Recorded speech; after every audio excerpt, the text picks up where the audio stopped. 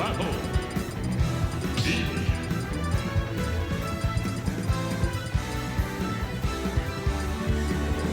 Captain Falcon.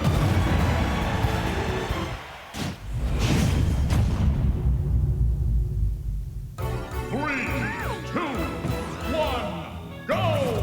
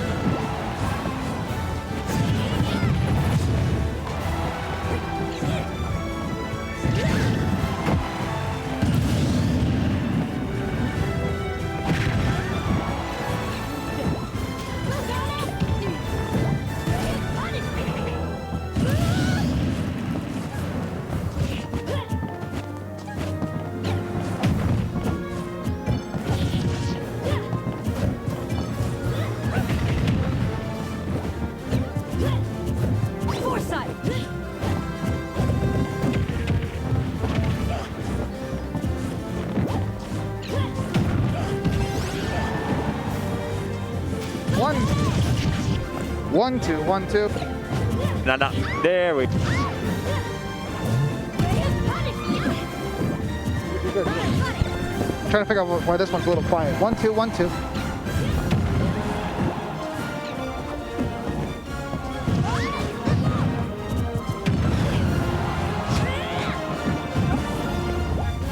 1, 2, 1, 2.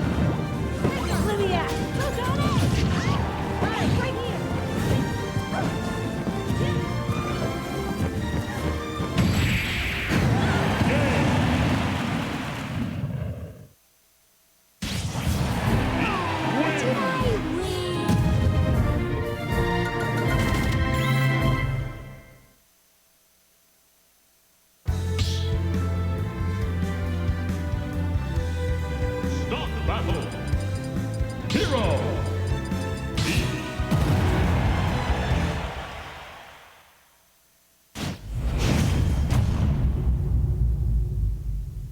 Three, two, one, go!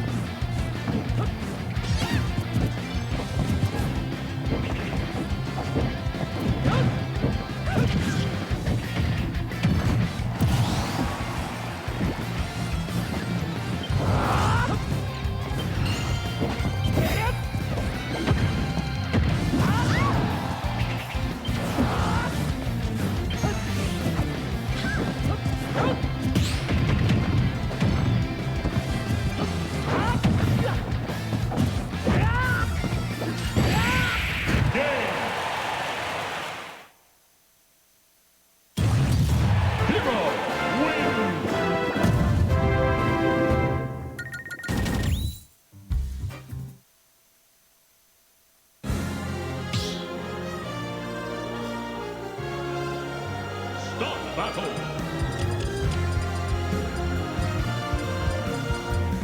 Pokemon Trainer.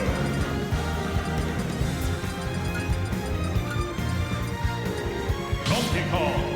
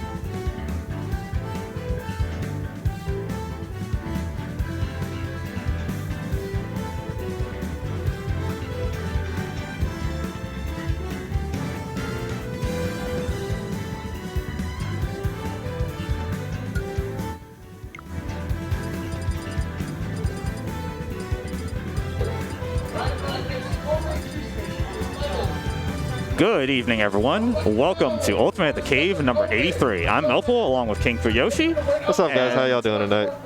I'm doing good. I'm doing good. So obviously this is the week of Super Smash Con Fall Fest, basically Super Smash Con Mini, just down the road from us over in Herndon, Virginia.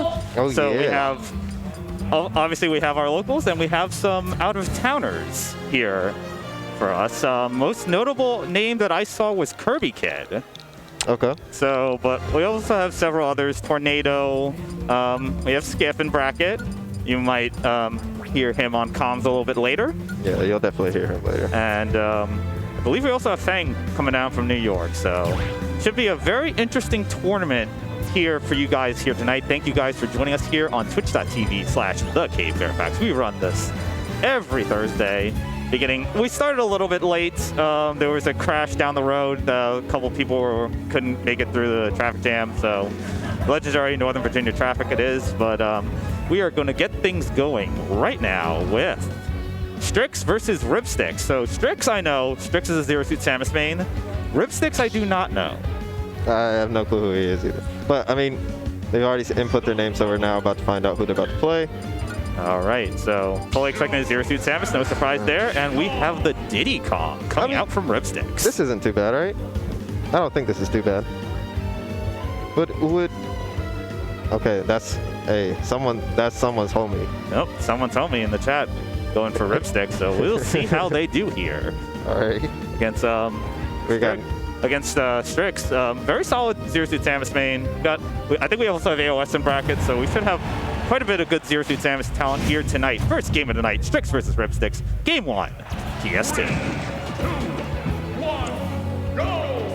All right, starting things off with his air as you do. So Strix, very solid with their DSS combos. But All right. So Rip starting off with a pretty strong start. I mean, he's controlling neutral pretty well. all right, taking advantage of that air and dash attack from Strix. But Strix coming back. They're using the banana against the Diddy Kong. Gets the grab. And it's going to get the spike with the flip kick. Yeah, you got to know that DI. So, all right, so we're going to get one stock off that. Is she going to be able to get some more? Not. All right, getting a nice little 26% real quick. Oh, ooh, a nice little mix. Yeah, Strix is very, very good with those tether cancels into flip kicks. Yeah, I mean, she is good with the movement, and that's really what's kind of messing up this Diddy Kong's banana play, right? Yeah, gets a pivot grab there. Still, the Strix doing a very good job controlling stage here. Still have all their stocks left. Man, this flip kick it really does just add that extra element needed against Diddy Kong's banana. Yeah, absolutely. So we'll get the monkey flip grab. Oh my goodness. Multiple pummels there. Strix living here at 148%. Gets clipped by that peanut. Up air coming out from Lipsticks. All right, so definitely going to lose that second stock there with that banana play. But moving on to this next stock, is Strix able to pick it up? Starting off strong with this stock. Using the Z drop of the banana, you get Zero Suit Samus a banana, just gives her even more options than she already has. And there's that tether flip kick. We're going to see that a lot from her. Oh, give me the banana. I need that. That was cute. Didn't even care. Went up and grabbed it. Right, just nice animation, bro. Yeah, it's still continuing the pressure. Barely makes it back with the rocket barrels. Nice. Still able to get it back. Going out with that banana again. He's like, hey, bro, that didn't even faze me. Right, connects with the plasma whip. Banana in hand, throws it down. Oh, losing it already. All right, tech's in, but able to ignore that banana. Missing. All right. Now, this is what was messing her up last time. Barry. Gonna wait for the nope. Oh, okay. Still getting that. All right, so losing that second stock for that. Yeah, I think Strix originally was waiting for the mash, but then saw Ripsticks was not mashing, so just decided to go down and get it for the boost cap. Yeah, so that mash that you're talking about right now is monkey flip. That is what is getting Strix the most out of these. He's mixing that in with banana and it. Kind of calling out her movement, right? All right. In that case, Ripsticks called out that jump with the up smash, but using the platform play mixes up with that plasma whip. All right, so Strix noticing that that monkey flip is the play after, so just wait until he commits to something, right?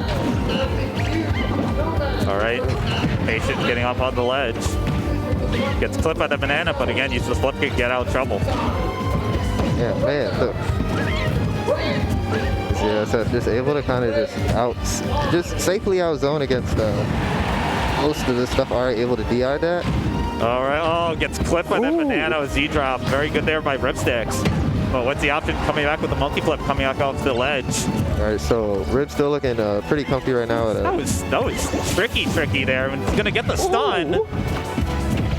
Grab, F throw. Did I do the commentator's curse? Okay, no. Good tech in place there by Strix. All right, We'll get monkey clipped flip. with a monkey flip, and that will take Ooh. stock. All right, so Rib got 73%, still doable, right? But Strix definitely got some extra credit.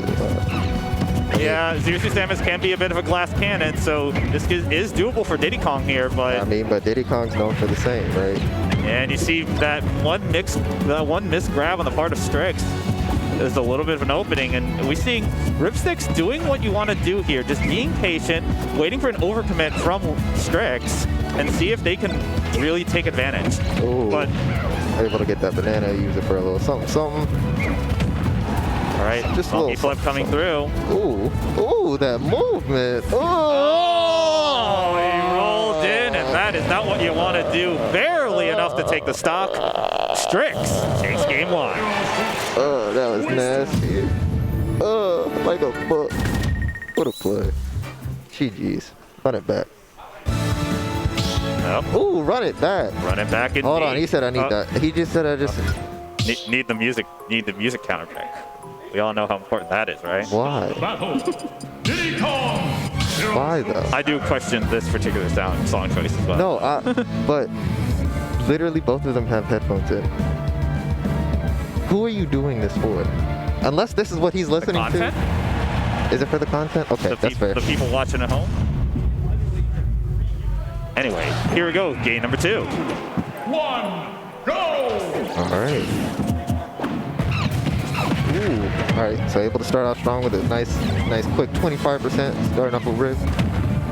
Yeah, better start here on the part of Ripsticks, but that parry is going to open the Diddy Kong up here, and another Ooh. parry on the monkey flip, but not able to do too much out of it.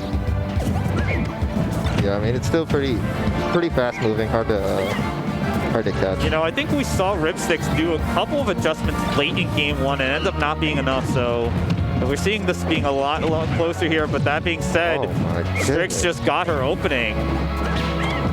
Strix just has these interesting bursts of just straight terror. Yeah. And then she plays just passively, right? She's just looking for something to open up. Right, and I think that, you know, that's the whole model with DSS. You can play a little patient, or you can absolutely turn on the jets, and you want to keep your opponent guessing as much as possible. Ooh, all right, nice mix, Rib. And it's gonna catch the Ooh. landing with the up smash. Dang, that was nice. Nice call out on Rib. So Rib up this stock. All right, Oh. so that's an up B out of shield, Oh yeah, you gotta respect those, dog. and another one.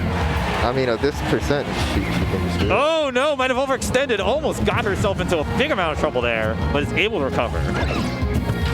Oh, that might be one boost kick too many, but no harm, no foul. I mean, he's got a... Ooh. Well, you don't see DSS use F smash very much, so... Oh, he's looking for the flip kick spike, but Rocket Barrel's back to the middle of the stage, but catches them with the up smash. Nice pickup right there. Nice punish. They're able to... Ooh. There we go, coming with it was there, but... It wasn't a slant controller, it was just a drop controller. All right, monkey flip coming through here, but it gets clipped coming back, and this could be trouble. This could be trouble. Yes, it is. Okay. Great edge guarding there on the part of Ripsticks. All right, so nice adjustment, nice recovery, a nice ledge guard. So with that in mind, Strix is gonna have to play a bit more careful under the stage at least, right? Yeah, looking for the pivot grab there, but no dice there. But I think we're seeing Ripsticks using a lot better use of that banana, using Z-drop, trying to control things here. But and there you see Strix looking to approach with the Zaire, but Ripsticks is doing a better job smoking it out right now. But Yeah, he's just kind of moving around her wall just a little bit better right now. Ooh, just not close enough. Yeah. all right. Oh no! The banana is really throwing a monkey wrench in things right now, huh? Absolutely. All right. Fair coming out from Reb. Dash attack from the ZSS of Strix. Ooh, Get the back air. Bro, we just keep doing it. One is not enough to do it again. Right. Fair coming out. What's the edge guard here for Strix? Boosts go back. Ooh, able to just... Oh, tries for the mix-up with the rocket barrel boost, and Strix Nice. was ready for it. Nice answer, nice call out, nice side switch. Just nice on both parties though, because that was a great mix. Absolutely, but the Yeah. classic. Yep, just ZSS being that glass cannon, already at 87%. You get caught with a smash that ledge. And first game of the night, we have ourselves a game number 3. Bishop, Lizzie Gunner, Station 10. Bishop, So, Lizzie I mean, Gunner, Station 10. he's just got to do that again, right? Troy, Okay, well, he does not get the same stage. So, I was about to say, I'm pretty sure Wario. Some people would want Wario to be Eagle, but no, it's not. So it looks like it's gonna be Battlefields. Was that Battlefield or small Battlefields? Battlefield. Okay. Yeah, no, she's General- definitely going to want all those plats. Yeah, no, this is a good ZSS stage, absolutely. It benefits very, very much for the triplats here. So game number 3. I mean, let's not. I mean, I can't see how it also doesn't benefit Diddy, right? I mean, yeah, no, he's still got good aerial movement. Yeah. All right. Like his combos are still. All right, so they Nice trade the little trade there. stun versus the banana trap, but oh, is looking for the early spike. Rib feeling looking warmed up, bro. Yeah, a little spicy action there, but we'll get the stun. Bro, this Tricky, ZS tricky. movement is so clean, bro. Absolutely. Give me that banana. That's mine. I'm gonna need that. I'm not able to get off. Not able to get much off that. All right, early lead here going to Okay. Ribsticks, but Strix trying to work their way back in. We'll get the Ooh. grab, F throw, and then mix them Ooh. up with the back air. Why are you walking towards me, bro? She just kind of paced herself nicely. She was like, I'm just gonna get close to him. He's gonna commit. Oh, a little spicy there with that up B. That could be a big, big trouble, but is able to make her way back, but totally lost stage control there. Ooh. All right, so both of them looking at looking at a kill. I mean, percentage is relatively even here. See who can take this first stop. Get that down tilt, some nice play, nice usage out of that. Oh, Banana lucky to air dodge away from that up smash. But unfortunately, Plasma went the wrong way. Was All right, that up tilt not enough. He probably could have got that with up smash, but barely Yep. got the shield in time not to get buried by that flip kick. my stomach hurts. Oh, Stress isn't good for my heart. first game of the night. Hey, bro. That, Okay. All right. I can unfortunately, relax that now. Plasma Whip will get punished for the up smash, so All right. Ribsticks will take the first stock and Oh. looking to lay the damage on 31, 38, and counting extra. Whoa! Are those rocket barrels still going? Okay, now they're gone. And Oh now that my stock gosh. is gone. Just that little, that quickness. All right. Very back and forth explosive match between these two. Ooh. Parries the down We air. like the parry. We love to see it. Right. That throw is waiting for the roll in, using that plasma whip trying to cover it, but barely gets the edge of that dash attack. Ooh. Able to maneuver around that monkey flip. Hey, dog. We can get banana. There you go. All right. Yep, look at that. Banana Beautiful. fair. Ooh, but that. Okay. All right, nice. Connects with the there. fair with the edge guard. Will plasma whip back to stage, get the grab, F back throw. Ooh, okay, so monkey kick able to just kind of stuff out. Oh, great call out of that Ooh. jump with the up smash. All right, so able to get that back there. And yeah, this is dangerous here. Could be a big amount of damage using that banana, He's done punching with the down air. combo at the beginning of each stock. And good. Oh no! Ooh. I was about to say good DI and then no. Ribs eyes looking wide there. I thought you were good too, dog. Yeah, look at that. At the beginning of each stock, he's done the same combo. I mean, hey, it works clearly. Yeah, if it ain't broke, don't fix it. Oh my sure. goodness, getting the grab out of the monkey flip. Why did she not? You know, maybe he wasn't at the Like, percent. get ZSS, like, get over here. Oh, he's using the tether to get back, but snuffed that out with the F tilt. Ooh, able to just barely maneuver around each other. Yeah, but okay, down throw to up air. Not doable here for ZSS, but they're able to get a nair flip kick combo that could bring them right back into it. But Diddy right Kong now, is this just so mobile, bruh. Diddy Kong starting to run away with this. When is he not able to hit something? Yeah, one Hey, more bro, banana it's always my smash, turn. and this could be it. It's always my turn, Diddy. All right, loses stage control. Oh no! Oh, Nice recovery. Oh man, that just almost lost everything. yeah. Still not safe though. Oh, there's that tender cancel. Gets the berry. Runs the hard read into the up smash. Nice call out there. Strix trying to bring themselves right back into this match. Is it going to be enough? Oh, it's looking for a read in with the F smash, but not Just a little going to too catch early. it. Oh, so tight here in this first game of the night. Grabs the banana, but no, did I controlling just with his say about air. my heart? No roll in. Good discipline from Ripsticks here. Oh, he said I got that bang on me. Misses the Oh. plasma whip, and this losing stage control tries for that tether flip kick again. Up Ooh, tilt. Not able to punish getting that up tilt So out. close. Full rage ZSS here. Oh, this is so tight. Can Strix pull it off here? Gets a stun! Yes, she can! Strix takes the set. GG's, bro. And you see the emotion from Ripsticks. You know, just let it slip out of his fingers. I'll catch y'all later. That is great composure there from Strix to bring it back and take that win in winners round 1. That was our first match of the night. So we are in for a very, very solid night of Smash action here. Thank you guys for joining us here at Ultimate at the Cave, number 83. And I believe that was the only match I was going to cast for now. I will be back a little bit later. Let's see, because King's in bracket and Symphony's going to join us. And I believe, am I still in? I don't know. I thought it was... Okay, so we'll see. See if somebody's replacing me or not. Well, that'll come when it comes, huh? I guess it will. So, All right. How you doing, man? How's it going? doing good. I'm doing good. I mean, we already had an absolute barn burner over first match. Holy shit. Yeah, no kidding. Between Strix and Ripsticks, but Strix, I mean, that was some great composure to bring things back there. Absolutely. And honestly, at the top level, like, the difference between the winner and the loser is, in a lot of cases, composure. It's just your ability to consistently make good decisions at any given point. All right, so early matches here. Skiff has a winners round 1 win. Oh, yeah, no, his DQ. Yes, it was a DQ, but we're not going to say anything. This is a commentator dub. So he's going to be up against Sieve, who I believe is an Inkling. Inkling slash has a few Rob others. slash... That is a combo. Yeah, it's a very versatile combo, actually. You end up with like a character like Inkling, a smaller hurt box with faster frame data and Yeah, some pretty decent mid-range. So Inkling or Rob against Skiff's Incineroar. Good luck, Skiff.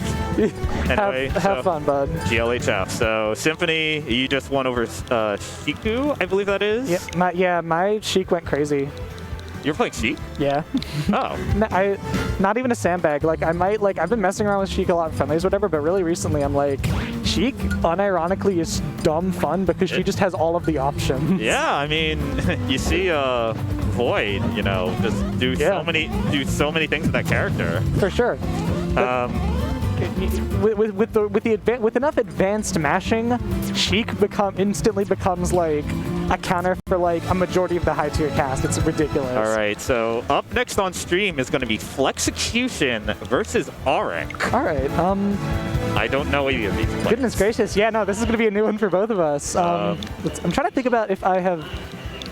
Let's see. I'm trying to think because I feel like I recognize the name of Flexecution. I'm not sure about Auric. I'm trying to like go through this in my head right now. Yeah, I would have to look that up, but while we're looking that up, we've got a couple other early scores to report. Generic over Joke, 2-0. Ray over Vereda. Ragnarok over Stormy, 2-2-1. Loco Lobo over Mutiny. Tornado over Odd Prime. King J over Bert. Keek over CTOBN. Huh? Oh. All right, great. Actually, so brief update, we're actually seeing Flexecution's Rob versus Arc Zero Suit, Oh, okay. which stream is getting right now. That was what Skills was trying to tell me. Okay. Yeah, I guess our disembodied voice calculator is a little broken Our right now. eye in the sky. All right, so Rob's DSS. So Yeah. So from what I've seen from a lot of Rob's and ZSS's, this is a frustrating one for Rob. You are a big body. You have to navigate around a very live, fast character with some long, safe pokes like Zaire. yeah, I'm just thinking like Wadi versus Mars or something, but Yeah, this is actually one we get a lot of on Wi-Fi. Go figure. So yeah. see a lot of this. In my experience, a lot of what the Zero Suit is going to want to do is navigate their way around Rob's projectile game, and that means mixing up your jumps and fastballs while kind of poking and trying to get in against this character. Right. So we have a minimum of 3 ZSSs in bracket tonight. So we have Strix, Arc, and we have AOS. Yeah, and any number of, and I actually saw, I believe it was Pelka goes ZSS. Oh my goodness. Like Unfortunately, gets gimped by that top, by the gyro. Yep. And will lose their stock early. That's the awareness check. In a lot of cases, you won't even die to it just due to the knockback. You can jump out of it. It's just the threat of gyro being there is enough to bug people. But there you see a big ZSS combo. This is exactly why you're saying, you know, this can be a difficult matchup for Rob. Absolutely. And especially given how limited Rob is in his landings, a character like Zero Suit has no problem juggling him half the time. Like, with Robs, you see, like, Bear and Dare to stall, and then Nair to land, and then that's it. That's what they got. Yeah, so Flexecution's doing a wonderful job just controlling things with the gyro and just kind of keeping the ZSS at bay here. Absolutely, and he's matching, and that's kind of what I was going to talk about earlier, that he's exactly matching his wing condition. He can't have Zero Suit get in a meaningful way. Ooh, a bit of a reckless up-B there on the part of Arik, but it's fortunate to get away with it. Absolutely. In a lot of other cases, that's a dead Zero Suit. Yes, absolutely. Just with Rob just being able to hang in the air forever and ever and ever. No Just kidding. another, yep, that is death. Yeah, you can't be going for those. In a lot of cases, the hard reads you see, they're the culmination of just watching one guy do the same thing over and over and over and just making that decision there. Hard callouts, you're going to get hurt for those, especially at certain levels and especially against punish-heavy characters like Rob. Absolutely. All right, I think I was looking for an up smash and just not quick enough. Absolutely. Gyro toss out of shield, absolutely, like, even when you look at the numbers for it, that is about a frame 5. Ooh! Gets the shield poke. Absolute. Against Rob's big body, that'll absolutely do it. All right, but Flexecution still fully in control here. You see Arc still getting clipped by that top. Absolutely. At the moment, I think Flex pretty much is at a point where he can play the long game now. Does not need to be engaging Zero Suit at all. All right, still being patient, just catches that down air. And again, seeing these approaches not working for Arc here. Absolutely. All right. Oof. Arc just trying to set things up, and you're just gonna get run off the stage. Less Rob and more Emmy. Flexecution takes game number 1. Goodness gracious, yeah. And that was, I feel like that ending kind of encapsulated a lot of what we saw. Like, Arc missed a good few techs there, unfortunately. Like, a couple times on the platform, a couple times on the ground. And Rob, especially a character like Rob, who has his down tilt and his, like, just like his ability to either convert or get raw kills with side B or up smash, that's not a mistake you want to be making at any point. Absolutely. So I believe the stage was small battlefields for game number 2. Absolutely. I feel like Arc is really trying to take advantage of the platform placement offered by PS2, which gives Zero Suit a ton of places to land, but still wants to keep it smaller so that they can have the option to get rid of Rob easier. That was so smart by Flexecution to start things off with the top, because they do like most ZSSs and Samuses, and I do this too, I'm a Samus main, we'll start off with that Zaire just to open things up. Oh, for sure. And from top is a very... Oh, that was a big, That'll catch it. That's one of those kills you could see coming from a mile away. I see it in my dreams sometimes. In the Arc's case, it might be in their nightmares. Right, good volt. But still, Rob in full control here, using the gyro to extend the hitbox and gets the gimp. Oh man. Oh my heart. All right, let's see. Arc, I will say though, As long as you have a stock, you're never really out of the game. This is by no means undoable. With the right set of decisions, Arc could get this done within, like, give or take, at earliest, like 6 neutral interactions. All right. All right. Arik just trying to start getting things going, but using that plasma weapon. Oh my god, it almost gets down aired again. But this time gets gyro with the arm rotor. And I think Flexecution might as well just take the risk, get the highlight reel. Absolutely. Good DI up. If I'm Execution, if I'm Flexecution, I'm sitting here thinking, okay, as a big body, I have a massive lead here. I can really afford to play as defensive as I want. Absolutely. Don't need to force the issue at all. Oh, barely missed that up smash. Down tilt, jab block. Bye-bye. Flexecution will take the set. Goodness gracious, that was good.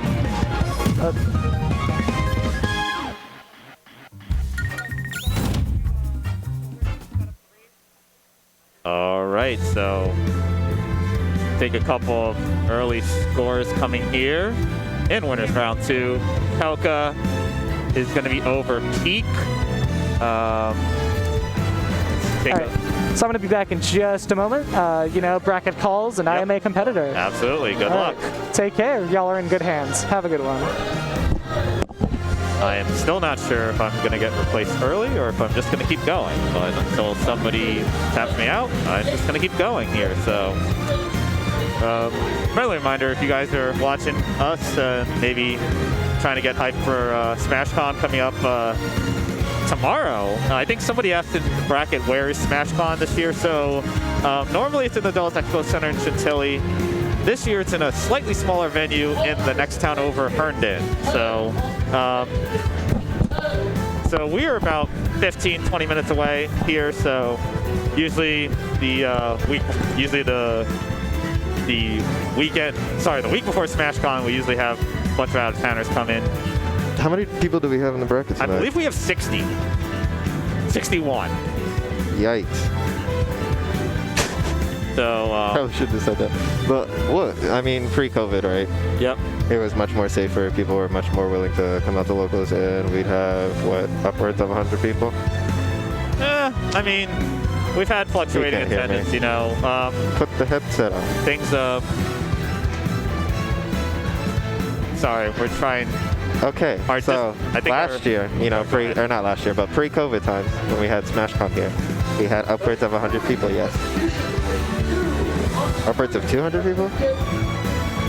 Okay. Yeah, so, well, I mean, COVID definitely hitting us where it hurts, but we understand. Yeah, it could take a little bit of time for things to build back up. You know, we are requiring full-proof vaccination. You know, and we're all still wearing masks here. We're trying to be as safe as we can. Yeah, I've noticed though. I like this mask this mask sounds nice for commentating. Oh, interesting. I never thought of specific mask to wear while commentating. I definitely wasn't trying it. I left my other mask that has all my pins in it at home. I'm actually very upset that I'm in this mask right now, but that's neither here nor there. Gotcha. So looks like next up on stream we're going to have Fable versus Fluffles, if I'm pronouncing that correctly. What did you just say to me? Fluffles? Waffles with an E. Yeah, with a Z at the end. Yeah, I mean, how else would you spell waffles? It's the same, but you don't spell waffles with an S. If you do, you're no fun. All right, so Sieve over Skiff. Oh, yo, man. No skills. What you doing, dog? Although, I don't know if Sieve went Inkling or went Rob against Skiff's Incineroar. I'll have to ask Skiff a little bit later. Oh, yeah, okay. I was about to say, if it wasn't on stream, they definitely don't have the characters. Smub over King J. Oh, wasn't you saying Fang was someone to look out for? Fang was in bracket, and then Psych. Q. So he may be late. I mean, that accident happened. He might have gotten caught in that traffic. There was, for those of you who just tuned in, there was a crash nearby to the venue, so it kind of held up some people. We did hold the bracket up a little bit, but we can only hold it up so much because otherwise we're going to be here until 2 in the morning. He's So. still doing stuff. That's understandable. You know what I'm saying? He don't care about my hunger. I'm just griping over here. Continue. All right, so let's see here. We're going to have Fable versus Fluffles. I hope I'm pronouncing that right. If I'm not, please correct me in the chat. Does that say William and Mary on his shirt? Yeah, I think that was a William and Mary shirt, yes. Okay, so we bring in. Okay, so Smash Con has still brought some out of towners, so you know, shout out to them. So you know, the out of town homie. Yo. All right, so Them snacks over there is staring at me. Symphony currently taking on the shoulders. Vernias, I hope I'm pronouncing that right.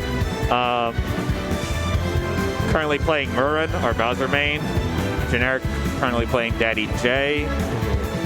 Prince Raltz, who's a Pyramethra, is awaiting the winner of Bishop and Glizzy Guzzler. Kirby Kid against Strix. That's going to be an interesting one. But yeah, that tag. Wait, yeah. Kirby Kid. Yep, Kirby Kid. Yeah, as in our King K. Rool from Louisiana.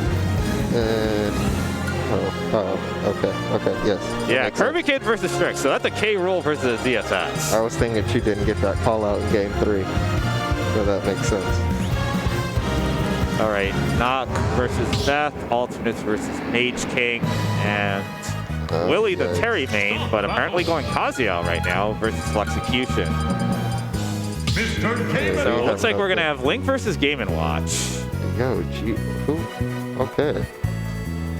That's hype. Well, you're a Link main, so Yeah, that's hype. how do you like or not like this matchup? Oh, I mean, I am not sitting over there. So I'm very happy sitting here. Oh yeah, Game & Watch can cause I mean, hey dog. matchup nightmares for a lot of the cast. Hey dog. I'm not an insane Link. No dog, why are you doing this? Who hurt you? Do you just want to like, making my ears hurt? But here we go, game 1, okay. Fable versus Fluffles. Game 1, All right, Town and City. I have seen this name, and I have seen that this is supposed to be a link to respect, so I'm gonna take notes. All right, but here comes the classic Game & Watch combo starter. Please don't show me reality. I don't want to see these facts. I don't want it. Stop him. Fable, stop him. Fable, you can do this, dog. You got this. Yeah. You got this, Fable. You can do it. Fable, bro. Oh man, it's looking like a mighty struggle right now for this Fable, Link. I need you to do something for me, dog. It's okay. Yeah, look at that. Hell yeah. All right, well able to get a yeah. grab, but not doing too much out of it. But yes, smart to wait out that up smash. Yeah. But then the up B, just the classic game out of jail free card from the Game & Watch main. So, you know. There it is again. I agree. Annoying as heck. You know, Fable's he's doing well. He's still in there. And then you see that bucket as a reflector too. You know, he's still able to evade death. That's really what's great about Link, right? He's still heavy, so if people can't get you with that kill hit, you just don't die, right? That bear's not gonna kill you, bro. Don't worry about that. That's added damage for when he hits him. You know what I'm saying, bro? He's not even worried about that. He's like, thanks for putting me at full rage, bro. Yeah, smart for neutral get up there, but he's gonna get hit by the bacon. That nair is going to pop off the top. Oh, 182. I said up there wasn't. Wow, bro. I mean, maybe he's just making sure his fingers are warm. No, you can't do that. Oh. I know you can't do that. Based on those combos he was landing earlier, oh man, this is big trouble. It's a good mash there by Fable, but this is a mighty, mighty struggle right now. Yeah, these are. All right, waits out, but that down air still connects. And there's the up smash. Oh, wow. Yeah, this is okay. So. And the juggles This is a come out terrible once matchup. again. I'm just throwing that out there. I said I wouldn't want to be here, and I'm glad that I was sitting here. But that's because, for me, I was pretty certain I would get 3 of it. So like, Yeah, this is, man, Fable just struggling to land right now. I wasn't And thinking. like any time he gets an approach, he just gets upbeat out of the way. Back air, it kind of invalidates a lot of your stuff. But he doesn't even need that stuff. His tools are just strong, bro. Yeah, it's just, and this could be, yep. I mean, you either down smash there or you grab. It's just, either way, pick your poison. Fluffles with a dominant game 1 win. Yeah, it's looking like going matchup. But it's alright, dog. We're gonna shake that off. We're gonna get into game 2 and we'll see what adjustments are made.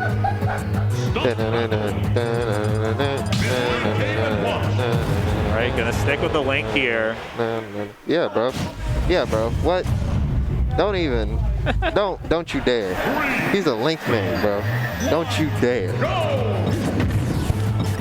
Alright, here we go. Game 2 on PS2. See if Fable can get anything started, but already, once again, the approach, I think he's going to have to use the projectiles. Sure, some of them are going to get reflected, but you just can't approach because then, in this case, you're going to get rapid jab, but then you also have the up B to contend with. Yeah, unfortunately, even in this matchup, you're really only limited to kind of bomb. Because even bomb will get reflected, you could take bomb, get some combos off that. Like, really, it's just, it's not a great game, but okay. But again, we do see that there. Very. You definitely needed the ledge. Oh, okay, look at that bomb. Oh, okay, I like the B reverse, but unfortunately not able to do Use the enough. bomb recovery to get back to stage. He's That's a way better link than I am, and this game is not doing him justice. I know that for sure.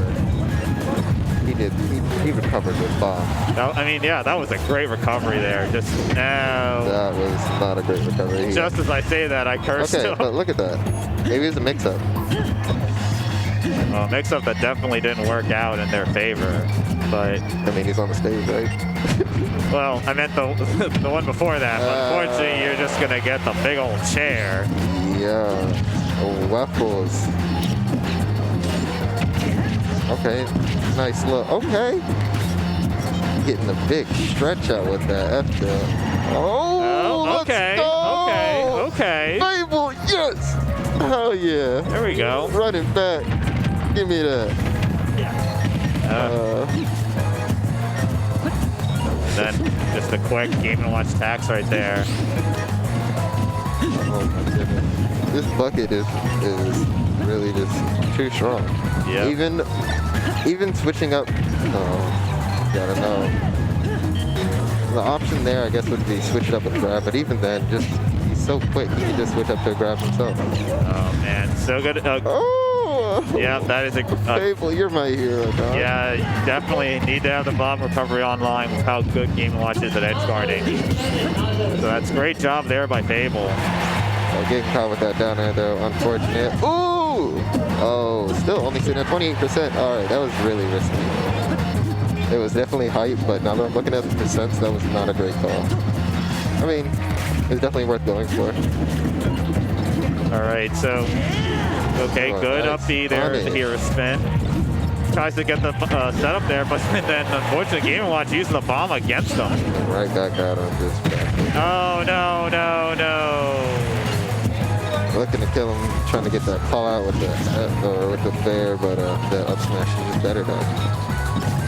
All right, and it gets caught in the nair, and here comes the juggle once again. But it's good, able to DI at least out of that up B. But unfortunately, he baited him to still go back to the ground with it. So that's where you, like, there's nowhere you really want to be around Game & Watch. Like, you really want Game & Watch to commit to something and really have him mess up. All right, there's that up B after the grab berry, and bye-bye. So, Fluffles, Game & Watch appears to be from Illinois, takes the set solidly over Fable. Illinois is cool. That was, I see how you react, and that was rough.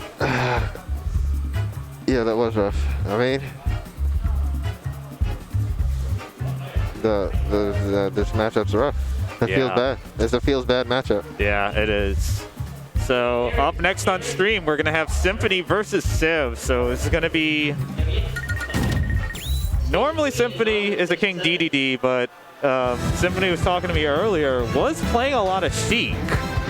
I don't know if we're gonna see that in this particular matchup. Sieve, very good Inkling, very good Rob. That's such a.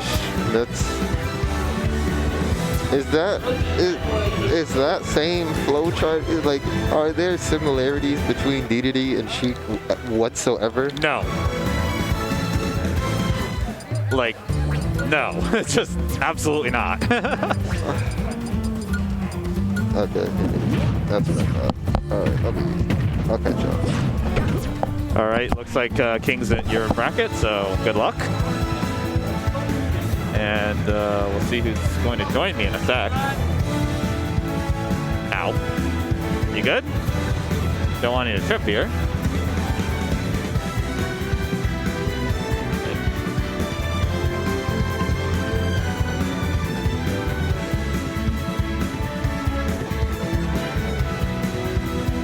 All right, still looks like we're still figuring out who's going to join me, if anybody. Guess it's Bert. All right, so looks like we're gonna have Nerf a little bit early here. I'm hopping in for a set, so we're good. All right, so this is gonna be Symphony versus Sieve. So Symphony, but I'll get come. Symphony set. Let's go. You're cutting out a little. Yeah, well, No Skills is trying to play a joke on me. Okay, so it's gonna be DDD versus Rob. Sieve going with the Rob here instead of the Inkling. Yeah, I definitely think it's like. I don't want to say it's like a bad matchup because I actually have I have no clue.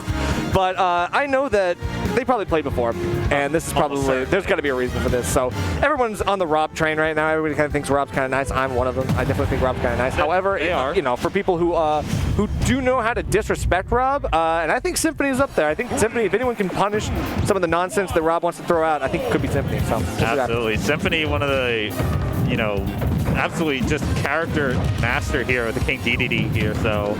And obviously we have plenty of Rob experience. Yeah, so 100%. We definitely have enough Robs to go around, including the best one.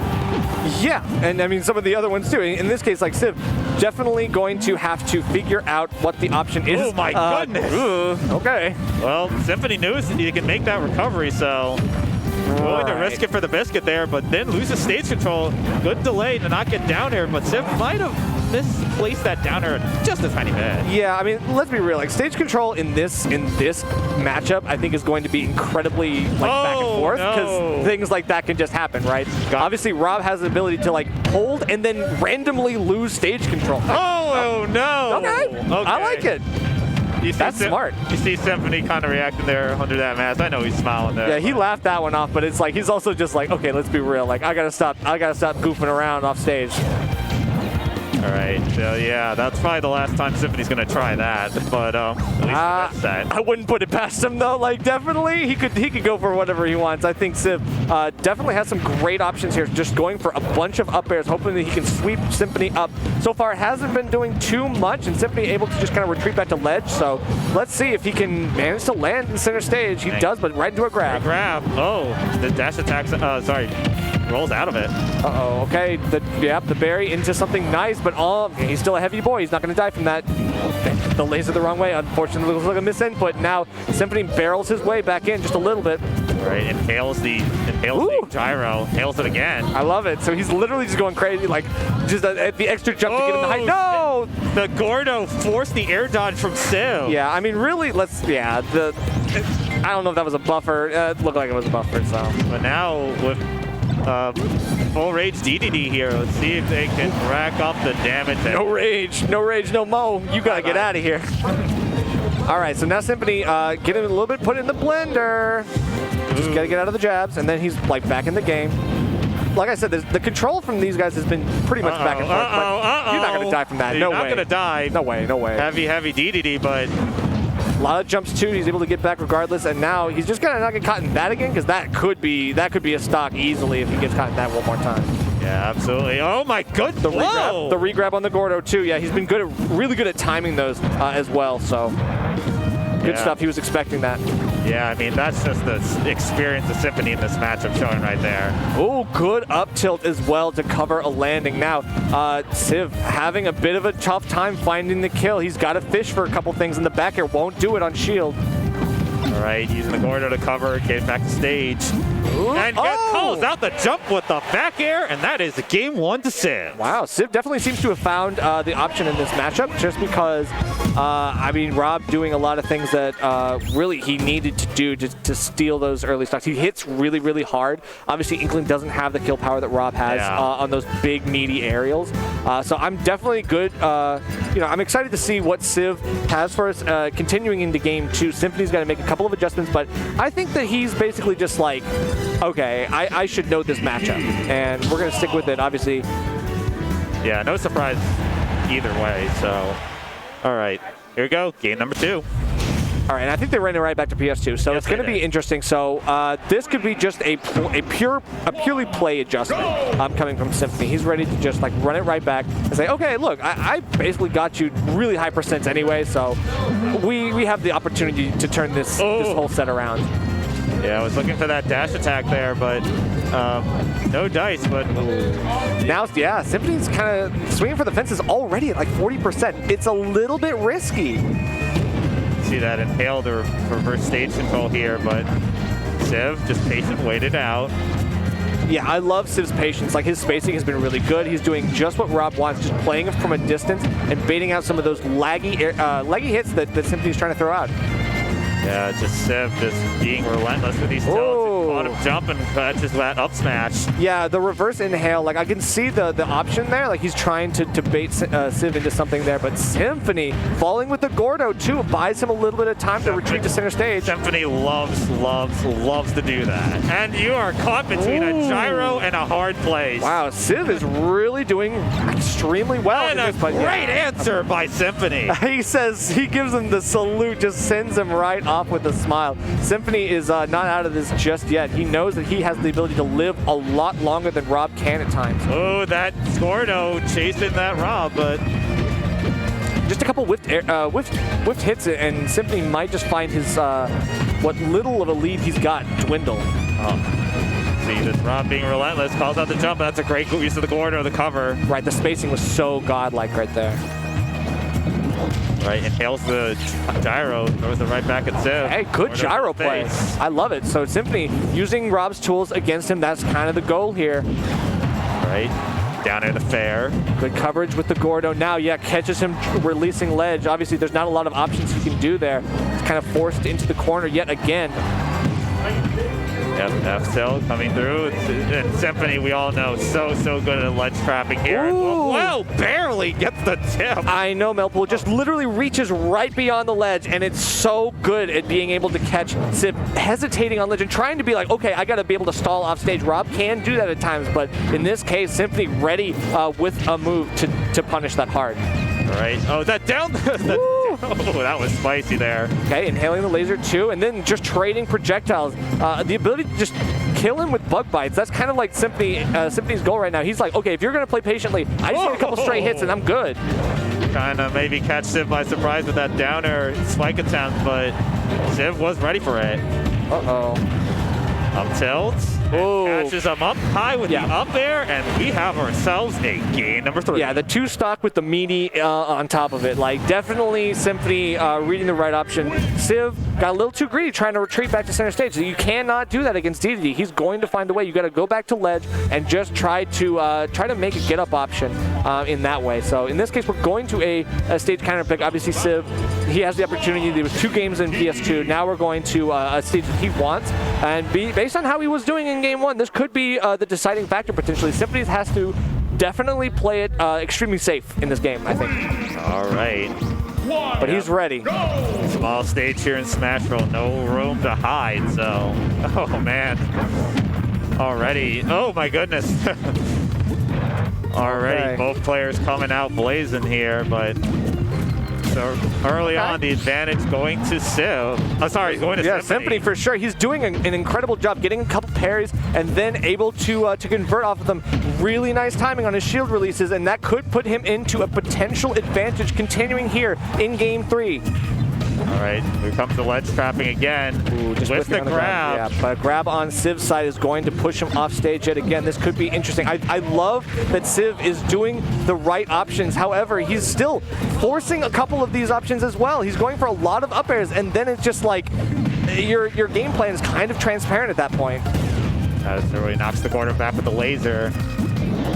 Yeah, gets the reverse inhale, but Sieve wow. And that hits it. Wow, look at, come on. I need someone to take a screenshot of that one, because that's nasty. That's some nasty. That hitbox was not very fair. That was not of this earth. I'm not gonna lie. Like, Rob, you gotta fix that. That's a factory error right there. You gotta get that fixed, bro. Okay, holding all the way through shield. Excellent. Yeah. Super easy to punish, and not a ton of shield damage that you have to worry about at full shield. So it's like you're doing all right. Yeah. All right. Ooh. With the back air, still gets the grab, backdoor stage control. He was inches away from hitting both of those back airs. Either one could have been devastating. With full rage, pretty much. Now, Sieve definitely has to be careful. He's got to find the kill, and this could do it. Yeah, the up smash for sure. Yeah, no match is going to save that air dodge was. Sieve opened their eyes, was like, yes, that's the opportunity I need. Was able to fully capitalize on it. Symphony covering ledge so well, getting a lot of good F tilts, and then trying to go for the dash attack. On this case, he's going to at least retreat to the other side, and now, okay, gyro hand. The great air dodge. He's alive. He's alive. He'll make that. Sends him on the other side. He's got great recovery. Lot of fuel in the tank at that point, so he's okay. Yeah, crazy sequence there. Gets the inhale, reverse. What is so cool is that Symphony is like, he's not just throwing out his moves, he's actually waiting until the last possible second to throw the hitbox, which is so smart, because Sieve is obviously expecting maybe an empty jump, or it's like the 50-50. You might just get hit by that. All right, so Symphony still with their second stock at 94%, still laying on the extra damage here. Yeah, again, it looks like Sieve is just kind of like throwing all of his eggs in like the gyro and up air basket. Unfortunately, those tools are not going to be enough to win you this set. All right, Roll is looking for the downer spike. Sieve smart to up air there.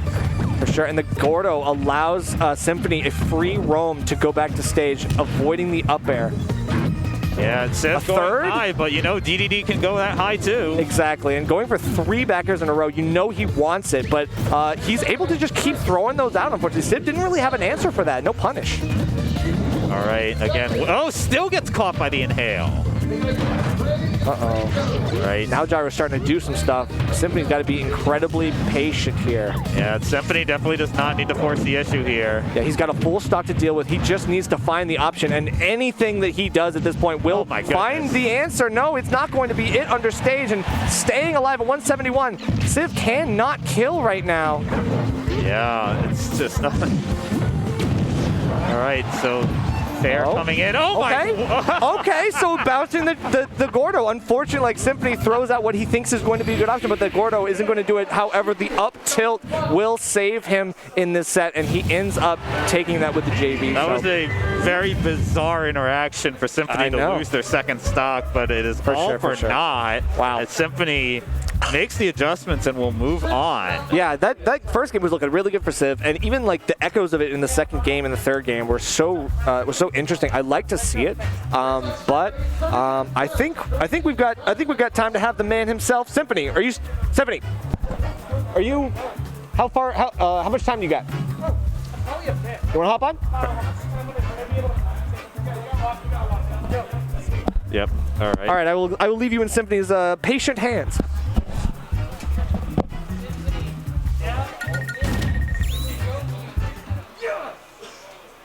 All right. Welcome back. Thank you. Thank you for having me. Sorry about that. That was a brief delay, but we're back into it. Mike, watch your mic. There we go. There we go. That a little bit better. All right. Looks like you got support from the DDD cord as well.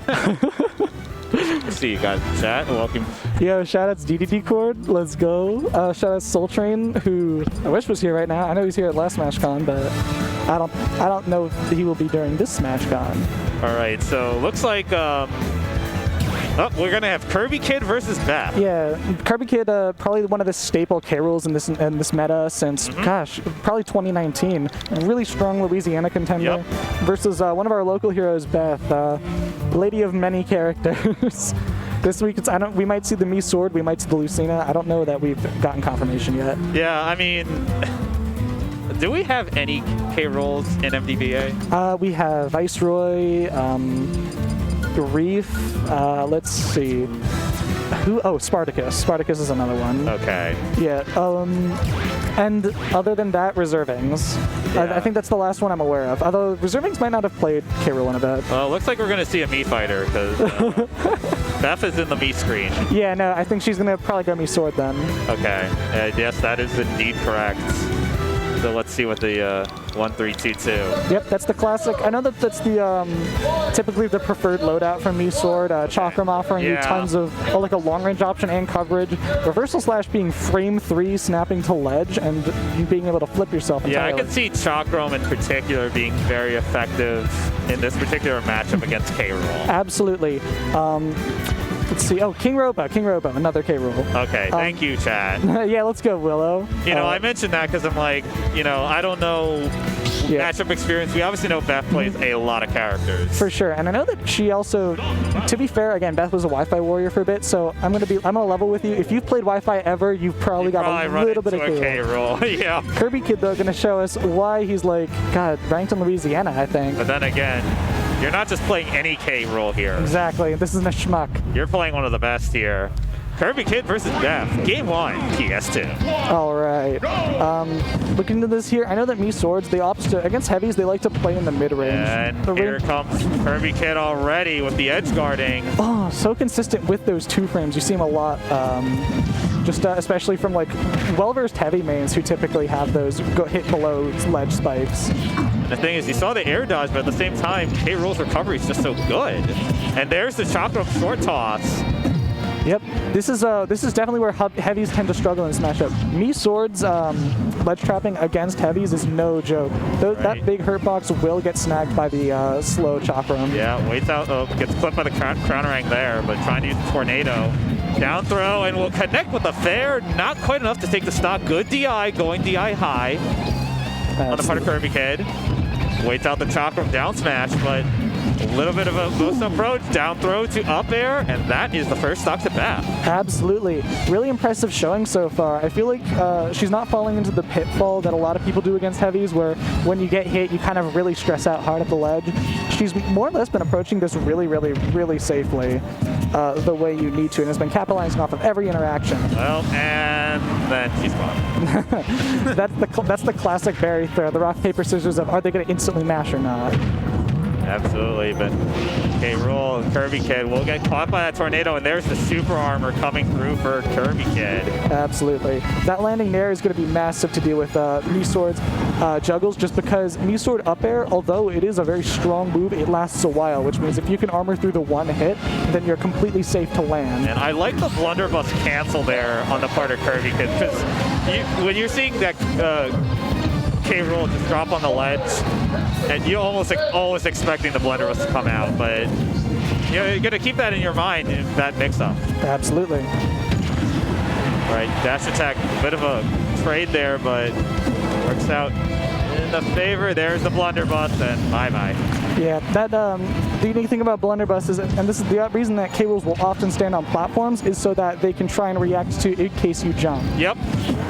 Yeah, it has so much coverage there. Look at the up tilt. This K rool living at 206%. Second heaviest character in the game, baby. Yep, only to Bowser. So, good down air, good patience from Beth, waiting for the option. Absolutely. And we are, even stocks. Beth doing a great job here. For sure. Let's see. Good dash attack on the tech chase. Kirby Kid, absolutely, like definitely a monster of execution, I'd say. Uh-oh. Do not want to be off stage against this K rool in particular, because he can end you in a hurry. All right. And there's the blunderbuss coming through. Almost connects with the bully. Ooh. All right. I like the up B there. Just from that angle and that. Half tilt. That's all you need there. So Kirby Kid will take game 1. Absolutely.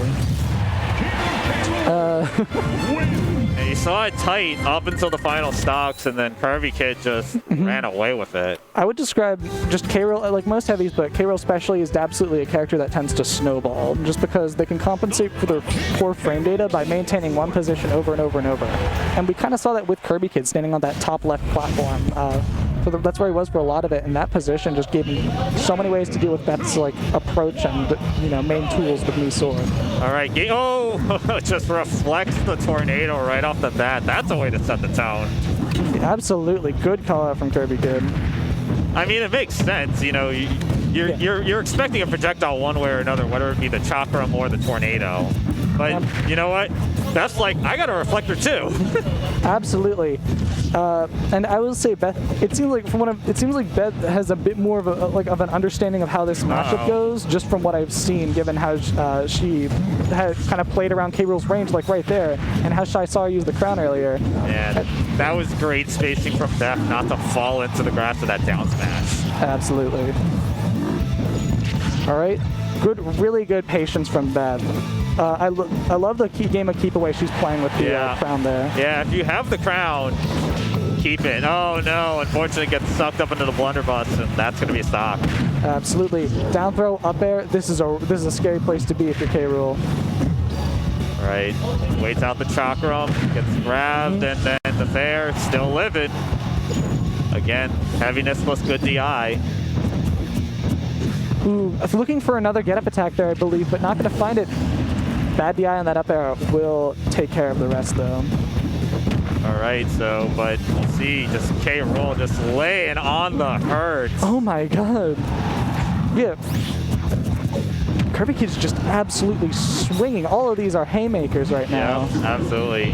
Good using the tornado to the stall, getting back to stage, but K-Rool just, Kirby Kid just waiting for, I was about to say being patient, but then, oh my gosh. Goodness great. This is just so, it really do feel like a lot of these, small situations play out a lot faster than they have in a lot of these other sets that we've seen. They, the momentum just keeps switching on a dime. Right. I think you see Beth trying to play a little bit more patient here down, and oh boy, good going down. Uh-oh, this is trouble. Nope. Looking for pretty much any of those defensive covers there. He was covering. And again, using the reflector, and you are just going to get sat on. Oh my gosh. Ouch. Spot dodge with a hitbox. Kirby Kid sitting on a 2-0.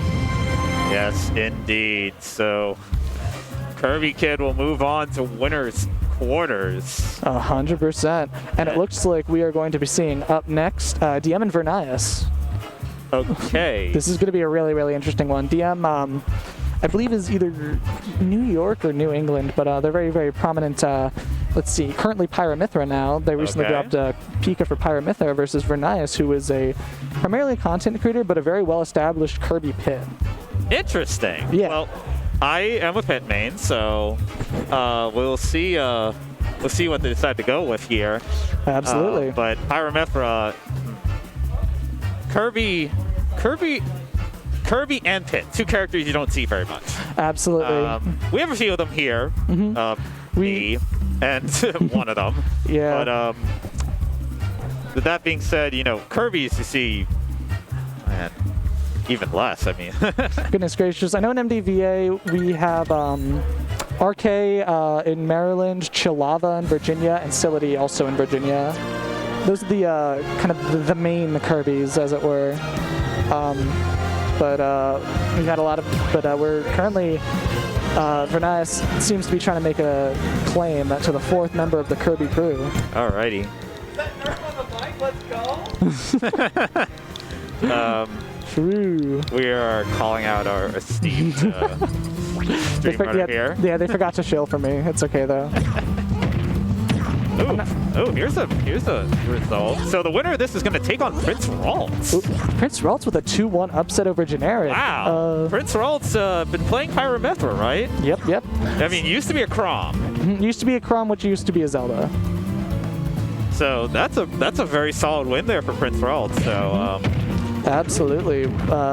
Ranking disparity of a good couple of a solid. if I had to venture, a couple placements in terms of seeds. So good stuff. So Vernias is Sorry, I was messing with the thing. primarily a pit main. Also does have a Dark Samus. Interesting. Okay. But I feel like we're probably going to see the pit here. I know. Actually, funny enough, a little bit ago I played Vernias on Elite Smash with my Sheik, and yeah, Vernias is the real deal. We're gonna actually. This is gonna be definitely like a. Yeah. Okay, apparently I'm Nerf Junior now. Son of Nerf. Son of Nerf. All right, so it looks like we're gonna start things off on Smashville. Absolutely. Let's see. That's funny. We rarely see the. We rarely go without the PS2 starting here at MDVA. So. I wonder if they opted to ban or if they just gentlemen's. They might have gentlemen's here, so. Entirely. All right, so Pit versus Pyramithra. Pit can be an edge-guarding fiend.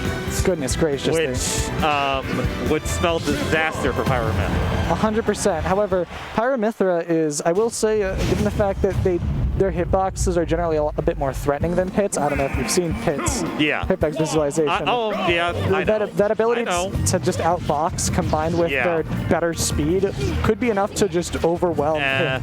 Yeah, absolutely. This is a case where, especially as Mithra, you know, Pit can be really, really overwhelmed. Yeah. Both of these gamers gaming so hard, they seem to have melded into the background. All right, Pyra out here for DM. Good get-up attack with the Fair, but gonna get clipped with the busy end. Yep, Pyra not quite in range to go for the footstool, but you can still get some follow-up pressure with your movement alone. That move is insanely rewarding. Oh, Pyra looking for the edge guard. Chooses the neutral B, but trying to see if Vernias recovers high with power flight, but no dice there. Nair as the classic Pit get out of trouble, or pretty much do anything type of attack. Good back air. All right, good recovery using the guarding orders to get back. Good DI there from Vernias. And you're going to get spiked. Absolutely. If you're not snapping to ledge there, you are going to need a meaty punish. Pyramithra do not play. Unfortunately, Pit and Dark Pit side Bs can sometimes be very exploited. Absolutely. I believe it's the same rule as Falcon, like only during a certain part of the animation at a certain height can you snap. The rest of the time, you're on your own, Buster. Right. Good use of the side B there. Upper dash arm.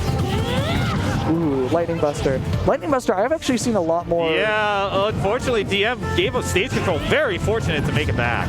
Oh my gosh. That was a very, very great snap to ledge. Right, falling there. Get out of what looked like Pit was going to try an F smash there. Good catch in the air dodge. Yeah, that is such a great option to cover Pit's. Pit's a very good recovery, but absolutely no hitbox, so it can be exploited, and the neutral B is the perfect tool to exploit it there. For sure, for sure. Vernias really looking for these, really looking for his end game here. I saw the up smash not kill, surprisingly. But Pit not without any tools to confirm into kills, but sometimes the upper dash arm just gonna go for it. Yeah, saw the neutral B there, had a bit of a laggy move there on the part of DM, so was able to punish the upper dash arm. Absolutely. Let's see. But, you know, Mithra is such a difficult character to combo, and you're seeing, you know, just able to roll in and roll away. For sure. Pit is just in order for Pit to be successful, it has to be a very combo-heavy character. I wish Vernias did a couple more arrows there, because that arrow just totally snuffs out the Photon Edge. For sure, that was a fantastic arrow from there. Oh, very lucky to not get the second hitbox of that up B from DM. All right. Looking for a stray bear there or something. Vernias' big hope is that DM ultimately switches to and stays on Mithra so that he can get some kind of early kill. All right, we'll get the up smash there. Vernias, but still full stock down here. 134, gotta land. Absolutely, just looking for any opening here. Uh-oh. I mean, I like the option. Down smash is frame 4 for Pit. For sure. I love that even in that scramble situation, Vernias was still able to accurately space Bear. That kind of composure, even though it wasn't a situation that got him a lot, it could go a long way. Yo! blazing end is going to be the end of Vernias' last stock on that first game. Yeah, I'm Game kind of won't go to the surprised end. that killed, but ultimately, It's Smashville, I guess. It's Smashville plus Rage plus Vernias was at like, what, 130? That Yeah. might do it, honestly. yeah. All right, so we're gonna see what the stage pick is, and I'm almost wondering if we're gonna see the Kirby too from Vernias. I feel like we're not though. I can't imagine that you any Kirby would counterpick a sortie with Kirby. The only advantage I could see is Kirby has some really great moves for two-framing in, but is kind of too stubby to edgeguard Pyramithra in a lot of cases, it feels like. Oh yeah, no, just no skills letting him know that they've phased in the background, and DM is once more corporeal, Okay. doing his some kind of reverse headless horseman costume for Christmas. Or not Christmas, Halloween. Yeah. What? If you play on stream here at the cave, Yeah, we pro have, tip: please do not wear green. unless you're crits and you dye your hair green, so that yeah, no, that's my favorite thing is I says to crits is fucking his head looks like a bowl. Oh my Whenever he gets like the new, like his foot, it's like recently dyed. All right. So looks like we're gonna stay same characters here, Yeah, I can't imagine any counter pick would come from either of these guys. and we'll see what the stage is. It's gonna be small battlefields. I don't think that this is a bad stage at all. The platform placement definitely benefits Pit, the ability to just extend off of Yeah. like most places on stage. A little bit more space than Smashville, but still small blast zones so that you can get good kills. Absolutely. Yeah, this is a very good stage for Pit. Can use that up tilt to start some combos, but at the same time, so can Metro. Absolutely. All right. Gonna get your simple B&Bs over at the ledge. Even if you're not putting on a lot of damage per hit at the ledge, just having that position is huge. You don't need to always be swinging for the fences when you're over there. Okay, there we go. We see Vernias trying to get those combos started. Good use of the down tilt. Absolutely. And I love that Vernias has just been following along with DM's DI in order to just keep these frame traps going. All right, air, back air from DM, and oh boy. Yeah, that's kind of the big thing that the saving grace against a lot of double jump characters is counting their jumps. DM acknowledged that Vernias was hovering and knew that after that last jump he could hard call out just the forward air. Right, back air from Vernias to get back to stage. Flips with the nair, and here comes the arrows. And that's a great use of the switch to get out of the arrows. You get full invincibility, and it doesn't go away like PT. But ultimately, DM with the grab. Absolutely. There's that up tilt. Vernias is not in an impossible place by any means right now. Forward throw. F throw. Oh no! Mash is out of it. Yes, F throw is a kill throw for the Pets. A good one too at that. Right, trying for the drag down nair, but You're not quite going to be safe at the close range there, especially not on shield. right. Might have been expecting a blazing end there. Another Oh no! 150 rage is going to take out Pit. All right, dash attack will do it. That was a really good confirm off of the arrow there. Great awareness from Vernias. But still, Vernias have a lot of work to do. Pit can struggle to make comebacks here, so let's see what Vernias can do. All right. Gets caught with the Photon Edge, and another one, because if it worked the first time, might as well do it again. For sure. The place you end up after Photon Edge, it's often this kind of like 45-degree up to the side. So a lot of people, they're not going to immediately throw out another move, but they're going to air dodge your fastball, which can actually prime you. That's why a lot of people do it. All right. Good parry. We'll get the nair, and we'll turn around. Good F smash. Absolutely. And there's the arrow, and the arrow is going to get the GIF, and that is exactly why you play Pit in this particular matchup as opposed to Dark Pit. Goodness grace. That call out, that could mean a lot. Pit is at a kind of at this window where you don't have a lot of like long strings, but you also don't have any real confirms. All right, waits out the neutral beat from DM. Gets stage control back. This is not out of the realm of possibility. Oh, great read on the Photon Edge. And here come the arrows. Not only was it a great read, it was great microspacing too. That took a lot of execution, whether it looked like it or not. Oh, call out with the jump with the up smash. Vernias is just on a tear Oh my right now. goodness, what a tear by Vernias. Hammer, don't hurt him. Gets done to the up smash. Oh my. God! Nice bringing down the hammer in that second game. When it counted, he was there.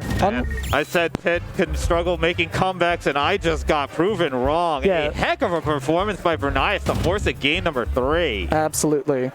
I will say though, this could be, it is worth noting that was, and even though there was some incredible set play, it's worth noting that that was on Vernias' counterpick. This could be, if DM has the right select here, this could be a very, very dire situation. Stage is Yoshi's story.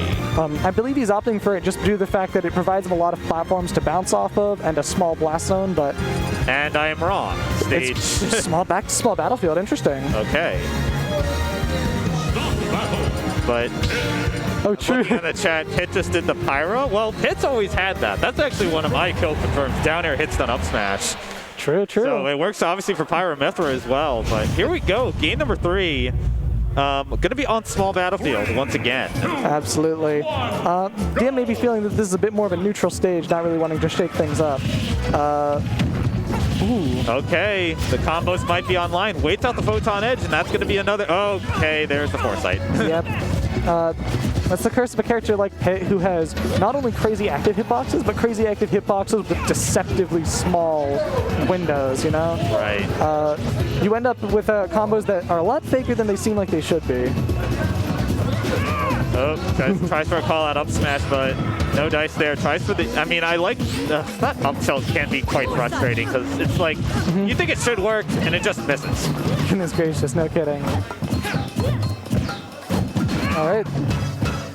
All right, down throw from... Tries for up B, but good fast falling there. Not got to get punished by Edge. Down tilt to Nair. With the edge guard, tries for the short hop back air, waits out the blazing end. All right. Looking for this back air. Really, Vernias is just looking for anything to open up this Pyro Mithra. I noticed he's been a lot less consistent on the dares than he has been on the kind of just the edge guard setups. I think that's going to be kind of the make or break factor for this game. DM lost stage control there, but is able to get it back. Goes back to the middle with Pyra. But Vernias unfortunately committing to that second down smash. That'll cost him a little bit.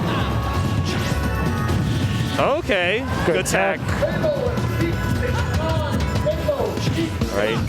All right. Plays a little bit back, waits for the arrow, missed the grab, almost dies to the down air, but again, good DI. You're not going to survive that one, though. Absolutely. No one is out of this by any means. If I'm DM, I'm still like, okay, this is an even game for all intents and I purposes. think you might have seen DM make a bit of an adjustment there. Pits do love to spam that down smash. I do it too. Yeah, it's so quick, but DM is able to answer that with a get-up attack coming off the ledge. Waits out the neutral B, that's good, but answers that with a down tilt to the up air. And the forward air is going to do it. Oh my gosh. Was that a 0-0? Might have been. Yes, it was actually. DM finding himself in the same situation as games 1 and 2, but the difference is literally the last few seconds of this. Just totally snuffed out Vernias' momentum. Yeah, absolutely. Vernias determined not to let there be any 3 stocks, but DM, I'd imagine, is none too pleased to let Vernias take this from him. Oh, okay. Yep, the side B can be a good get-up attack option, and that's a mix-up there. We haven't seen that from Vernias yet. Absolutely. All right, good fair cancel down to down tilt, but unfortunately, again, Mithra just so tough to combo. Oh no, gets caught with that up smash. Absolutely. All right, DM at the ledge is so scary here. One back air, one forward air. A lot will do it here. Oh, barely dodges away from that up B. Up throw, which you don't see too much from Pyro. True. Yeah, I'd seen Pyro and Mithra, actually DM's Pyro and Mithra both opt for it just to try and set up for the up throw up air 50-50. I see. All right, we'll get the F smash. Oh, the arrow. And, oh no, not able to down air. That might have been catching him right off of the transformation. That is going to be 2-1 DM. Yeah, hard fought set, but ultimately DM will take the sets. All right. All right, looks like this is my time to step out for a little while. Hey, so thank you for sticking around with me. no problem. Looks like Bert's going to take over from here. It looks like we're not going to have me. This is just Bert because I'm going back on stream. Wish me luck.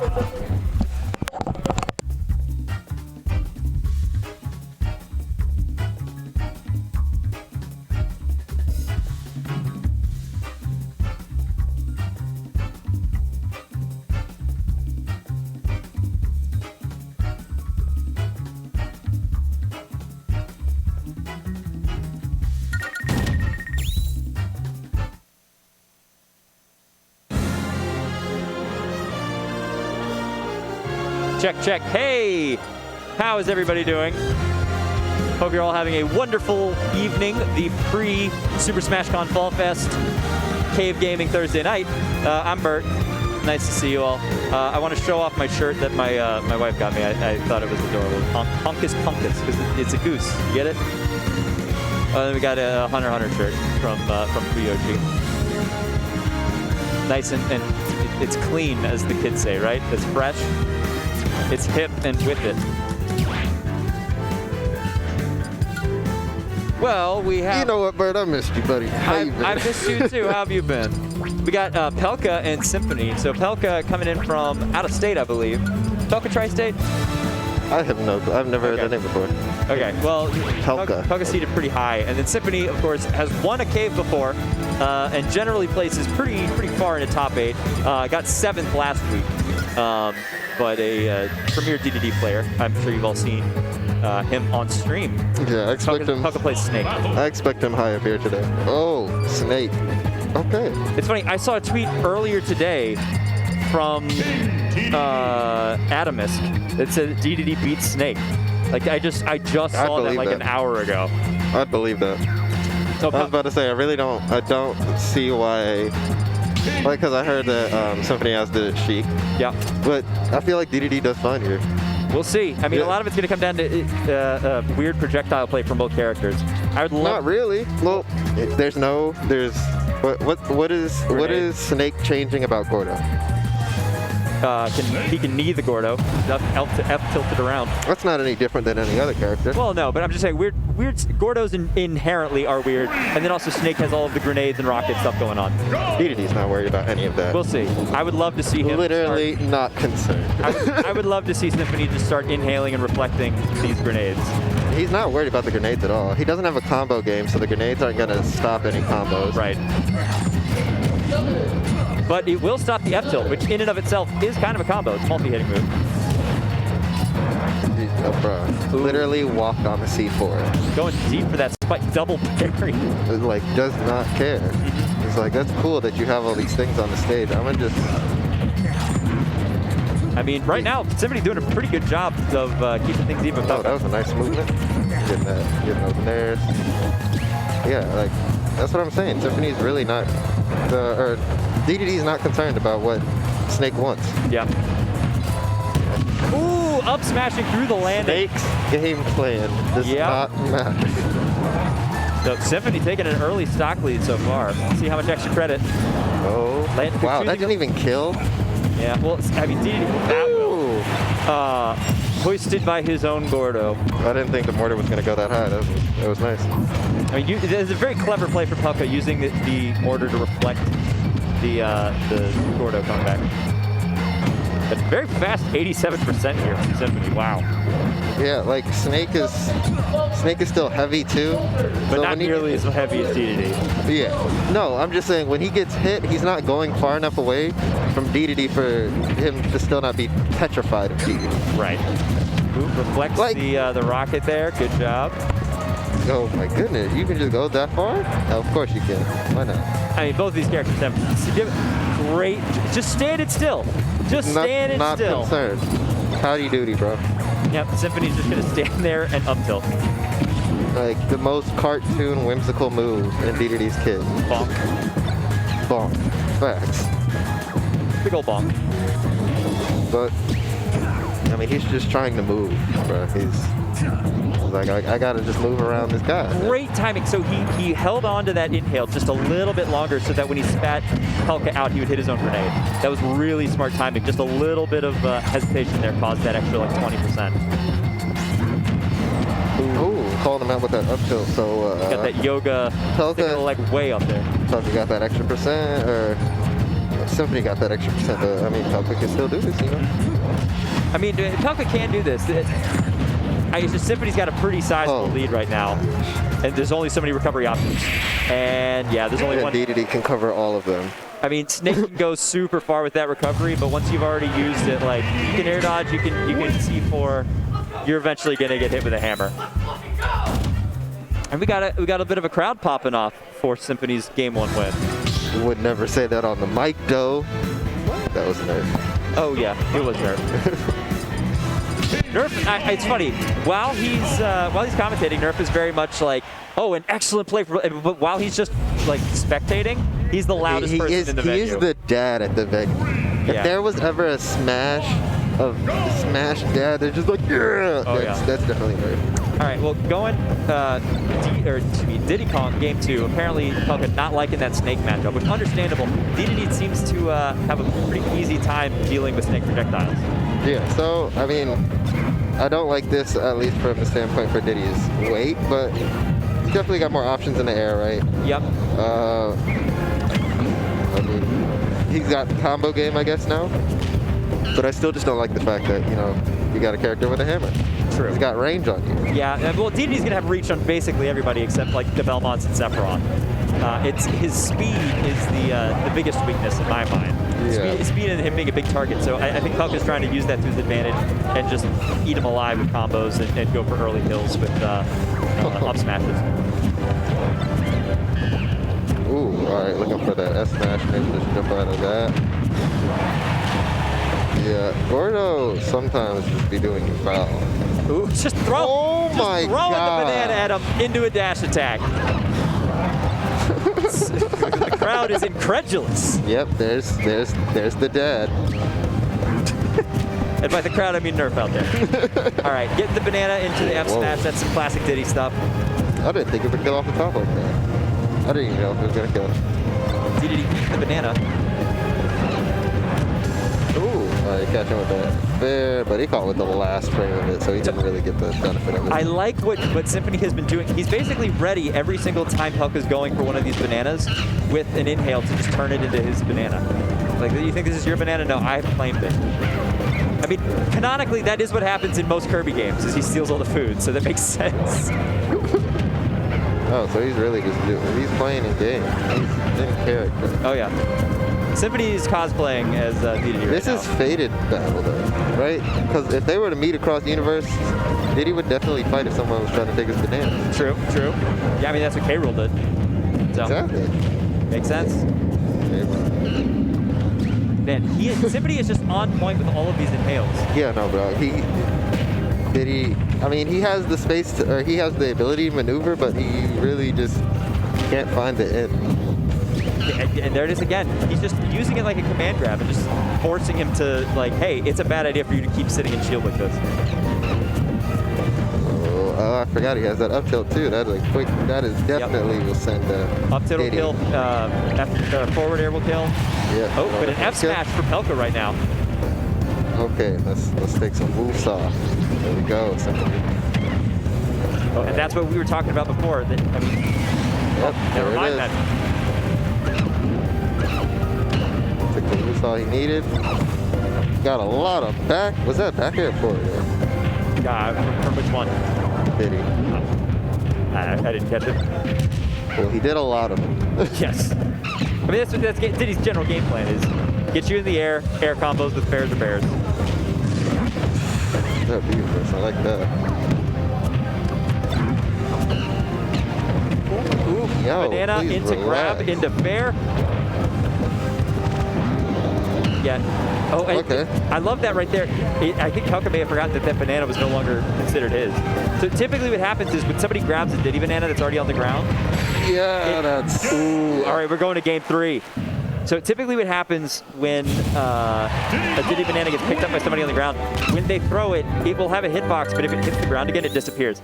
However, because Symphony is inhaling and spitting them back out, that's not happening. So he's able to actually use bananas as traps on the ground, unlike most other characters unless they grab it in midair. Interesting. Yeah, so typically if a Diddy leaves a banana on the ground, you pick it up and throw it. If it hits the ground again, it's gone. Really? Wait, When you I thought it inhale- was 2. I thought I had 2 before it disappeared. No.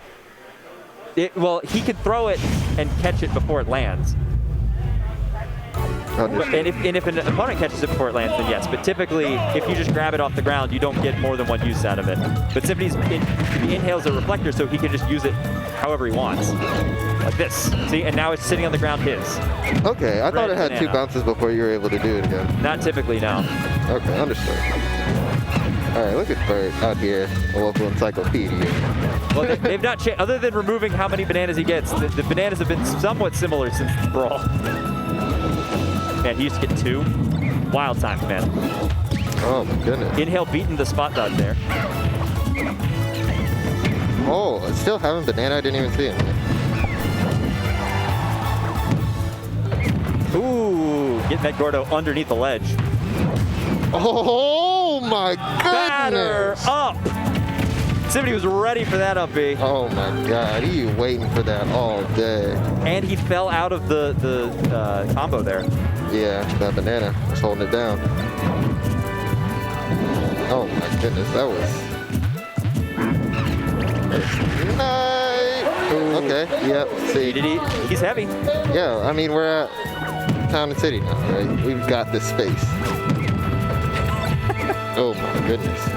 Yeah, Diddy. Ooh, gets the Oh grab. my goodness, Symphony is So that back air- moving right now. Into the Gordo. So off the top. He's crouching on him. The only taunt Sakurai would let exist online. All right, back throw, not enough. Still not enough, of course. Diddy has a hard time with There we go. So a full stock lead for Symphony. Can he close this out in winner's quarters and cause quite an upset? Hey, dog. Diddy's kind of doing a lot with this banana right now. He's doing a lot. I mean, Toke is definitely starting off in the right direction. At least on the stock. Oh, God. Yo, bro, this man is feeling something. They are both playing very, very patiently. Neither one of them wants to give an inch here. Yeah, no, they both respect each other's play, and they understand what's at stake. If I lose this exchange, that's at least 40%. Yep. Which, for a Diddy, that might end up killing. Exactly. I mean, Diddy typically doesn't have that hard a time getting kills. Oh, no, I was talking about for Diddy. Oh, that too. Diddy just dies. Yeah. Diddy loses like 2 interactions and dies. 137 right now on Symphony. Not a whole lot, but Rage is active. Oh my goodness. Yo, Symphony has been on at least. Okay, that doesn't affect Diddy, right? That doesn't have a hurt box for Diddy, right? The Rockets? Yes. I believe it does. Oh, okay. I may be mistaken on that. Don't quote me on it, but I believe it does. It can hit him. All right. I mean, so Diddy's just dead now. Like, I mean, maybe. So that's the thing. Diddy has several very good kill options, but they're a little hard to implement. Like up air will do it. Most of his aerials will do it. up tilt will probably do it at this percent. Unlike every other heavy, he doesn't have a kill throw. Or something that leads into a kill. Like Rob can down throw into up smash or something. DDD's the only heavy that does not have a kill throw. Yeah, but he has the inhale that ignores shield. Well, yeah, but it can't kill. It's not like a Bowser side bait. It could lead into combos. It's not a guaranteed kill like a lot of other heavies. Incineroar doesn't struggle to kill with his throws. Facts. Ooh, very, very scary situation right now. And just like that, Diddy is looking horrifying. Ooh, we're in like a last hit scenario. Yeah, just like that. 140 and that, on again, that is just the nature of these characters. Oh my Rolling God. through the banana. Man, neither one wants to commit because this is kind of a blink first, you die sort of situation. Absolutely. Ooh.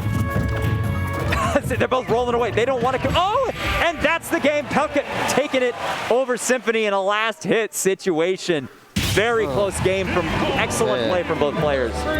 That banana just proved to be the answer he needed, bro. And that last like 30 seconds, edge of my seat. Edge of my seat. Pelka pulling it back. Oh yeah, I mean Pelka was down a full stock there and clawed his way back up. Was it? Yeah. Are you sure It was 2 stocks to 1 straight up. I thought it was a... Okay. Because remember, Symphony got that kill off the top of the up. I was thinking it might have been a reverse 3 stock. No. Well, it's not reverse 3. He got a kill off the top and then died close after. And it was a 2 to 1 stock situation. Okay. I hear you. Yes, Pelka wins Snake game 1. Yeah. That Snake... Man. Also, hello to everybody in the chat. I see several of you guys What's up, y'all? talking. How y'all doing? Hope you're all enjoying your Thursday evening. I know I am. You know, in case you guys are just tuning in, this is the Cave Gaming. We just out here gaming, dog. In caves. Yeah. Not any cave. The cave. The cave. The cave. It's The an only definite article, not indefinite. Exactly. All right, we got Smub. Smub's bringing the Ridley, basically 9 times out of 10. Files bringing the Bowser, also 9 times out of 10. Facts. We're gonna see a heavy slugfest. Big bird, big goat. Thank you. It's much appreciated, Willow. Hey, thanks, dog. Although not goat tonight, it's goose tonight. Punkus. You get it? It's Halloween night. The kids are trick-or-treating. You've got a nice It's big... not Halloween No, night. let me set the stage. Oh, you're painting a picture yes, for me. it's Halloween night. The kids are trick-or-treating. You're snacking on a Snickers, and you are a horrible goose. Remember Goose Game? Untitled Goose Game came out like a year and a half ago. And that was the hotness for like a month. I love that game. Oh, that's why. Oh, that game? Goose Game, yeah. Oh, my God. That was a fun game. You are a horrible goose. I did not play Goose Game. Oh, I it's fun. played... It's like $10 on Switch. I played Goat Game. Oh, yeah. Goat Simulator. Goat Simulator. That's what it was. Different field entirely. Goose Game is adorable. Oh. Hey, from Charlottesville. I'm guessing that's Jackman. Good to see you in the chat. And I saw Steven in here earlier. Thank you all for tuning in to support the stream. We always appreciate viewers. Yeah, dog. Even those folks that don't know competitive Smash all that much, but like we even got Name, you know, the local names homie in the chat. He doesn't play Smash anymore because he sits at the cool kids table, plays FGC stuff apparently. That's right. He plays those other games. He plays, what is it, Arcana Heart, like the little girl like high school anime fighter game. Pretty sure that's what he plays. That one for sure. Yeah. Yeah, for sure. Name 1201. That one. The blue one in chat. That one. Yeah, the one that just said what? Yeah, the guy said what? Exactly. Just so we're all on the same page. This is slander. No, it's the truth. It's no, dog. We're just trying to put your name out there. Hand on a Bible. This is the truth. Yeah, dog. If you guys are interested in that game, hit up Name for sure. Yeah, he'll show you how to Melty Blood and Arcana Heart and all that. Yeah, he'll teach you all of the hot anime combos. But move back on to Smash. We got Ridley, we got Bowser. This is gonna be a slugfest. Expect a lot of command grabs from both. Yeah, for sure. So one of the things that I love about File's Bowser play, like there's a couple other Bowsers in this region, but File is like the most patient one. I've never seen a player more willing to stand perfectly still and let an opponent come to him. Yeah, no, that's File. File is just a wall. Yep. I can't stand players like that. But speaking of walls, he's getting walled out a little bit right now. Smub's zoning him out just about as well as he can. You know, I'm going to be 110% honest with you. Yeah. I've seen this happen to File before. Yep. And every time I see it happen, File always does something ridiculous and puts him back in the game. Uh-huh. Oh. And then the games after that, you never see him start off like that. And it's just wild to me. Well, so speaking of players playing differently depending on how the game is going, Smub likes to, when he's ahead, Smub will get very, I'll say, florid. He goes for stuff that he probably doesn't need to, like skewers and, you know, standing still taunts in the middle of stuff. He runs. He's definitely being. It's a potent strategy to get in opponents' heads. However, I've also seen him lose games as a result of that. And Bowser is not someone that you want to just mess around with because 1 or 2 hard reads and your stock's gone. I mean, I understand what you just said. However, Yep. he just got 3 stops. Yeah. And So that's that the whole other, speech just got null and void. that's the other half of Smub's play, is when he goes for the really risky stuff. Some percentage of the time, it does really work out for him. That was. I mean, those up B spikes are about as risky as you can get with Ridley. Yeah, Like, but there's I an mean, angle that with you can do Bowser, with where snap else the are leg. you going? Up. You just gotta go up and hope he misses it. Yeah.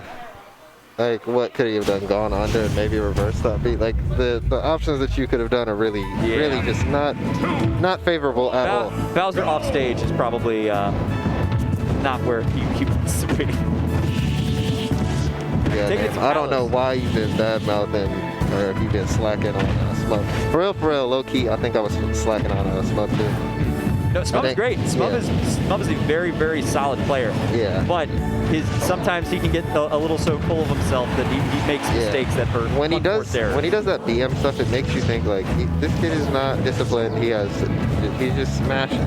No. But then he knows when exactly you play against him, you're like, God, I can't stay. Why do you BM people, bro? You're good. Please relax. He's very good. Nothing to take away his skill level. Like he is one of the top players here. He got. Yeah, he's won a cave. He's won a cave, and he typically top 8s. Pretty consistent. Oh, the back air just didn't come out, and that F smash definitely did. Oh, did we get back air killing here? No, not another big boy can't kill another big boy like that. No. Well, Ridley is lighter than most of the other heavyweights. This is true, but It bounced right there. It's set to infinity and beyond. So interesting, so Smub left Kalos open, which I believe is Bowser's favorite stage, or one of his favorite, because of those high platforms on the sides. Smub loves FD though. Smub does love FD. So Kalos It's pretty Smub close would to also FD. love. But what can happen, I've not seen File go for a whole lot of those command grabs, but the suplex gets so much more distance off. No, why'd you go down? I thought he was just gonna go high for the platform. I guess he just wanted it. Getting a little overextended there. Oh well, I feel like that sometimes. Yeah. Oh, and there it is. So that's what I was talking about with those platforms, is it gives that much more distance to being able to kill off the top with those command grabs. Ah. I learned that when playing against Murins, and I was like, I will never let a Bowser take me to Kalos again. Okay, understood. That's why you said it like that. Understood. I mean, you can't let Bowser take you anywhere. What, Battlefield? That's Town and trash. City. Yep, there's that downward angled forward tilt. Smub is so good at 2-framing with those. Oh, and a rare miss from him. Bowser, oh, I was about to say. Bowser with Vile. That whole game was just like, I gotta get back on stage. Just having a very rough time trying to get there. But good stuff to both players. Smub, a pretty solid win Smub was just over everywhere. File. Oh, hey, Ultimus. He bodied me today. Hey, dog. Glad to see you still going strong. Hey, dog, if you could just win the cave tonight, that would make me feel better. Alternus is good. He's got, I don't think he's won a cave, but I know Hey, he's got that second. guy, John. Pat Guy John. No, Dat Dat Guy John. guy, John. Dat Guy John. Sorry, if I yelled, I didn't mean to yell like that. That was just really extra. But what's up, Dat guy, John? How y'all doing? But yes, I would appreciate if Ultimus won tonight, and that way he could just save my dignity. I did get bodied today, regardless. You know. Well, we got. Sometimes the homies go 0-2, and sometimes you're the homie that goes 0-2. It happens. It happens. It was me last week. So it's me this week. Yeah. So I guess we're just taking turns, bro. Why are you doing this? We're getting rickrolled. It sounds like. Why? What did I do to Rickroll, deserve this? brought to you by No Skills. So we are gonna head to Alternus. Alternus versus Kirby Kid. Alternus, a local hero, plays a lot of Little Mac and Terry, but also Kirby Kid playing from out of state. Not playing from out of state. I've heard a lot of Kirby Kid tonight. I've heard his name so many times. Oh yeah, so Kirby Kid, he played a ton in the online era, and won a pretty sizable. Thank you for giving me the background. Yeah, won a pretty sizable tournament. I can't remember which one it was, but there was a clip that went viral of him celebrating and his dad bursting in the door and celebrating with them together. And so Kirby Kid and Kirby Dad have now built up a bit of a following online of people. He's here tonight to support his son. You know, which I think is wonderful. I saw A Dad here, and I was like, I feel like, I don't know why, I was like, I feel like You're an important element to this whole thing here. Yes, yeah. So I believe he's in town for Super Smash Con this weekend, and honestly, I find it heartwarming. It's really nice to see a parent that's like supporting their kid with a big passion like this. Hell yeah. Hey, parents, if your kids are watching this or, you know, whatever. Or kids, if your parents aren't whatever watching the this, case come may have them be, watch it. just support them, dog. If they don't want to do a sport and they want to play in a game tournament, just show up. Just do it, dog. It'll Also, make the world. I know Name is memeing here, but just for everyone's sake, Alternus has been playing Little Mac since way before Peanut entered the competitive scene in this area. No disrespect to Peanut, it's just Alternus was also here. Don't call him like, oh, that's Peanut Alternus number been 2. day one, I know Name's memeing, but come on, give the man a little bit more respect. Yeah. But he's on my boy Terry, so I got to root for him. See, that's what those anime gamers are all about. Just trying to deceive people. Yeah. Don't listen to a word Name says. All right, take it to PS2. Crack Shoot, the best neutral tool that Terry possibly has. Yo, I love the matchup, and I got 3 stocks by his Terry today. Yep. Like, I love playing Link Terry. I think it's so free. Oh, he has a very hard time getting in. And the question of this game is going to be, can Terry get in over the projectile play of Kirby Kid's K-Rool? Because I would say K-Rool a lot slower than Link, but has similar part of his game plan of like, I'm going to zone you out and then go for trades when I want to. Well, this is his anti-zone. This is his anti-range game. Like, for sure. I didn't realize that because I was like, oh, he switched off Little Mac. Maybe he just, you know, he feels like Little Mac was just a really bad matchup, but I didn't think it was terrible. And then I played his Terry, and I was like, oh.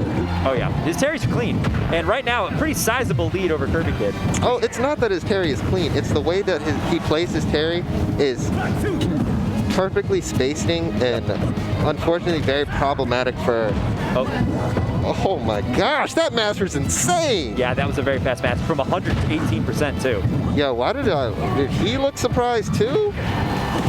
Did you hear me pop off for him? He was Quicksilver, you know, the time slowed down, mashing, it's playing perfect. Oh, you got to watch for that. Yep, there it is. He can drop through the platform. That's a trick that a lot of people that don't know this matchup get caught by. Yeah. I've definitely gotten caught by that more than my fair share of one. Ooh, but down tilt into burn knuckle. Love it. That's some bread and butter stuff for Terry. People say the jab power dunk, but down tilt into burn knuckle is just as important to his game plan. Oh my god, bro. Oop, down throw, up, yep. Man, it's just smothered. Like, he may have armor on his stuff, he may have the inhale, but he still manages to find the in. Yep. Ooh, goes for a hard read with that backward forward smash. So I think another thing that some people forget about when they're playing against Terry in neutral is his power wave, the lighter and heavier versions move at different speeds, and it changes the timing on when you're trying to deal with them. And down tilt into burn knuckle. You're not dead. I was about to say, I refuse to believe that he's dead. You can't go for cheese like behind. Still not enough. Okay, I definitely thought he was dead there, but also he got cheese. And that's the thing you got to catch with. Rolls aren't going to work against Terry's space that far back because down tilt will still hit you. He switches sides automatically. And if you land right on top of him like that, he's just going to do the true up beat, the charge up beat. Maybe I need to pick up a Terry. He's fun. Alternus is hype. Terry is hype. Alternus is hype too. Terry's fun to play. If you don't know how to play any of like the traditional FGC characters, Terry's probably the easiest one. He's the closest. Hey, don't disrespect. I'm just saying, Terry plays closer to a Smash character than Ryu, Ken, or Kazuya.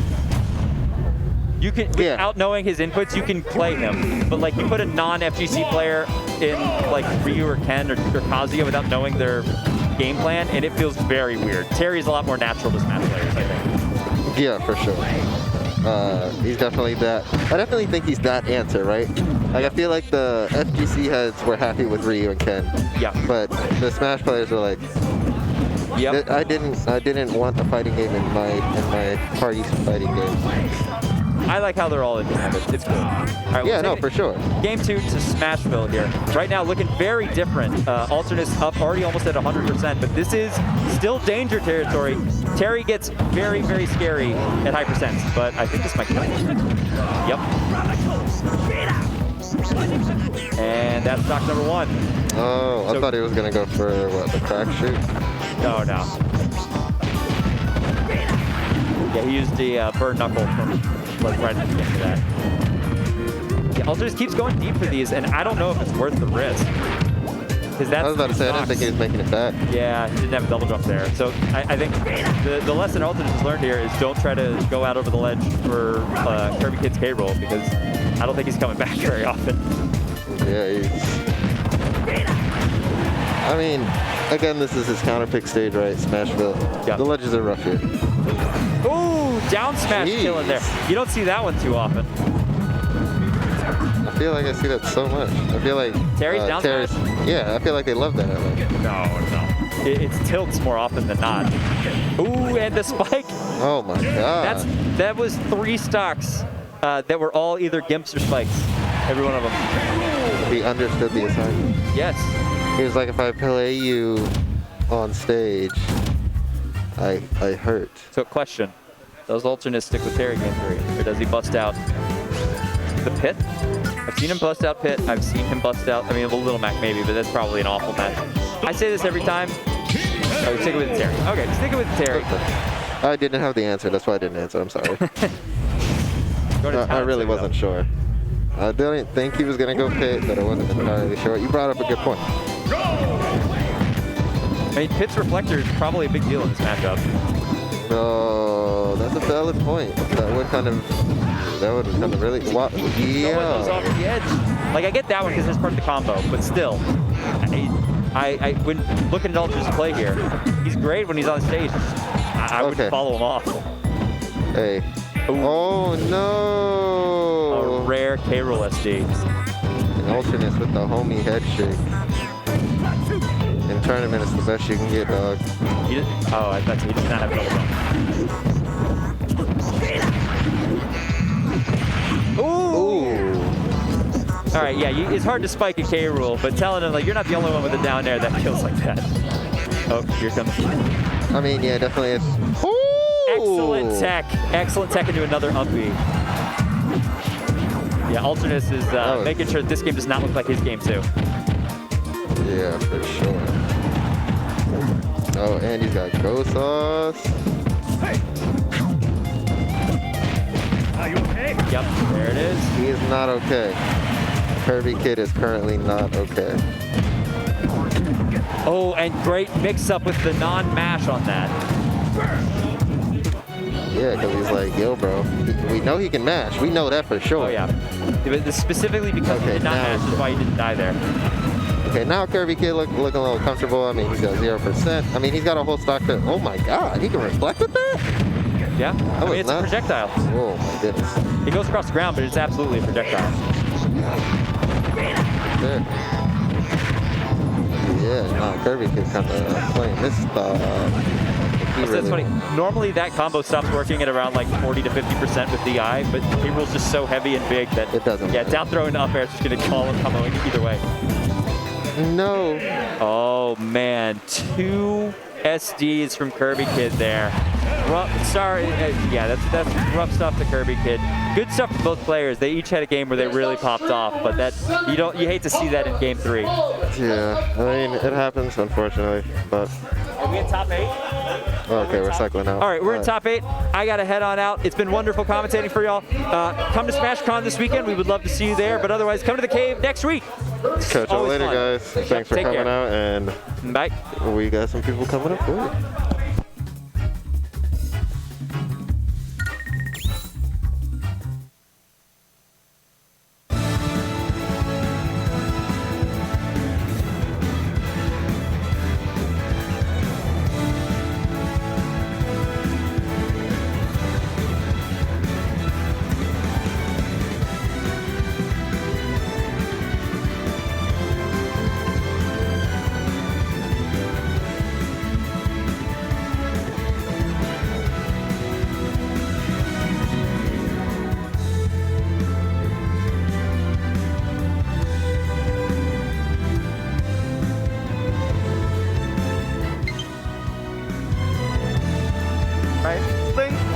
We're both, you know, it's like we're both on stream showing it. Oh my God! Let's go, the balding duo. Let's go.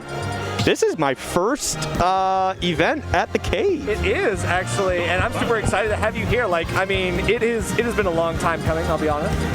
Me and you getting the opportunity to jump on mic together. I did the opposite of what you did. Oh, yeah, you did. Yeah, you had turned me up. Yeah, that's true. That's true.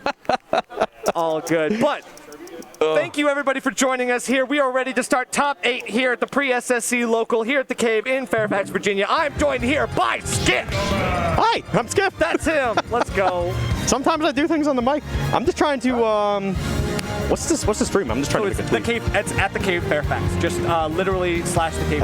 Oh. No. So slash Cave. the Cave Fairfax. Fairfax, I see. That's okay. the one. I'm just trying to make the tweet real quick. Yeah, for sure. I didn't know we were going on right now. I guess I should probably doing that. No. We got a little bit of time. Dude, you before. can see like how nice my baldness is coming through, and it's beautiful. You make the tweet. It sent me to ads. Okay. I'll retweet your tweet. All right, sounds good. Yeah, I'm good to go. Yeah, we are good to go. So who we got up here first? We got Smub. Smub, yep. Smub versus Pelka, I believe. I know it's Pelka because he doesn't actually change his controls. Oh. He's in here as player 2, obviously like the general sake, but he actually doesn't change his controls. I think that's actually pretty crazy. So Smub's pretty cool, pretty good.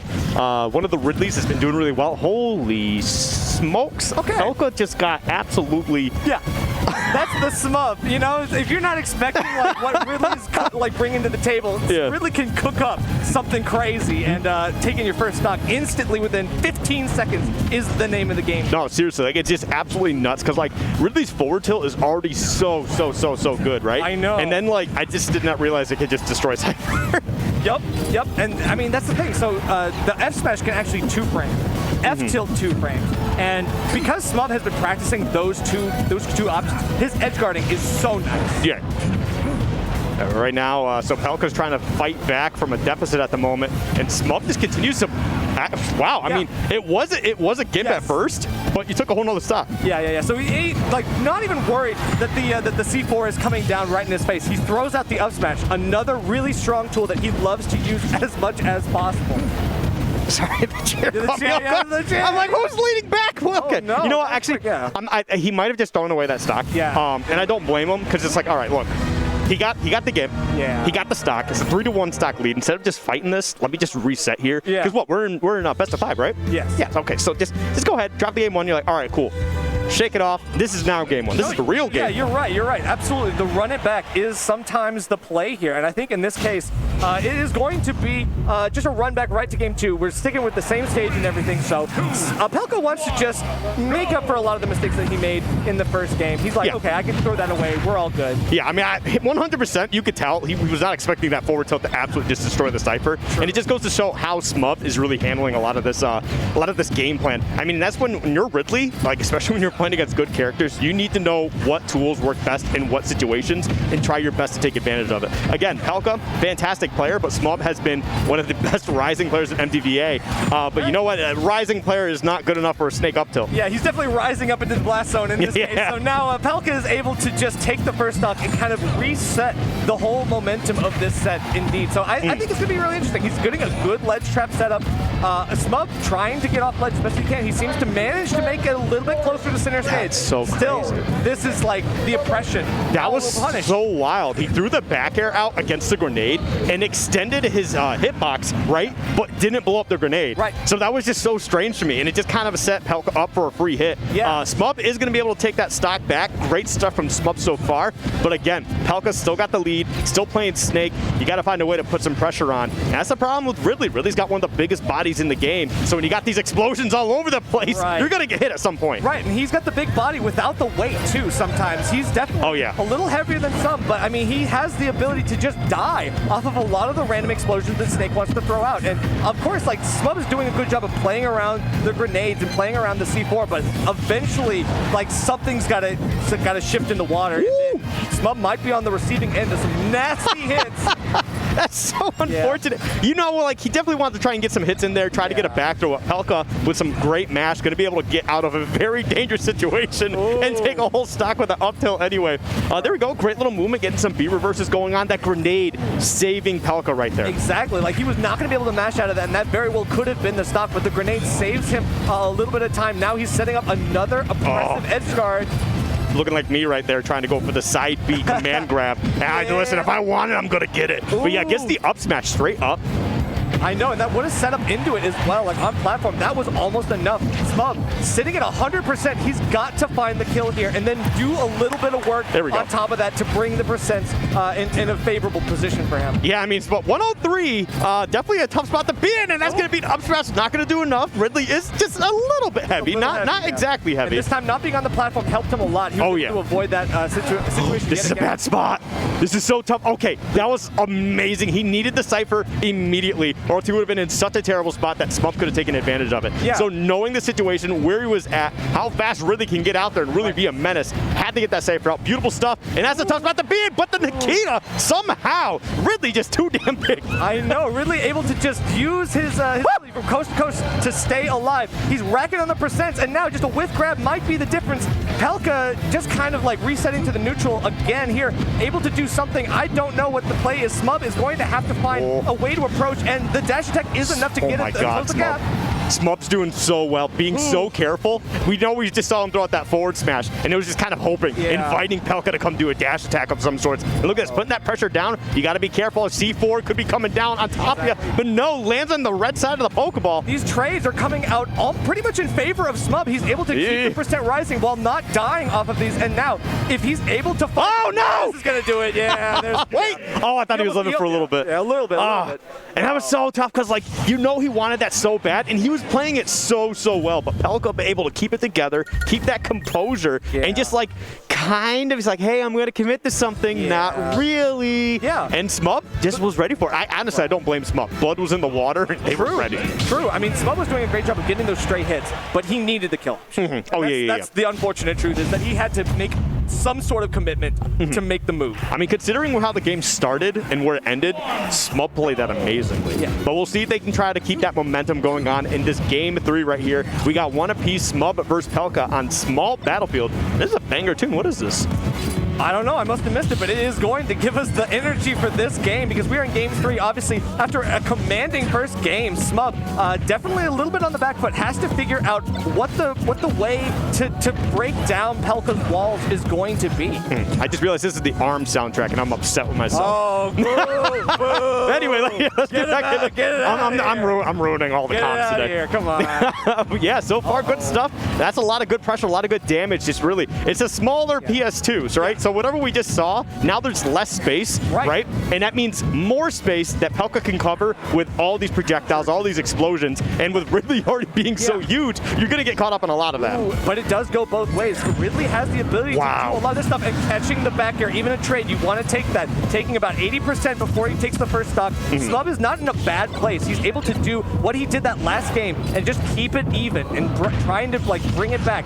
Death by 1,000 cuts him as best as you can. Yeah, no, honestly, it was a really great recovery option too. Recognizing, hey, if I just don't drop here and try to C4, I'm losing the stock either way. So I may as well try to go for something creative. So I appreciate the creativity Pelka is thinking here. But unfortunately for them, Smub was still able to close that stock. But it does not matter too much longer because Smub's going to lose his stock immediately. Yeah, and here we go. Up tilt is doing so much work for Pelka right now. He's absolutely catching those in the right times that he needs them and getting the stocks pretty consistently so far. I need to see Smub find some counterplay just to bait that out and then maybe go for a punish.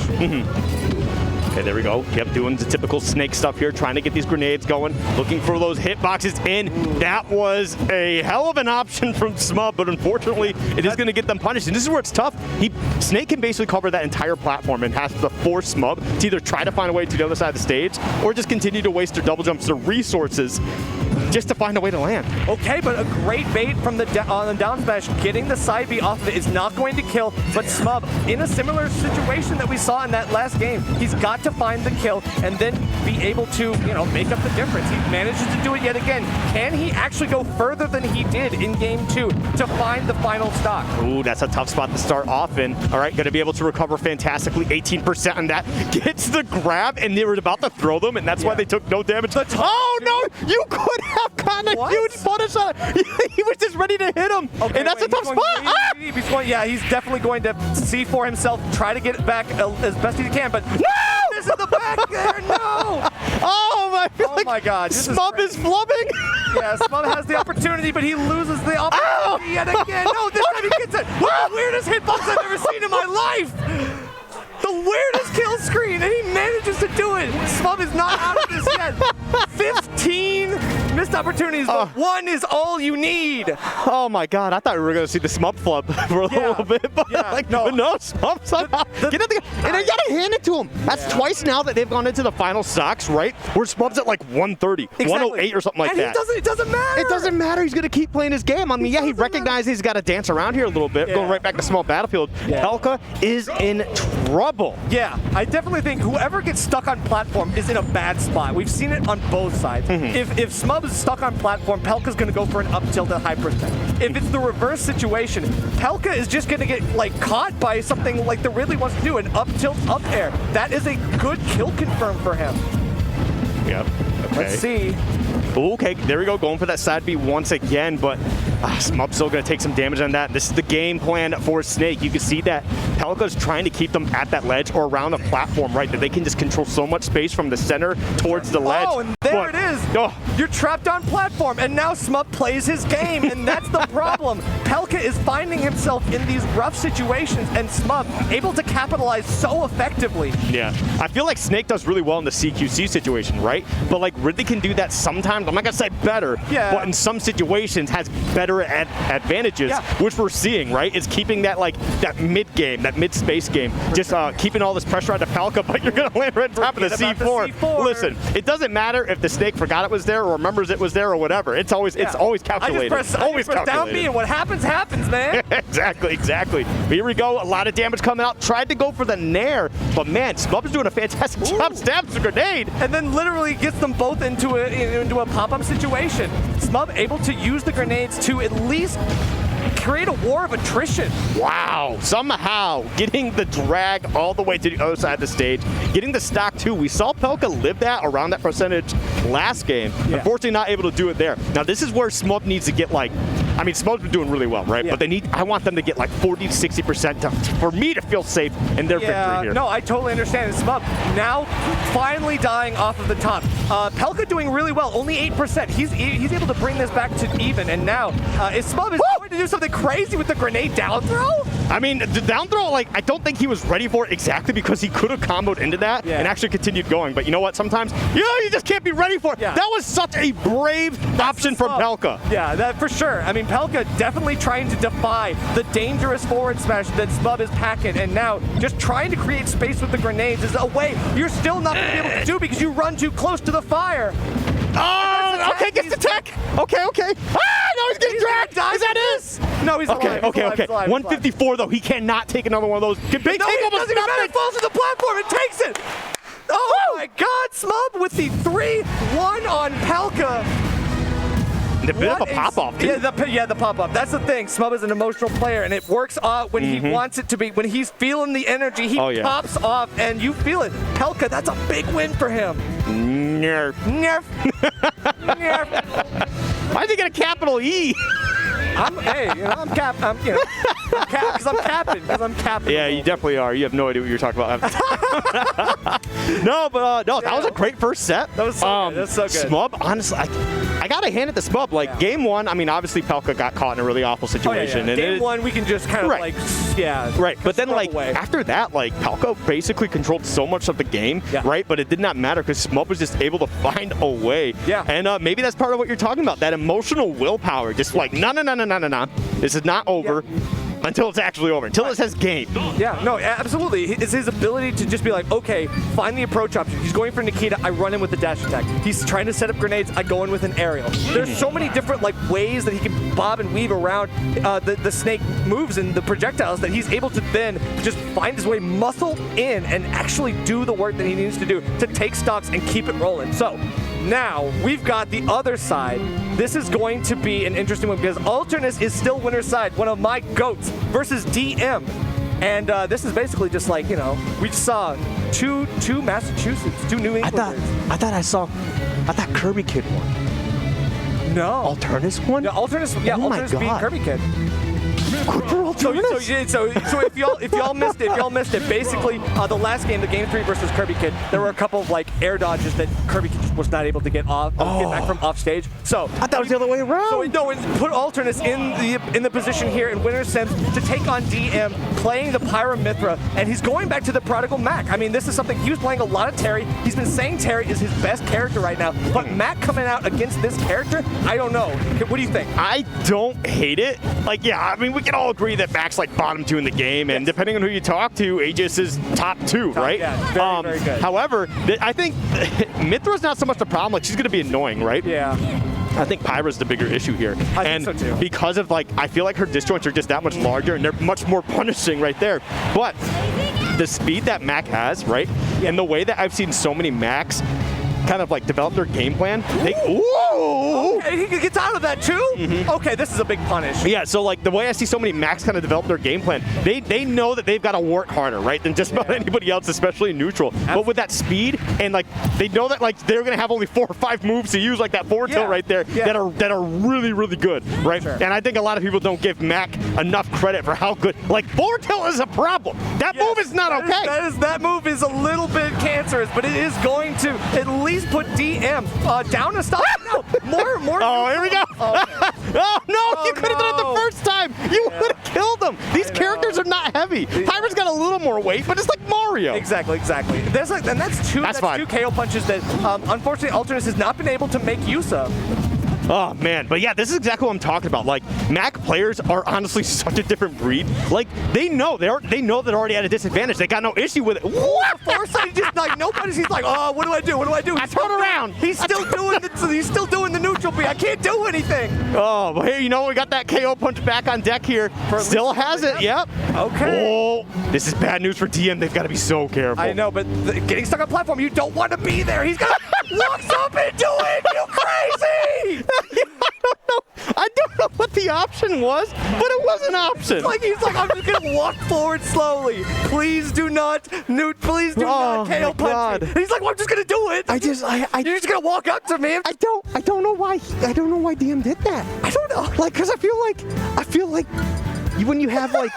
When you have Mithra there, and Mithra's so fast. Mithra's so fast, right? Just slow up.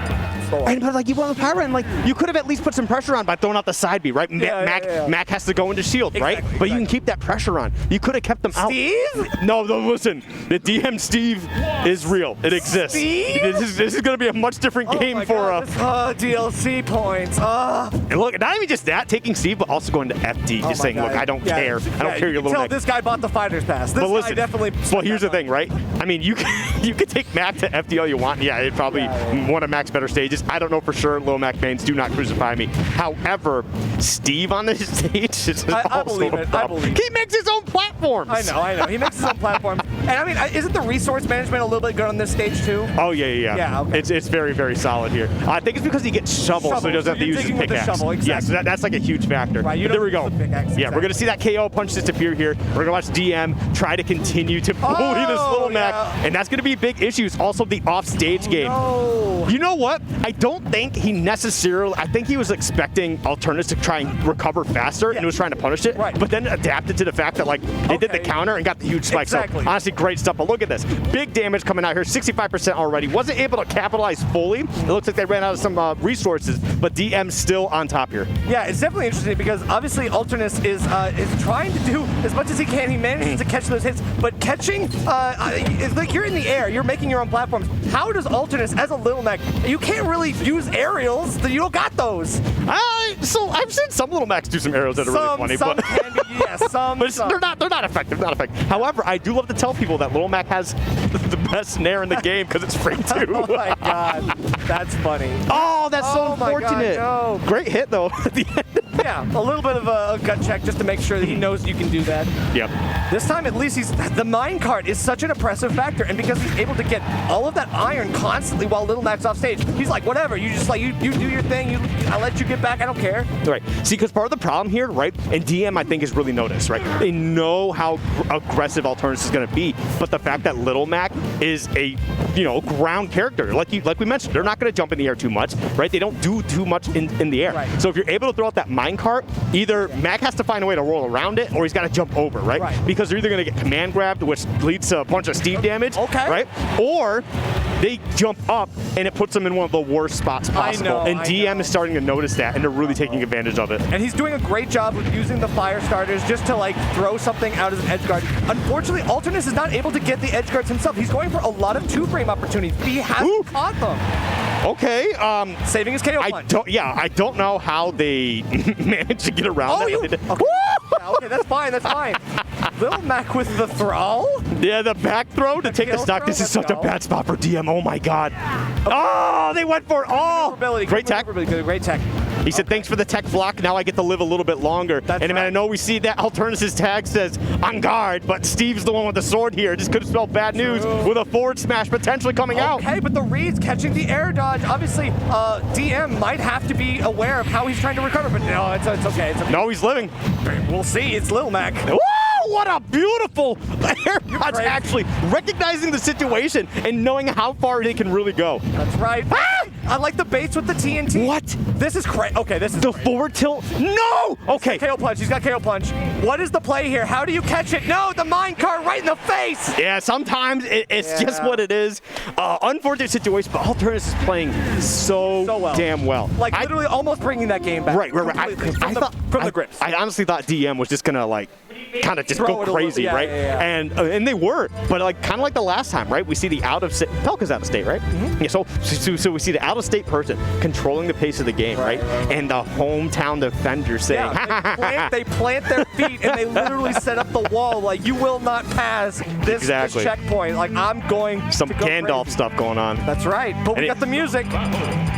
This is a banger. I think this is the Excite truck. Is that what it is? No, I think this is the Little Mac stage. Yeah. You're right. There's like an Excite truck song too that's kind of pretty solid too. World Circuit. World Circuit. So this is the Lil Mac thing. He obviously knows the music counterpick is a big thing for Alternus. And this could be the difference. Honestly, if he had that game so close, this could be an interesting one. Going to small battlefield. He likes this because the platforms are lower. You can actually reach on top with the up smash. So it's like he wants to be able to punish on platform. Yeah, and you're right about the music counterpick being such a big factor, right? Because I remember when I fought him, he got the nair. Yeah, we got nair combos. I remember when I fought Alternus actually at Glitch 8.5. Right. He made a big. We were only on stream. He just goes, "Hey, can I pick music?" And I was like, "Yeah, okay, whatever." So you're right. It is a big thing. Right now, a little bit of a deficit. Finally, honestly, get the 2-frame. Yeah, you just need one small opening there. Oh no! He got too greedy. I know. I respect the aggression attempting it, but boy, that was a little tough. Yeah, that was okay. Just punches right through the block and says, "You're not going anywhere." No, that could have been really scary. Would have closed out the stock for sure. He needs another good 2-frame opportunity like he just had there. Okay, or just decide. Wow, dude, Alternus is playing absolutely wild right now. All right. And his neutral play has gotten so much better. Even, he was PR'd before quarantine, and now he's leveling up his other characters too. I think playing Terry, playing Pit have improved his neutral play, especially with Mac, which is most important. Yeah, no, for sure. And I've always been a big advocate of that anyway. When you're trying to improve when you're trying to improve your game plan, mess around with other characters sometimes. Sometimes it just figures things out. And how did he get that hit? I don't know.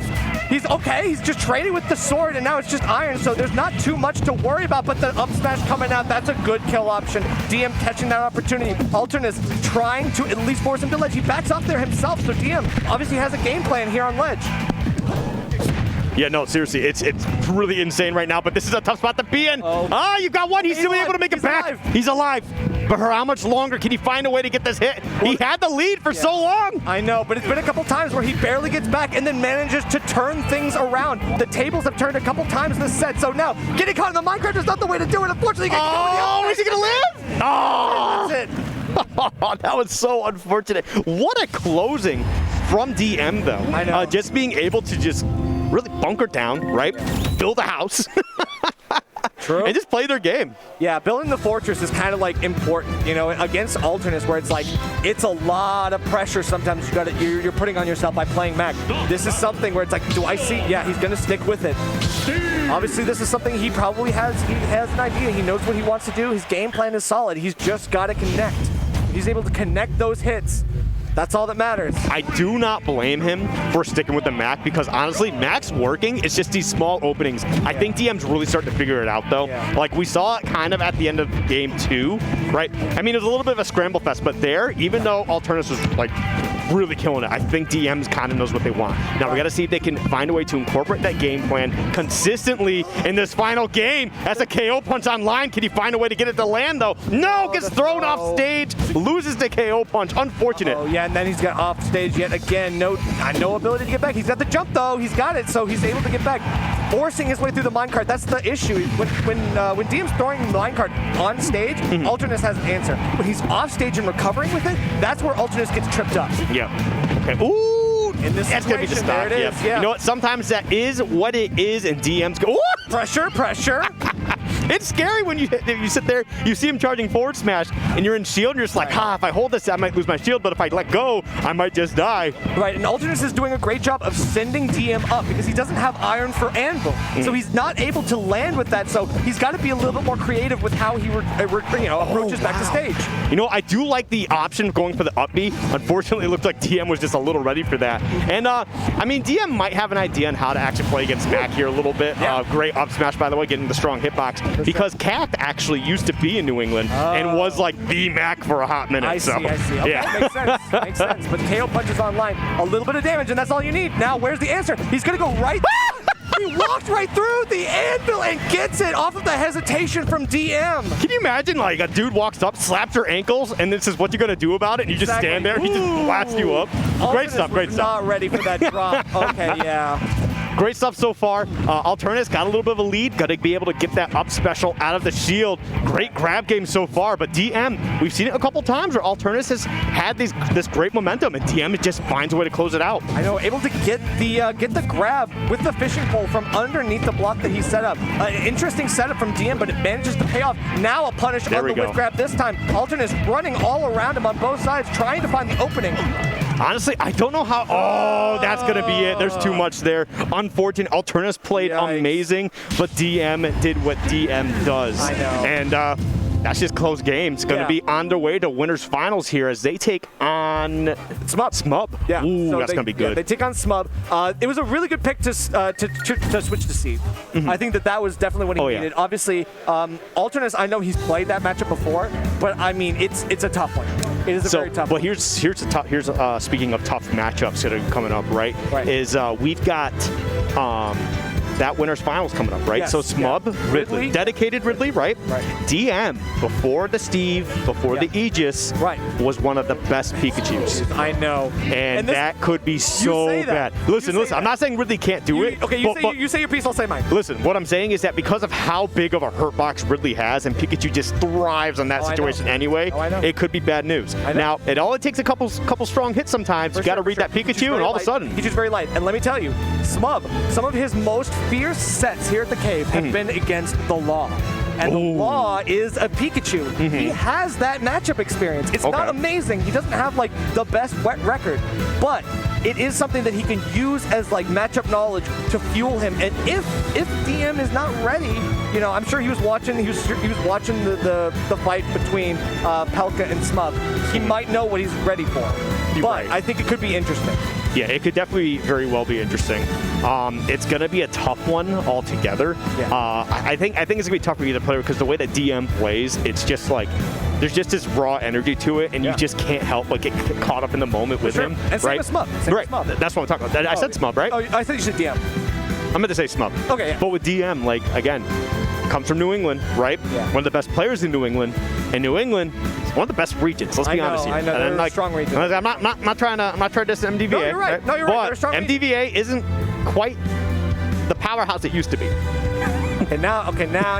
Okay, listen. I'm just saying, MDVA used to be like the hub for Smash Bros. Right? Okay.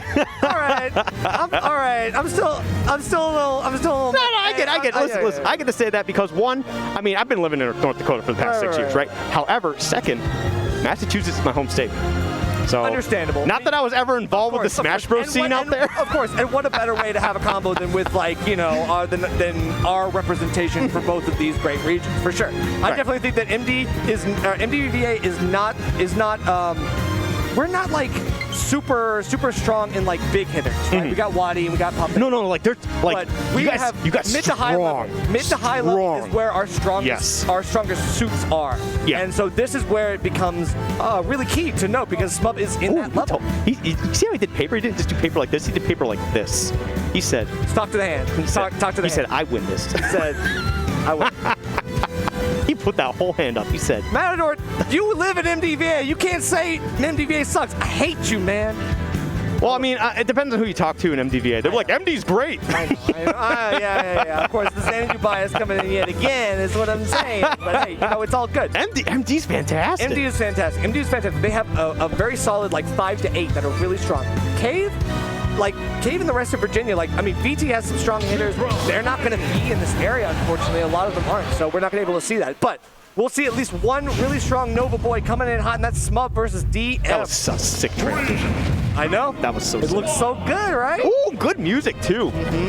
All right, but here we go. So Battlefield, excuse me, not Battlefield, Final Destination. Right. But we got the Final Fantasy battle music. That's right, absolutely, and it's definitely setting the stage for a sword fighter versus a giant monster. Is going to be the way to set this up. And Smub finding himself a bit in the blender right now. He's got to watch out for some of these great aerials that everyone wants to throw out. Ooh, okay, that is a little bit scary. Oh my goodness, gets a parry on a huge forward smash. Oh my and not that the shield would have been broken, they probably could have been okay, Maybe, but yeah. I probably wouldn't want to try it out. However, so like you said, sword master versus big red monster, right? Yeah. So I mean, we're trying to see if Smub can be the ruby weapon to really wipe this party here. Yeah, okay, I like that. And DM just pushing him to the ledge yet again, trying to avoid some of the plasma breath. Smub looking for the good aerial to get something started. The combo not able to, it gets locked right into another side B. The footstools. Got the tech though. Honestly, they needed that because DM was starting to go a little wild here. I know, but that's 100% in like 20 seconds. That's All right. crazy. Okay, we'll take that. We'll take A little bit of an unfortunate situation. Right. Smub will take that, but Smub is used to kind of playing from behind here. Exactly. And honestly, that's kind of just a heavy tax in general, Yeah. right? You got to take like 60 to 80%, no matter what stock it is, as soon as they get their opening. Sure. And you just got to deal with that. And the rage helps you in many ways. I think Ridley has the kill power that can really maximize because of the rage. He's just got to get back and find the opportunity to prove that true.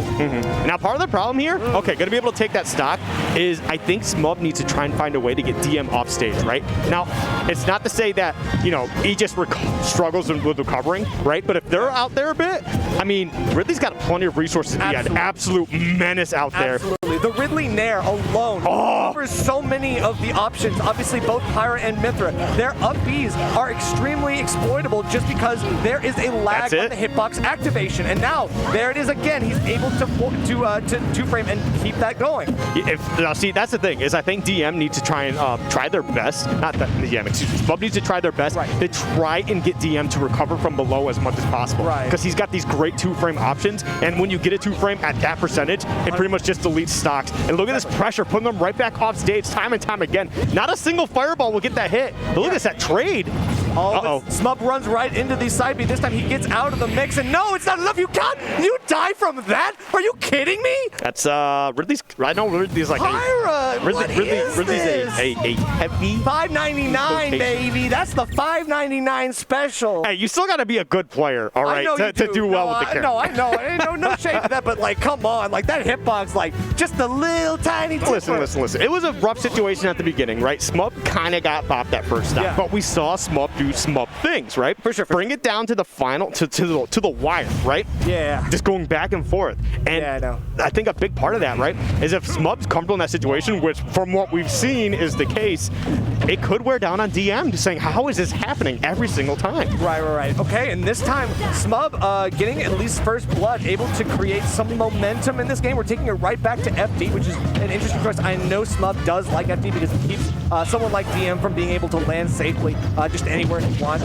Ooh, nice little tomahawk right there. Great pressure, gonna get some additional damage. Looking to find a way. Oh my goodness! Okay, that's one way to catch Pyra out of the upbeat, getting a good air dodge to avoid the side B as well. Smub finding options to recover in this moment. Let's see if he can keep it rolling with an up smash. Wow. That will take the first stock. All right. Smub's like really on top of him. I mean, you're gonna throw the stock away immediately. And you know, that's what a lot of people do. As soon as the opponent respawns, they'll like run to one side of the stage and jump immediately. Yeah. And DM's ready for that. So like sometimes, you know what, just hold shield. Like it's not like Pyra and Mythra have any kill throws. I mean, just try to wait it out a little bit. No, 100%. And good edge guard right now. DM getting a lot of this stuff. Down air to up smash is true combo. Yeah, and see, the thing is like, got the footstool in there as well, and that's huge. Oh my God! The foresight, come on, man. He's like, you think you're winning? So what I want to say was, that's the situation that DM really wanted that combo, is at the ledge, right? Because if you tech in place, no matter where you went, right? No matter where you teched, and wow, he's going to be able to take that stock right back. Dies right off. But no matter where you tech, right, it was getting covered by that down. Yeah, the forced errors, obviously Smub doing a great job of at least creating pressure on ledge. Getting out of a dire forward smash situation as well. Shielding all the way through the neutral B as well. Can he get something off of this? No!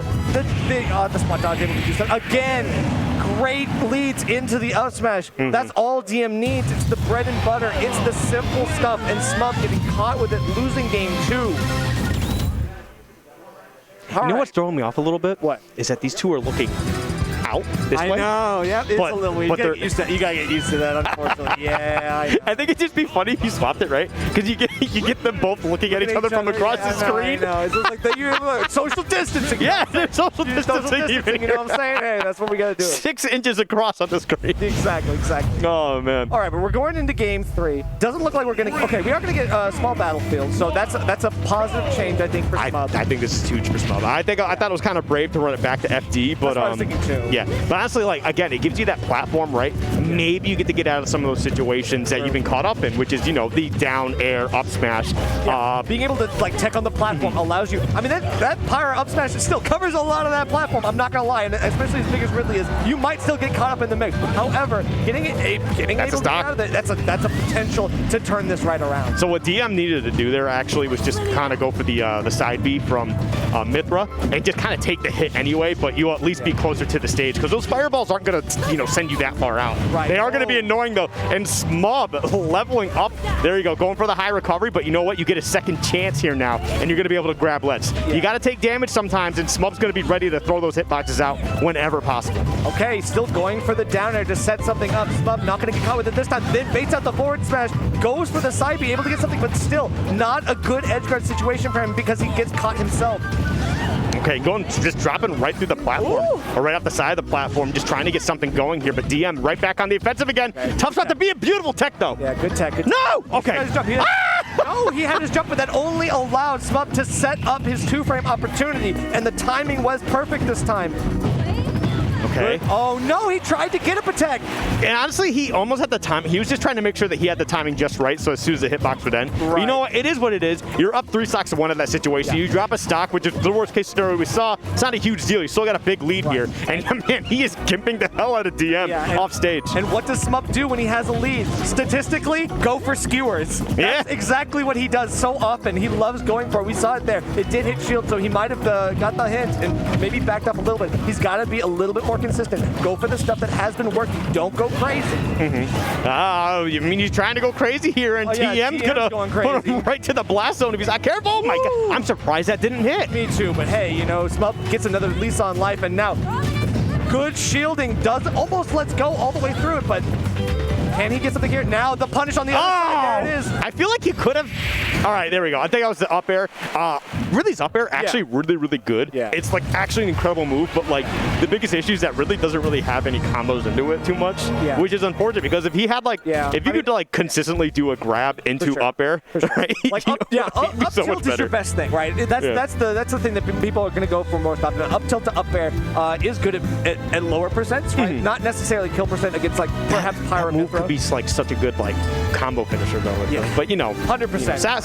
Sakurai knows what he's doing, right? But we know that Pyra Mythra have great down air disjoints, and for a trade like that, if that was like last stop situation, I don't think Smub would have gone for that. So he was able to take the hit and still like be all right. I feel like Smub might still go for it. He might, honestly, you're right. Honestly, you're right. Kind of wild. He is that kind of guy. You're right. But Smub on the board with a game. Oh yeah, he is that guy. On the board with one game to 2. Let's see if game 4 has anything different in the cards for either of these guys. Kalos is an interesting choice, Skip. What do you think about this? I don't know. I don't think I've seen a lot of Pyra/Mythra on Kalos.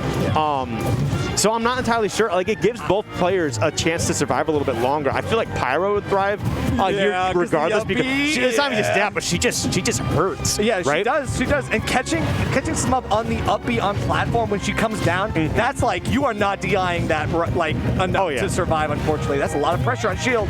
Wow, okay, that was a situation for sure. I'm kind of surprised that even happened, but all right, gonna use a side B. They're just gonna recover the stage. Not gonna be able to get the grab though. Yeah.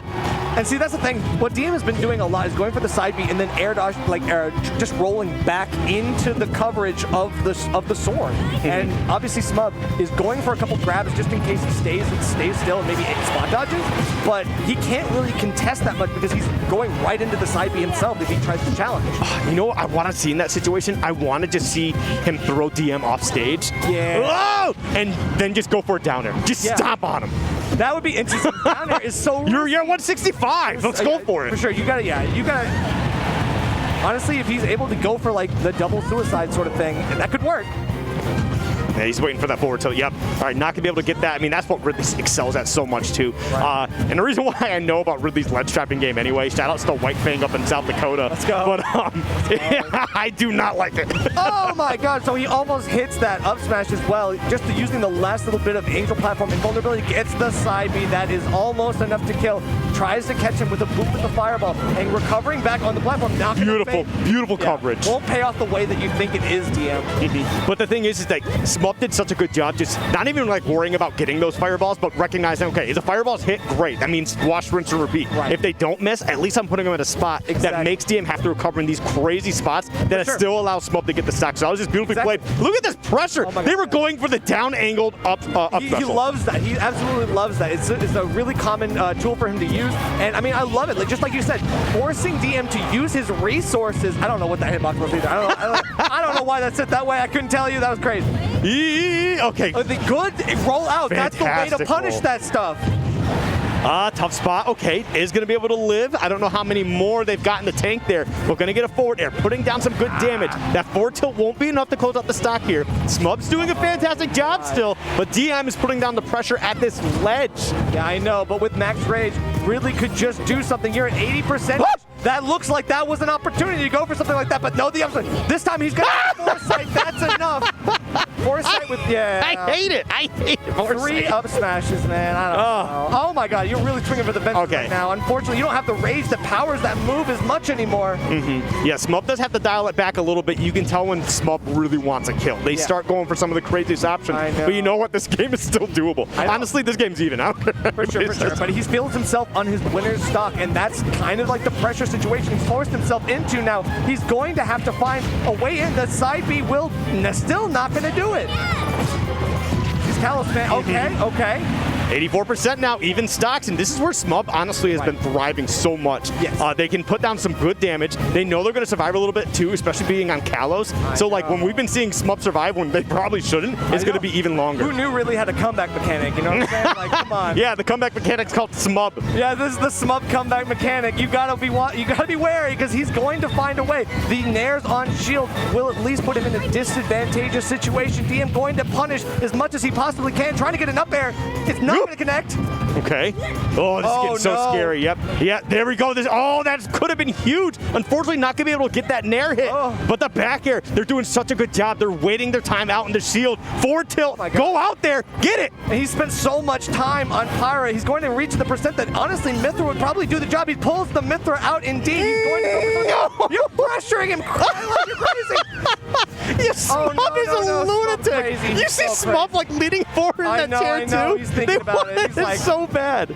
When you think about that forward smash so hard, you gotta lean forward. Oh, this is scary. This is a tough spot to be in. I know. Yep. Turn around F tilt. Turn around F tilt. Oh, man, what a good game. Stuff to DM. Yeah, good stuff to DM for the patience. Wow. Patience to just wait and be like, okay, whatever you do, I'm gonna throw something out. Like Pyra's got the disjoint. She's got the range.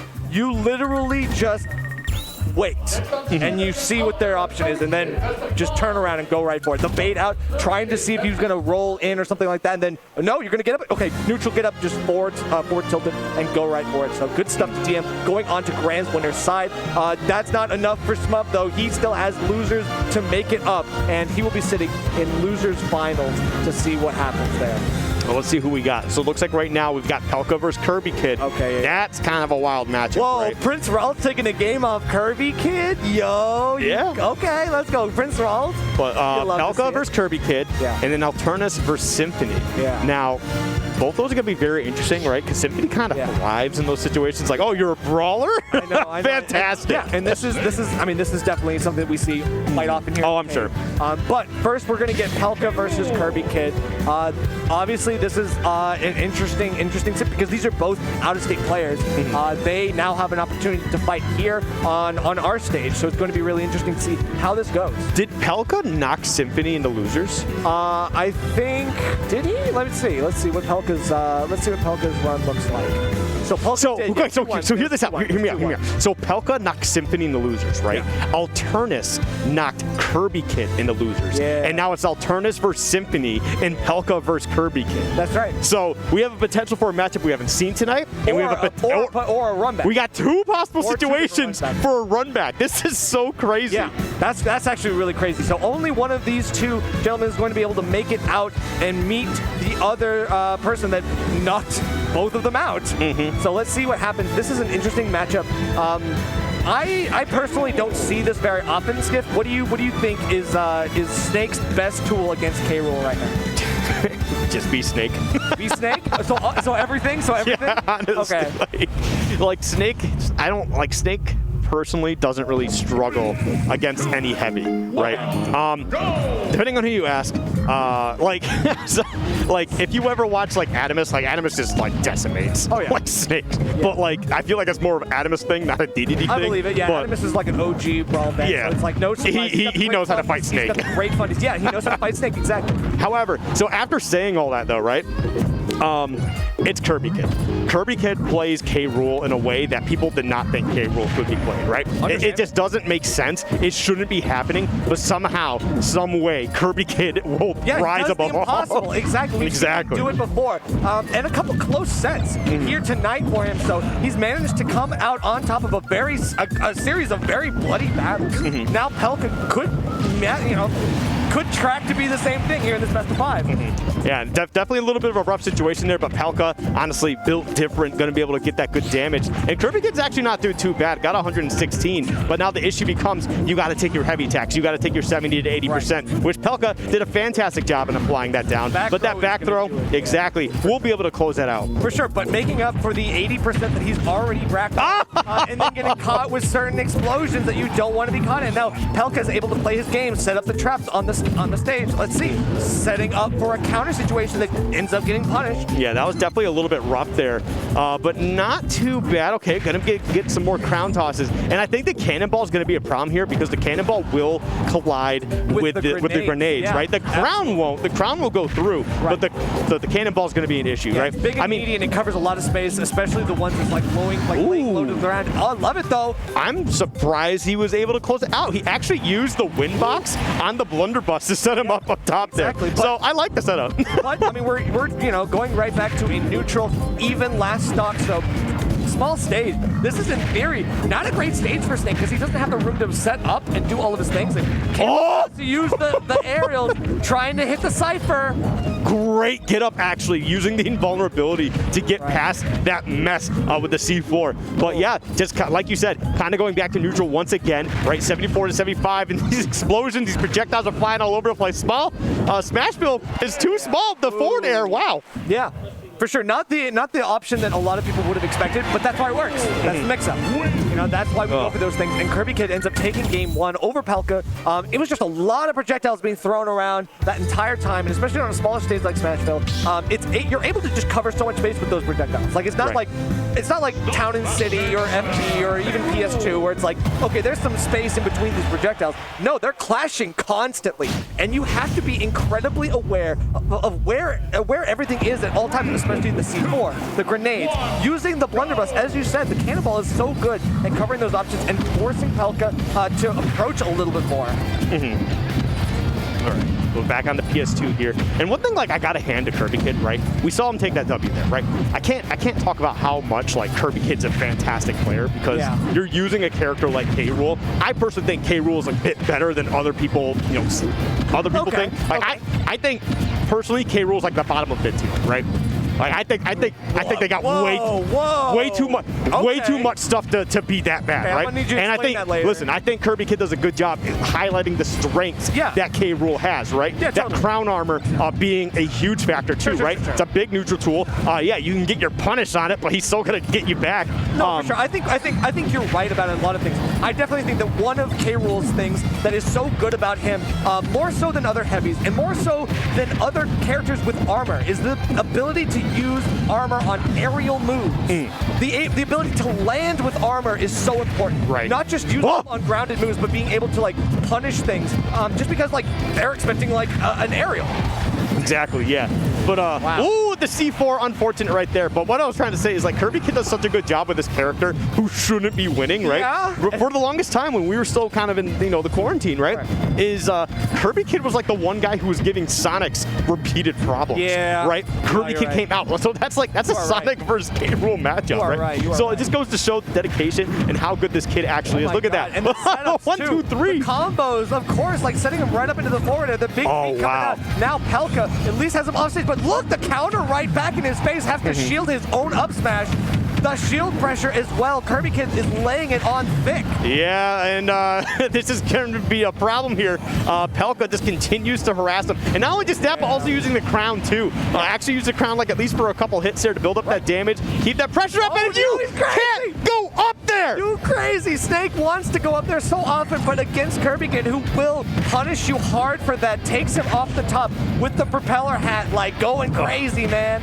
And the thing is like, so there's one K Rool that comes to mind whenever I see that situation, and that's actually Knuckles up. They look for that so much. I love that. And so it's not to give credit to Kirby Kid, but it makes me think of Knuckles. Oh my God.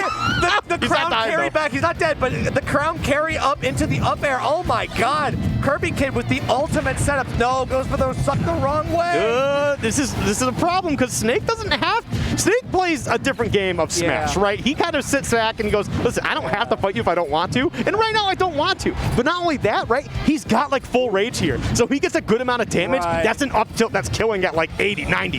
True. I mean, Oh my God. K. Rool is one of those characters that is almost as heavy as they come. So he can live for a little bit longer than some characters would give him credit for. However, now he's this could be dangerous. Yep, that's enough.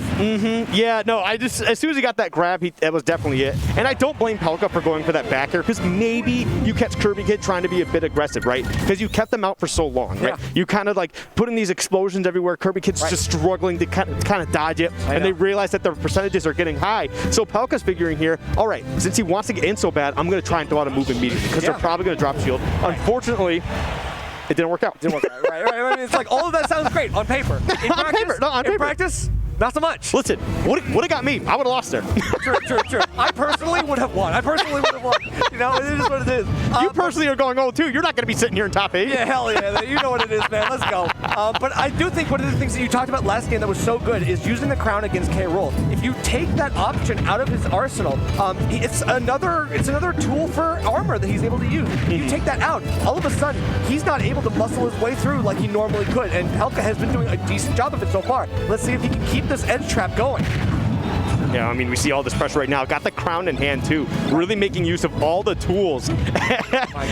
Unfortunately, King K. Rool's disposed. Somehow gets the grab there. Okay, this is a bad spot to be in. Oh, he almost gets no spike hitbox, though. We're good. He manages to, find his way to air dodge around the big blunderbuss. Oh, he was going for it again. Yeah. And honestly, Kirby Kid's ledge trap game has actually been kind of bonkers so far. Okay, wait. What are you doing? Oh no, too much patience. He tried to hit him with the mix, but then obviously Pelka was able to mash just enough to get out of that situation. Kirby Kid now finds his way with a good smash attack. Yeah, I'm surprised that Kirby Kid just didn't take advantage of that. Like, just go for the forward tilt. I'm pretty sure the forward tilt probably could have killed that situation. Yeah. But speaking of tilts, up tilt going to be able to even it up here. 2 stocks apiece. No percentage yet. Gets a down tilt. I hate Snake down. I hate snake down tilt. Actually, yeah. No one talks about that move, but that's a good move. It is a good move. I hate it. Why is that angle so good for him? He's able to do so much stuff, but look at that. Okay, going for a potential jab. Keeps it right going. Obviously, Kirby Kid's not done yet. Goes for the down smash. I don't blame him for that because, you know, there is a situation that Pelka potentially air dodges towards the stage before they grab that ledge. And then thunk, you're done. But now, oh man, Kirby Kid is literally putting up the wall. Yep, gets that forward air though. Gonna be a nice strong hitbox. Ooh, tried to catch him out of the Cypher, but no. Gonna get out of there just in time, allowing the Cypher to take the hit and allowing Snake to get back to safety. Uh-oh, okay, now a couple of grenades will at least create some space, throwing the crown into the Nikita. Then Kirby Kid inching forward, close to the ledge. He almost gets on. Then the second time is the charm. It's enough to get him off the Cypher. Snake on his last stock. I'm pretty on his last stock in tournament, potentially. I'm pretty sure the explosion from the C4 actually helped boost K. Rool up for that hit. Yeah. But either way, we're getting into a last stock scenario here. Potentially, like you just mentioned, last stock for Pelka. But Kirby Kid on the offensive going crazy. He's definitely going for something here. He's got to watch out because Pelka could very well just turn this game right around on its head with a couple of good projectiles, and then the grenades create the pressure that you need. Can Kirby Kid, he's basically just letting him force himself to ledge, and then Kirby Kid closing the gap ever so slightly.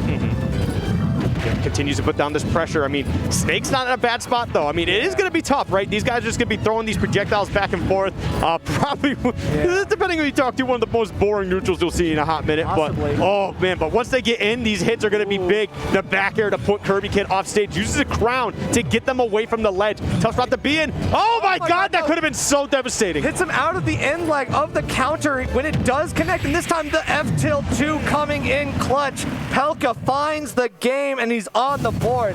Just like I thought, I knew that he wasn't out of this just yet. Kirby Kid played an amazing game, but Pelka, just a little bit at a time, gaining ground, able to keep his advantage, and, you know, just pushing Kirby Kid to the edge. Even though he was, like, off stage a couple times, he was unbothered. He managed to find his way back and find the, you know, the kill. Exactly. Yeah, right. Great stuff, great stuff. Going to be getting into game 4. Maybe Pelka, with a little bit of momentum now, going to be able to turn this around. Small battlefield, going right back. Yeah, we're going right back, and this could be, I mean, it's an interesting choice. Kirby Kid obviously opting to just to let this happen again. He knows that that was a close game. It was high percent, literally last hit for both of them, so it could go either way. Obviously, the stage didn't really matter at the end of the day, but we'll see what happens here in game 4. Okay. Oop. All right, gonna be able to get that pressure, putting down those grenades, getting those explosions, and build up some good damage. And there we go, landing with the Nair into that dash attack. That dash attack's so crazy. I know, it's so good. Like, it's one of the best burst options for a character that plays at range for so long. And it has armor! Yeah, I know. Like, why? I know. Oh, but there we go. Gonna be able to get that crown toss, trying to get some good damage down here. After Pelka basically taking a really strong lead, how did he not get that grab? Two whiff grabs. Exactly. Does not matter, though, because was able to get the forward tilt to close it all out. Dash attack won't be enough. Pelka trying to rise above the ledge with a Nikita launch right in Kirby Kid's face might end up playing unfavorably for him here. Oh, I think the C4 was at the ledge too, so he actually had the attempt to go for the air dodge anyway, because he was not going to make it back, because he'd have to set off 2 C4s. There it is again. It does come into play. We finally get something now. 104% on Kirby Kid. He's got to find a way to make this difference and take the stock, keep his advantage rolling. This is a great game for Pelka right now, and Kirby Kid a little bit in a disadvantage. All right, so not really a crazy ledge trap setup there from Pelka, but I mean, he kind of knew, like, hey, if Kirby Kid makes a mistake, I can take advantage of this because of not only these strong arrows, but these strong tilts as well. Back air will be able to close it out. Pelka's got some momentum. It took one game, and now Pelka's looking like a different player. Exactly. Pelka making this game 4 into potentially looking like a game 5 situation for Kirby Kid. He's got to, you know, figure something out. There it is. That's the big meaty coming out, going to take that stock and put him into an even situation. Still getting caught with a lot of these explosions. I love that Pelka is able to create space so well with these. Do we have to call that move Big Meaty? Yeah, I'm calling it the Big Meaty. It is. I don't like that name. You know what it is. It makes sense, but, like, I don't know. Either way, 97 to 10% right now. Yeah, Kirby Kid's gonna be taking their time, trying to find their way in here, put on some good damage. But Pelka, I mean, they've got a nice little lead here. It's their game to lose. There we go, getting some good grenades, getting the pressure built up. The grab, okay, going for the down throw. 1, 2, 3. Good lead, and then, a good parry as well. Now, Kirby Kid forced to ledge yet again. He's got to find a way off. got the weak hit in that back air, so Kirby Kid kind of breathing a little bit. Yeah. To F tilt again, a good setup for Pelka. Takes it to game 5. Yep, recognizing, you know, hey, I know where I'm at in the stage, instead of just going for that up tilt, which, I mean, probably could kill. You went for the safer option. Yeah. You got to get those blast zones that are right next to you. Totally. So, good stuff from Pelka. This is a little scary for Kirby Kid here. Is he going to go back to small battlefield? I mean, I don't blame him. It didn't really matter. I feel like he needs a bigger stage. Okay, but he opts for the smaller one. So we'll see what his game plan is. I think, so the first game was Smashville, and it was a good stage for him. He was doing a lot of good stuff because, again, Crown is like full stage. Right. But like, there's a difference here between this and small battlefield as well. Is the fact that the platform is just one big platform in the center rather than a bunch of platforms on the side. So like, it gives Pelka a little less options when they're trying to do the ledge trap scenario, but it does give him a bit more safety in the center of the stage. Absolutely. We'll see if that safety comes into play here. He's not safe at all, though.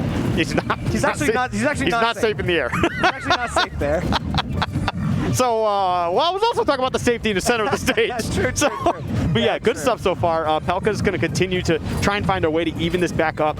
Kirby Kid off to a fantastic start. Yeah, this is what he wanted from this stage. Like the ability to just like close the gap so quickly. Doesn't even matter. He was kept at range for so long against Pelka these past games that like now I think this is literally what he needed. He just needed the ability to get in close as fast as possible. I mean, that's kind of the part of the benefit of Smashville, right? You could run into that tunnel underneath, right? Because now some of these projectiles aren't going to hit exactly the way you want. But you also have that big platform that you can run off to create that pressure on the Pelka. And so it definitely works out. Kirby Kid goes for the invincibility on the up throw by like after Pelka goes for up smash, he's able to just like go right through the mortar and just not have to worry about it. It's a great option. Yep, and Pelka going to be able to get that forward tilt, closing that stock out once more. Kirby Kid does have to find a way to just stop dealing with that if they can. I mean, I know it's snake grab. He's going to get it when he wants it. Exactly. But like, I feel like there's a way that like you work it out for yourself where you're not getting caught at the ledge for a forward tilt at those moments. Yeah, for sure, because it's like it's on Kirby Kid to really make the approach, and Pelka's waiting there with the grab potentially for a punish, and that's the thing.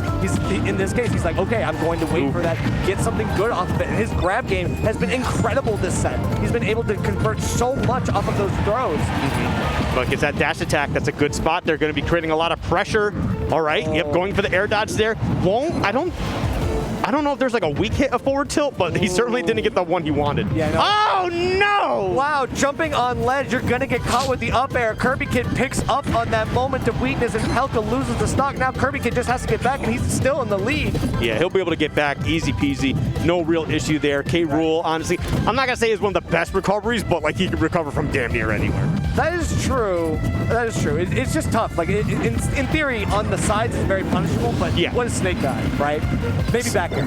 Yeah, I mean, Snakes, Pelka's got plenty of options. We've seen it already just today alone. Kirby Kid has kind of been struggling at the ledge trap, has to pick his options very, very carefully. And Pelka, honestly, just doing a very good job here. But a last stock situation in this game 5, 72% to 17. I know. Kirby Kid has to find an opening here for some big damage. 4 explosions in a row. Kirby Kid is fighting for his life, and he's right underneath the C4. He knows that it's going to come eventually. Getting on platform is the worst situation for him right now. Pelka's about to play his game.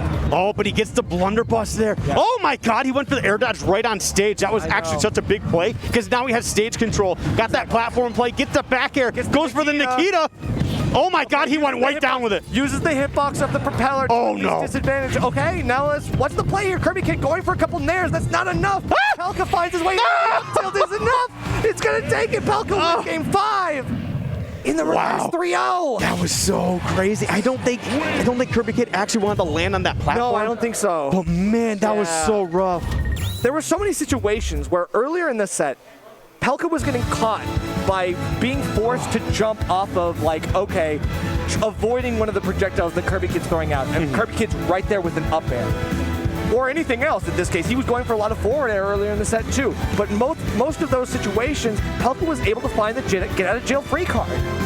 Yeah, it was I mean, it was just well played by Pelka. I mean, that Game 3 win really gave them just enough momentum, enough energy to find a way to turn it all around, bring it to a Game 4, bring it to a Game 5, and then take home the set. Yeah. And I mean, now guaranteed at least 4th place. I know. But, I mean, Pelka and Alternus are definitely high-fiving and dapping each other up here, like, hey, you knocked that guy out, I knocked him out now. And then the other side too. Alternus like, you knocked that guy out, I knocked him out of winners. Exactly. So yeah, the revenge kills is going to be the name of the game here in loser's side.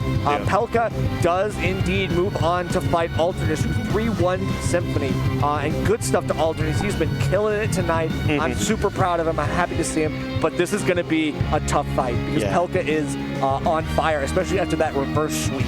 Yeah, this is going to be a very, very big deal here, and it looks like he's hovering that Little Mac right now. He hasn't actually selected the character. Yeah, he's not locked in. Yeah. But this is going to be a tough matchup, right, with Pelka, because Pelka doesn't just have a Snake. I'm pretty sure they have a Diddy Kong as well. Okay, yeah, I think we saw it earlier. Yeah, so if they, I think I actually fought Pelka one time, so it was an online tournament, and I think it was Pelka, and I was playing DDD, and he just kept shooting peanut pop gun, but he's like, listen, and I came in, I said, what the hell is that? And he's like, listen, I know it sucks, but it's the most optimal way to fight DDD, and I don't like fighting DDD. I was like, I get it, but like, come on, bro. Well, he did lose to Symphony tonight, which makes sense. Yeah. No, yeah. No, wait, no. He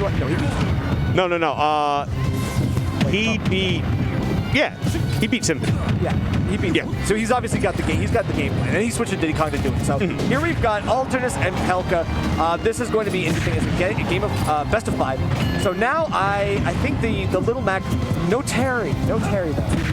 Terry, I think, could be a bigger issue with Little Mac. You've got that burst speed, right? One of the fastest characters in the game. You can get in on Snake and put down a lot of damage, create a lot of pressure, right? For sure. And not just that, but you've also got your counter too if Snake gets a little too zealous about some of his projectiles. That is true. Now the trade-off is the recovery game, right? Now Little Mac has a worse recovery game, but like, he probably has a better chance of survival because Terry's so slow off stage. It kind of gives Snake more of an opportunity to try and close out that stock. Right, to set up for sure. And I mean, I talked to Alternus earlier. He did say that he doesn't think Terry has any good approach options. Against Snake, that's what you need. Here, as Little Mac, he's able to do that, keep the KO punch, and keep things rolling. That was really good. That was just a really good adaptation here. But yeah, trying to get some good damage here, trying to find a way to get, a little bit more, probably 40. Yeah. Can we see 40 and then 42 KO punch? Can I get 40? Can I get 40? Can I get 40? Oh! 33, okay. But it was unfortunate because you used your dash attack there, so you kind of lost your KO punch. Exactly. Like right here, like and that's just a problem with Snake, right? Snake kind of has like a constant like counter attack, and the fact that like if he gets grenade and goes into shield, you're just gonna take that damage if you're not careful. But great way to close out the stock there. Has to go. Ooh, for a second one. Yep, Oh my God! For it. And that's a risky play because if he misses that, that's a potential. Yeah, Pelka could easily just turn that around and be like, all right, cool, forward air, now you're dead. The reversal opportunity. The balls of Pelka to just drop the C4 right and be like, here it is. Don't forget about it. And it's PS2, so he's like, I definitely won't forget about it. I see it right there. Well, we'll see. I mean, he could very well forget about it. Look at him. He's just dancing, running over it time and time again, but goes for the forward smash, angled up. Oh! There it is. He runs right over it this time. Okay, now the KO punch is online. What's he going to do? He's got to find it. Can he keep it? Oh, that's it. No. Yep. Honestly, he probably would have gone for a down throw, but just not wanting to risk the fact that maybe you don't get that hit immediately afterwards. You at least just get the knockback so you can get that KO punch out of the way. Sure. And keeping Mac off stage is the name of the game. Can you do it? The side B muscles its way back so in. Fast. And again, side B is so good. And it's one of the reasons that Nikita isn't as good against this recovery. Just because like the hitbox will invalidate it sometimes. Oh no, that could be devastating. Goes for the down smash. That was so unfortunate. Yeah, I respect the play from Alternus because maybe Pelka gets caught up in that, but that really sealed the deal. It really did. It really did. Yeah, it's like that high risk, high reward, but it's like even then, like the reward, it's not worth it. It's not worth it. You still had another stock to go, and unfortunately, like if it was last stock, I could see it.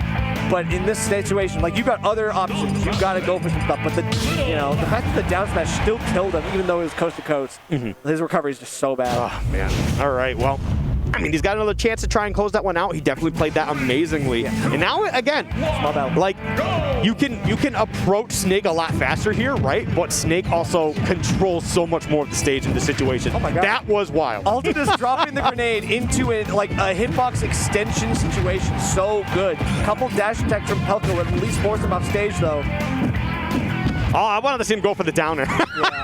Because Matt Downer actually does have a soft spike hitbox. Yeah, it does. You don't always get to see it, but Not that it would have really done too much to Snake, but it would have been a play just to kind of make Snake go, whoa, whoa, whoa. Exactly. Okay, catching a mistime recovery option now.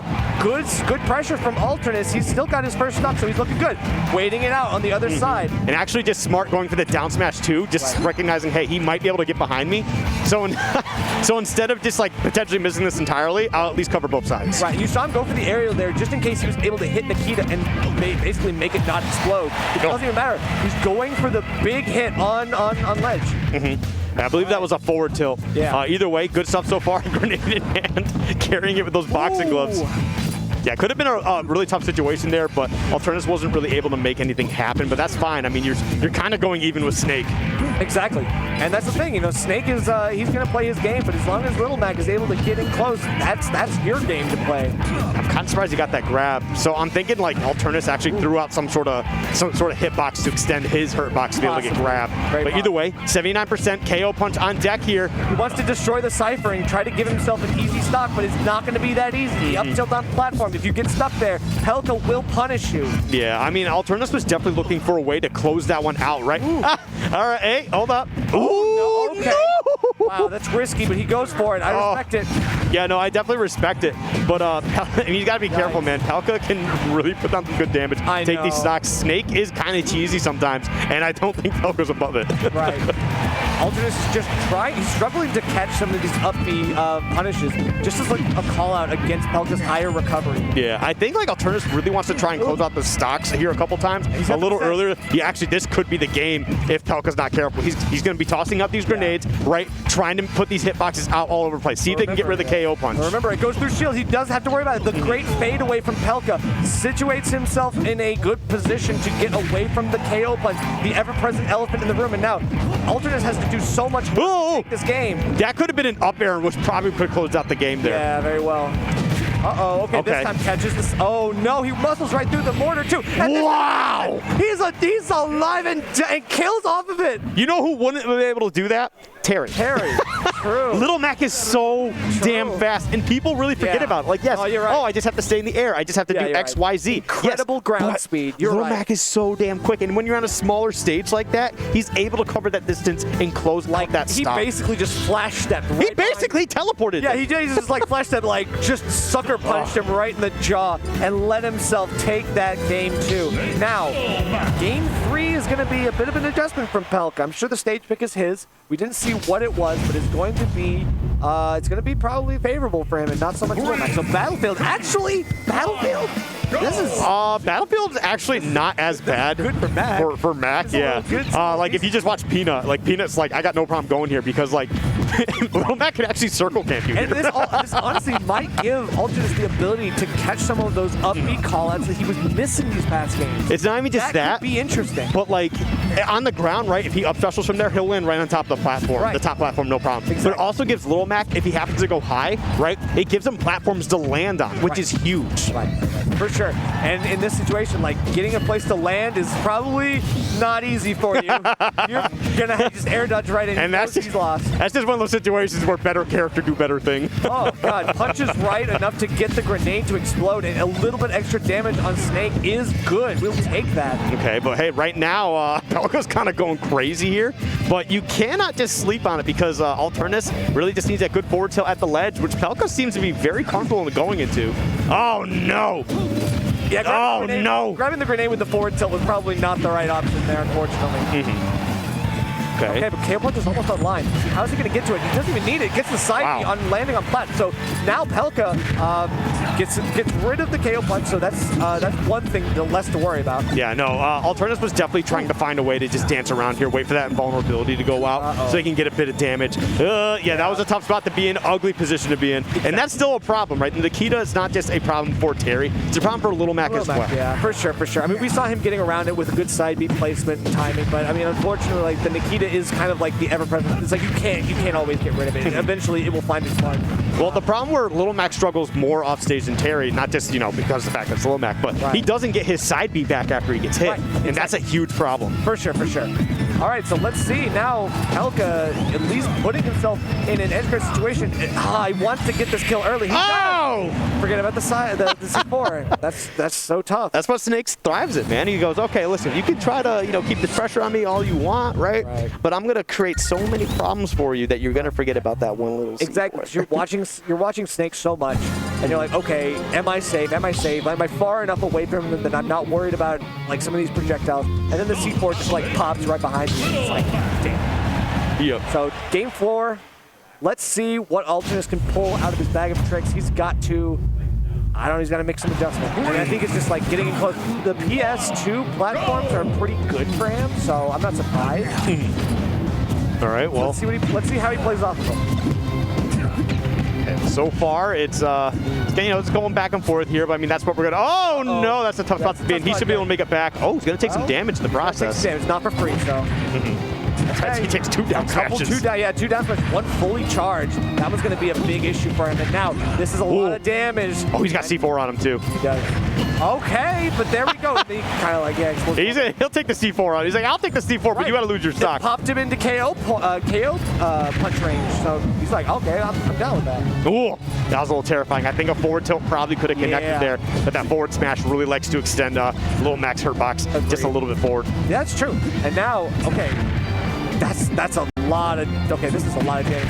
It's great extra credit for Alternus. He's keeping it rolling. Pelka, like this is literally the Pelka's game to lose right now because Alternus is kind of running away with it, keeping those percents rising. Yep. Ooh, big hit right there. The forward smash gonna be able to do. Oh my God! Again, he goes for it. Armor is his best friend, and now Pelka cannot disrespect it like that. No! Wow! He probably could have got it with the rage too, I know. which would have been insane. Unfortunately, I mean, good for Pelka just getting that air dodge out there, but he was still in a lot of trouble. That was definitely dangerous. That would have been a sick 3-stock. That would have been crazy. But the pressure, there's a lot of damage in those moves, and therefore it's a lot of shield pressure as well. Alternus keeps it rolling, forcing Pelka to not shield as much. That's what you want as little. That's the conditioning we'll see in a set like this. Ooh, this is all right, but for him. Yeah, keeps that stock alive at least. So that's good. Yeah. But this is starting to get a little terrifying here because Pelka's starting to bring this back. Yeah. Yep, you're gonna whip that. You're getting a big old boot, sweet chin music to the top last. Exactly. He's not the old Coolmack's not the only one with uppercuts. He's got them. Let's see. Okay, this is good pressure. Yeah, but he's taking a lot of damage here too because he's trying to charge up these attacks. I know. He gets armor, but he's eating so much damage off these grenades. Oh, he's got to stop throwing out these smash attacks, man. Because he's throwing them, he's hoping that Pelka will drop shield, and it might cost him the game and the set here if he's not careful.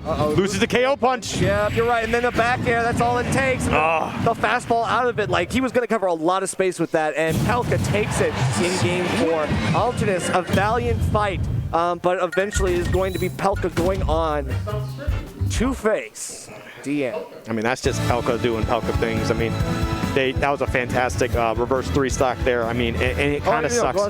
It kind of sucks to see because, like, Alternus did so well there. I thought it was gonna be his 3-stock, and then he flubbed that KO punch, and then Pelka's like, "Oh, let me live." It was all downhill from there. Unfortunately, like, he broke the momentum that he was gaining there, and he just could not recover it back. The game kind of slipped through his fingers, and Pelka was there with the right options at the right time, able to capitalize when he needed it most. So good stuff to Pelka. He's going on to face Smub. This should be good. It means a little bit of Snake versus Ridley matchup going on here.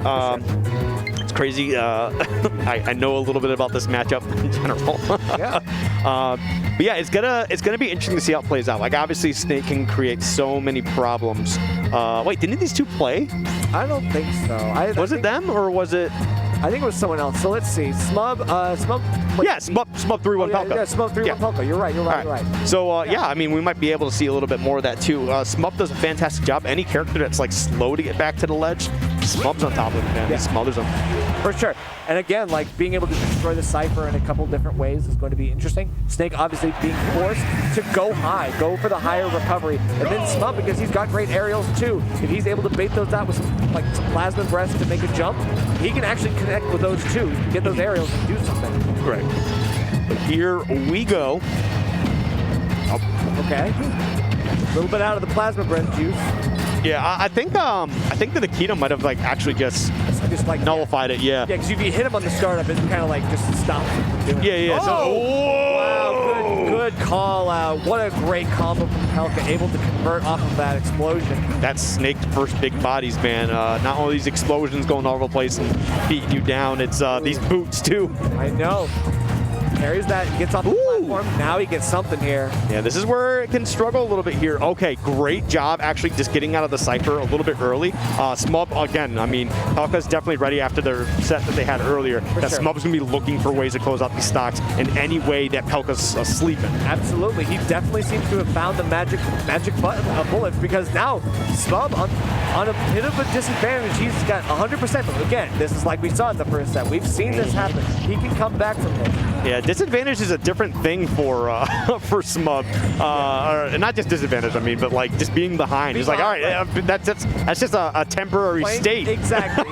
This is a temporary setback. Look at that's this. All this is. Like, oh my God. Finds it. So much pressure. Anyway. Yeah, because he did that one jump right and forced Pelka into an air dodge situation, just wanting them to get down. And Smub was like, cool, I'm just gonna run over there and punish you for it now. Exactly. And one good string is all it takes for Ridley players of this caliber to find the stocks where they need it. And now Pelka at least bringing it to a last stop situation here in game one. Let's see if Smub can keep the momentum rolling, or will Pelka be able to stuff it out yet again? I mean, we will certainly see as time moves on here. Whoa! Okay, yeah, now they're going for a couple things. Now, wait, that pops him up on the platform. Not the situation that Smub wanted there. Ah, okay. Okay. You know, Smub's been going for that forward smash of their own a couple times, and Pelka's like, listen, I got a big one. That's smart. Yo, I like that. That's a good idea. Maybe I should do some of that. Yeah, this one's also a problem when it connects. Exactly. Okay. Oh, geez. That actually worked out really well for them. Super well, but no, he's almost dead off of that, too. He wasn't expecting that to connect. Okay, he lets go of the the Nikita as well. No! Yeah, okay. From coast to coast, all right, he's living. all the way to hell, but he's not there yet. He's still got a little bit left in the tank. Can he make it happen? Yeah, this is the patience. Yeah, the roll in. Obviously, F-Tilt has the range to cover a lot of options.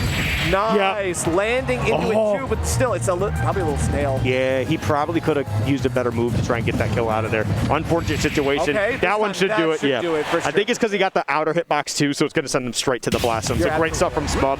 Again, turning it around. Yeah. Tried and true Smub, man. That's just Smub doing Smub things. Playing from behind is the Smub classic. So let's see if he can continue that run. Pelka definitely had some great flashes of inspiration that he probably didn't have in the first set. He was able to connect with a lot more stuff, and it looked like he had the gears turning about this match. He knew what he had to do. He just wasn't able to get it consistently enough and like frequently enough that Smub was able to fall to it. Right. A couple of near-death situations for both of them. But here we go, getting into the next match here, game 2 in losers finals. Yeah, Battlefield. Okay. This is a very interesting counter pick for Smub. I mean, the thing is like Ridley can control so much space here too, even though it's a bigger stage, right? But like that center area entirely, right? You just do a short hop nair, covering the whole area. For sure. And top platform is kind of like a mixed bag for Pelka right now, because it's like you either force Smub to like jump and commit to an aerial option to punish you while you're up there, or you basically just say, okay, what if I drop through the platform and try to punish you? Are you going to stay on stage and try to punish me that way? Oh man, Pelka actually almost put himself in a really horrible position, almost blowing up from his grenade right into a back air from Smub. Great recovery option, going to be able to jump right off to that forward air, getting a couple strong hits, building up this damage. Yeah, for sure. Smub basically creating a lot of space. He knows that like eventually he'll find an option. Pelka is the one that makes the approach, but it's not going to do him any good. Isn't able to maneuver himself around to get the back air hit, so Pelka lives for a little bit longer. And now Smub catching some of these Nikitas to the face. I love Smub's awareness of what direction they're facing so that they can get the correct angle that they want on the recovery. Sure. Unfortunate situation there for Pelka, going to drop that first stock. But yeah, Smub's recoveries have been on point. I know, and creating those forced air situations like Pelka just had to deal with off stage. Now Smub looking like he wants to just kind of do a little bit of like ledge planking to see if he can bait Pelka into an unfortunate situation off ledge. He's actually canceling the knockback on these moves because he's charging his fireballs. That's actually super insane and incredibly smart. He does that a lot. Wow. Actually. That's a Smub thing. Okay. All right, so he definitely went for a dash tag or a grab there, but the up tilt definitely clanked. And that up tilt hitbox comes out pretty quick. And this is dangerous. Another F tilt going to come out. Looks like he wants to get the forward air, but it's not going to get him off the Cypher. The armor will have him still able to recover. Yeah, you actually have to do enough damage in one hit, not multiple hits. Exactly. Tough situation there for Smub, but he'll find a way to get it going. But man, Pelka with a beautiful tech off the side. Yeah, there's only one thing that Smub could have gone for at that moment, and Pelka was ready for it. So it buys him the ability to get back this time. Wow. No way to tech that one. You just get sent right out to the blast He zone. was really able to sneak that one in. That's actually really insane. Yeah. Okay, but there we go, going for the down throw, forward tilt, but just bidding on the damage. I don't think he's in a spot where he's thinking he's going to get a stock for sure. And that's hard. Going for a forward smash read like that against a character with multiple jumps, like Ridley's able to get around that pretty easily. He's but look at this pressure though. Okay, tried to fade it back before it was too late, because if he knows if he went forward, like he was getting hit regardless. Ah! Right into my loving arms. That's right. Okay, Nair, but then he drops the Kita as well. He's able to just literally drop it at the right time to reactivate the hitbox. Okay, you know what? I do got to hand to Smub not giving up. I didn't think that recovery was going to be able to land. I thought he was going to be too low to get the correct angle, but somehow making it work. Right. And tough spot to be in. Oh, he got the conversions off of grenades too. Like Smub able to use some of those to create a back air offstage position. Now, what's the okay, no, he goes close to the stage, so it allows him to get back. Yeah, it's a tough spot right now. Oh my God, Smub is hitting all these grenades. Oh no. The hitbox extension actually didn't help him there. It wasn't, he was, okay, there we go. That's a really nice game too for Smub. He's looking really nice, 2-0 up against Pelka. It was a little terrifying because like any grenade that was touching the stage and those past like 20 seconds, Smub was like, I'm gonna eat that. I know. That was actually really, really insane, but beautiful stuff so far from Smub. Looking like not necessarily going to be a repeat from earlier, because earlier was a 3-1. Right, Pelka took a game last time, so if he's able to replicate that now, we've seen him do a reverse 3-0 so far, so we know he can do it. But man, Smub is playing so amazing tonight right now. It's going to be a tough situation. Fun fact, he used to go 0-2 pre-quarantine. Oh, yeah, I mean, I think I knew about him before. The glow up from this guy, like literally before quarantine, I had no idea who this guy was. After quarantine, I was like, who's Smub? And then I learned real quick, this guy's got what it takes to How old is Smub? I don't know. He's in college, so I'm thinking like maybe 18, 19. Hey man, some people, they just know like, hey, all I gotta do is work on this part of my game, and all of a sudden I'm really, really good. Exactly. Like, you know Peckham? Minman out in California. He did not start playing this game until quarantine started. That's crazy. And now he's like, he went 6-2 at his first offline event. That's crazy. And now Smub at 2GG. And look at this. Smub catches the forward smash on ledge and only taking 27% the entire stock. This is pure. That's like 69%, my guy. Oh man, that was definitely a rough spot there for Pelka, but man, this damage just continues to build up for Smub. Really building up on this extra credit right here. Absolutely. He is absolutely on a tear right now. Pelka having to create as much distance between himself and putting down 5 different explosive items just to make sure he can beat back the dragon with a stick. Oh, and they continue to do so well here. Okay, good call. Got a little too aggressive there, but you know what? You got 100% extra credit on that stock. You can't even really complain. Yeah, Smub's going to do their job here. They're going to stand underneath that platform. They're going to create some noise. That's a tough spot to be in. Nice tech on that one too. Let's see. Wait, okay, misses out on the read opportunity. Now Pelka finding something here on ledge, maybe not. Smub going for the up smash yet again, a tried and true method here in this set. Yeah, I feel like he actually, he's going for it again. I feel like he could have got a second backer, but when he went for that nair, he probably would have fallen off stage, but I'm pretty sure he would have been able to recover, but I don't know. I mean, it's his option. Smub's here for a reason, not me. Absolutely. Oh. Okay, down air the grenade. And then he got the extension on it as well, so yeah, he did trade, but like, I'm going to be able to take it out. I mean, Pelka trying to fight for their tournament life here, has to take this next stock, can't be fooling around no more. Exactly, and it looks like he's doing a little bit more patient play that he needs to be doing. Just trying to make sure that Smub can't find the approach option necessary to make the difference. Let's see. I mean, he's got a lot of damage on Smub right now, but this is, again, the rage that Smub utilizes can often turn the tide. Okay, gets the up tilt. Nice. No! Unfortunate position for Smub, but Pelka will capitalize and stay alive. Great conversion. Pelka just using the explosives to create new opportunities, new custom combos, right? Things that he can just like literally play, like fly by the seat of his pants and just play freely. Right. So he's going for it, and I like to see it. Smub, now that we've got a game for Pelka, it's like you got to close this out now because the momentum's starting to shift. Yeah, and we'll see if that can continue to work here in Pelka's favor. I mean, Pelka just continuing to do their job. But small battlefield, we saw this a couple times before, and it worked out for Pelka pretty damn well. Yeah, that's true. I'm wondering why Smub went back. I mean, I was talking about when he was fighting Alternus. It worked out. Yeah. That's true. In this matchup, yes, that does probably make a little bit less of a difference. I mean, it probably still does help, but I think for the most part here, you know, Pelka just it's the same thing as the last time. And Ridley's even a bigger body, but I don't see Smub struggling too much here. No, certainly not. I mean, he knows that he can use these platforms very well, just at least to cover himself from things like grenade or anything else. He's able to like, okay, go underneath them and avoid some of those explosions. This time, no, the Nikita will catch you in the blast zone. Okay. Ooh. Taking the first stock is really big for Pelka here right now because he needs to set the standard for this game. Yeah, and Pelka, we've already seen it once, what they're able to do when they get a little bit of momentum behind them. So Smub's got to try and close this out as fast as possible. Oh, great stuff. Nice. Destroying the Nikita specifically. You can't get that back, so that's a free kill. And avoiding hitting him on the on his body at all. So that's a really good pickup from Smub. Easy way to take that stock. Okay. Ooh. Yeah, goes for the forward air. Oh, that's a lot of damage for Smub to be taking all those grenades, all these explosive hitboxes here. There we go, has an opening, but the grenade will stop him just a little bit. Yeah, a bit of a combo breaker situation. Now Pelka is saying, okay, thank you, grenade, because Smub now obviously not able to get the giant strings that have been winning him these games. Okay, ooh, he's got the sticky. The stick, and now he's waiting for it, waiting for the air dodge opportunity, and then catches it. What attack! Takes it on the stage.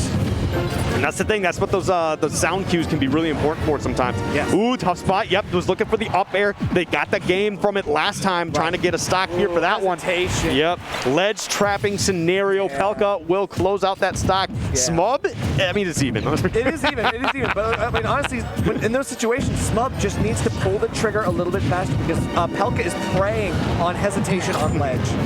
Ooh, yep, they're looking for the up. Oh my goodness, shield that could have been terrifying. Shield pressure is shield pressure, which is good, but still, that getting around the side Bs again. Smub's side Bs have been stuffed out so much by these options. And I think Pelka's starting to realize that the grenade placements are actually really important because they can stop Smub from getting some of these. Oh no, you're gonna die from that too. Wow, so Smub is still has something left in the fight. Now he can do something here. 84%. We've seen him come back from worse. Pelka needs to find the option quickly before this slips away from him. Ooh. Okay, there you go. Gets that late hit back air. Talks about the B and goes for the forward throw. Get up roll in was not the option for Smub. Ooh. Okay. Wow, okay. It punishes the F tilt. Good stuff. That's laggy. Yeah, and that one opening is leading to all this damage for Smub right now. And that's exactly what they want. They want Pelka to be on the back foot, right? But Pelka's going to be able to create some space. Again, placing these grenades and spots to just try and flip Smub. Up tilt will be it going into a game 5. Are we going to see yet another reverse 3-0? I don't know, Skiff. I don't know. I'm already just on edge thinking about what game 5 has in store for both of these guys. Getting stuck on platform. Again, just like we saw it in the first set, both of these guys, if they get stuck on plat, it's a death sentence sometimes. What tattoo is that on Pelka's It's a Kingdom Hearts tattoo. It is a Kingdom Hearts? I wasn't sure. It was either Kingdom Hearts. It looks like Axel. It looks like Axel. So it looks like Axel. It was either Axel or it was what's his name? From the Turks in Final Fantasy VII. Oh, I know who you're talking about. Yeah. Okay.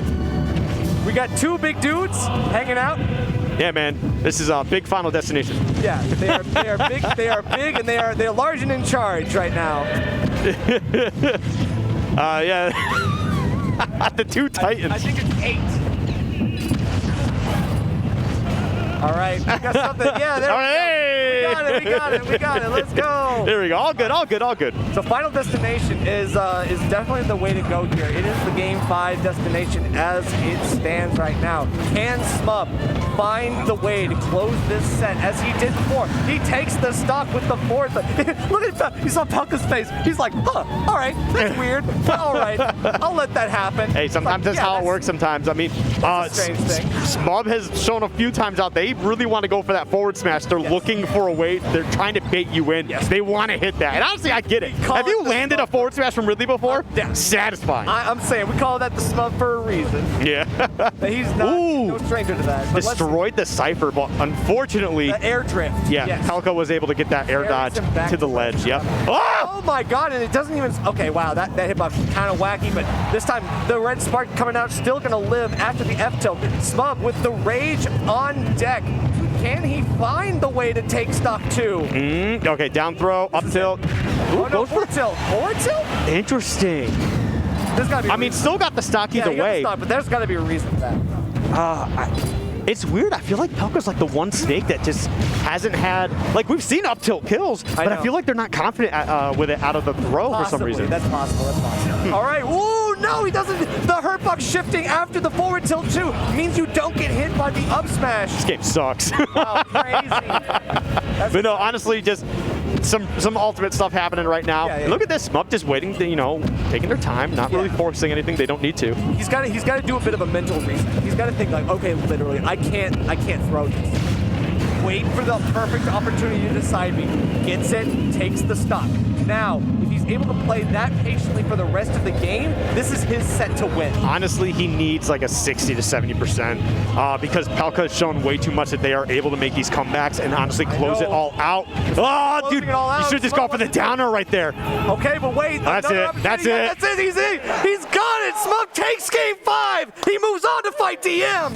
The rematch from Winners Finals going to take on DM once more. Beautiful Game 5 set from both of these players. Pelka played amazing. They struggled earlier, a 3-1 set. They dropped the Smub in winner side, but came back in loser side, forcing a Game 5 situation. It goes to show the adaptation that not only they made, but it was almost enough to really send Smub home.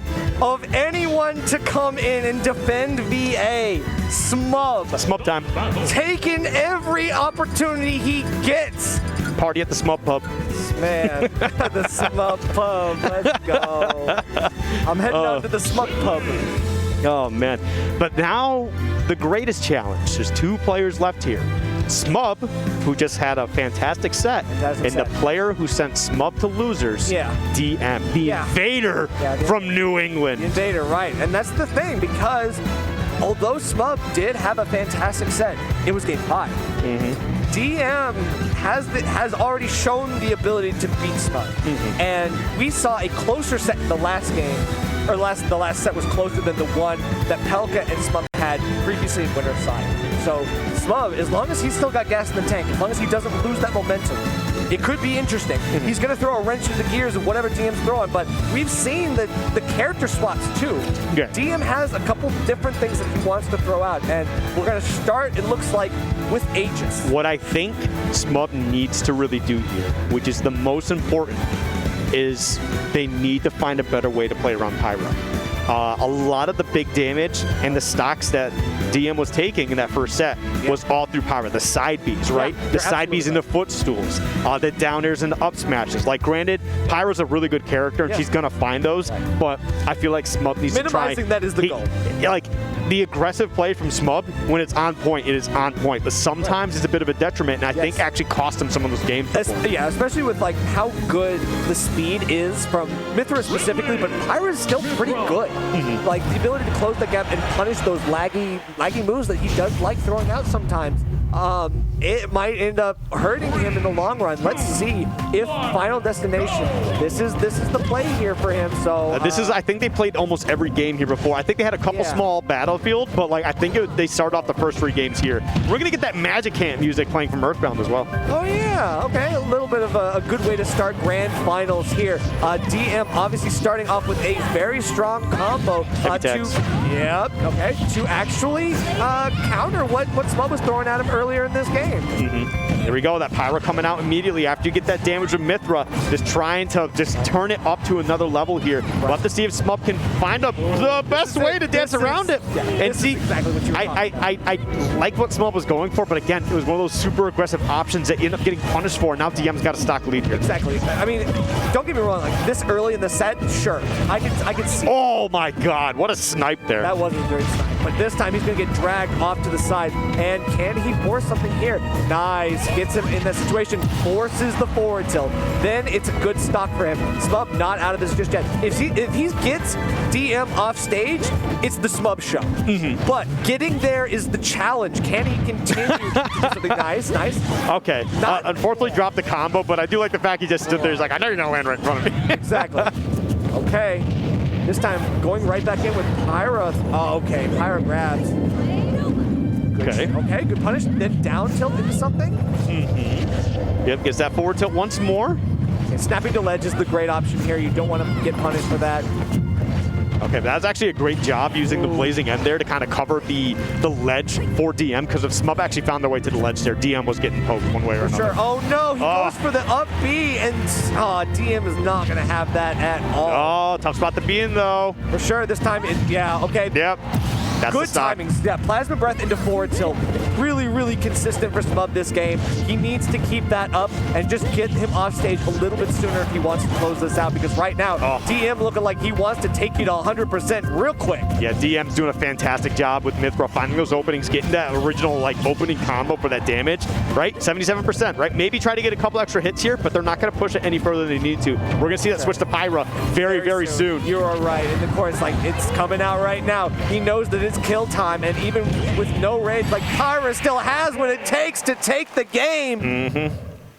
Oh, man. I don't know if Smub's feeling down right now, but immediately after that game, they just sat there. They know that the problem that they're dealing with, it's Pyra. Pyra is the issue I know. Like, literally, like, don't get me wrong. Like, Mithra will do 80%. That's what Mithra is supposed to do. Mithra's supposed to win the neutral, get the early advantage state, but then if you don't get hit by Pyra, they don't get to do anything.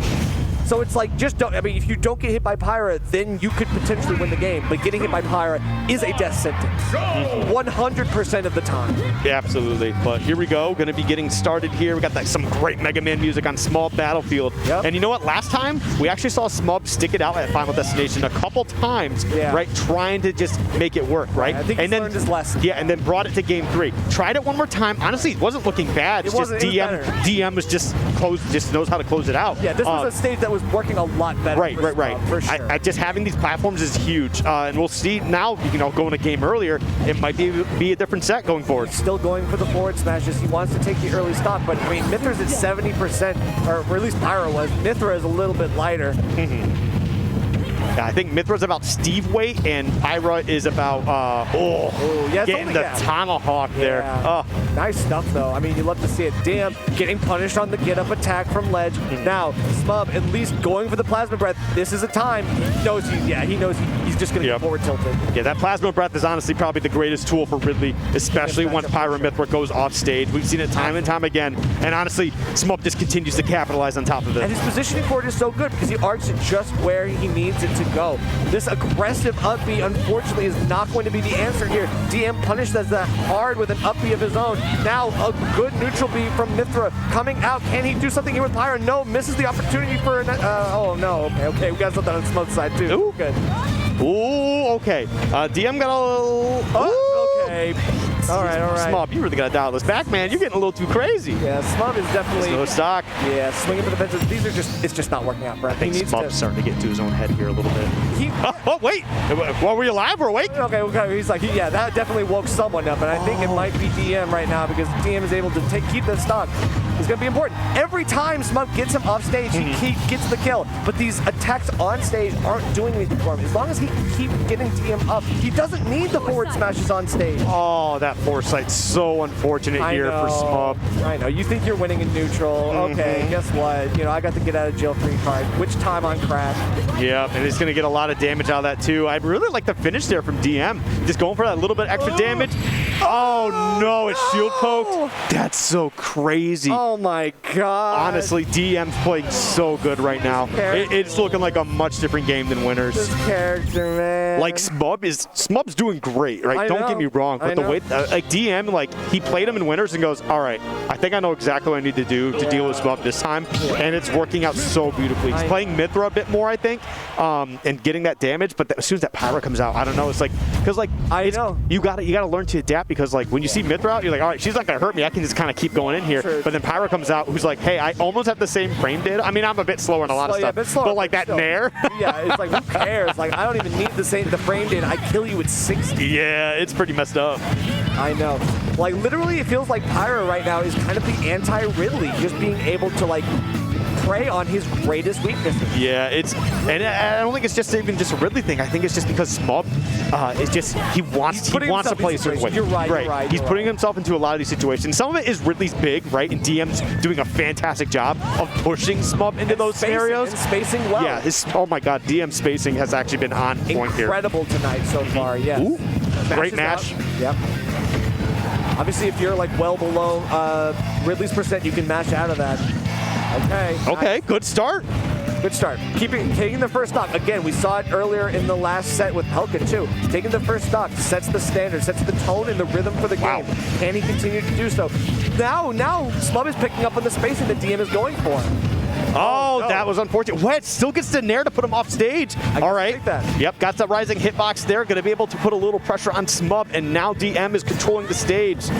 It gets in underneath the side B as well, but 170, you've got to be careful. Even Mithra could probably do something here against you. All right, Plasma Breath. Nice. Great early recovery. Like, yes, they still lost a stock, but going for the early recovery was huge. Full rage dash attack, and now Smub parries the first hit of the side B and holds all the way through it. This time you might just find yourself off stage.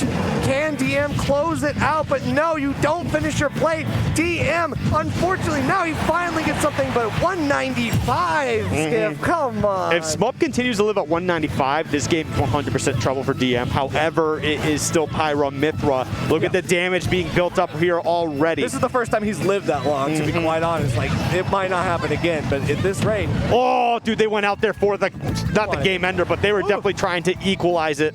Why does that do so much hit? Oh my, everything Pyra does just makes me think like this character should not hit like this.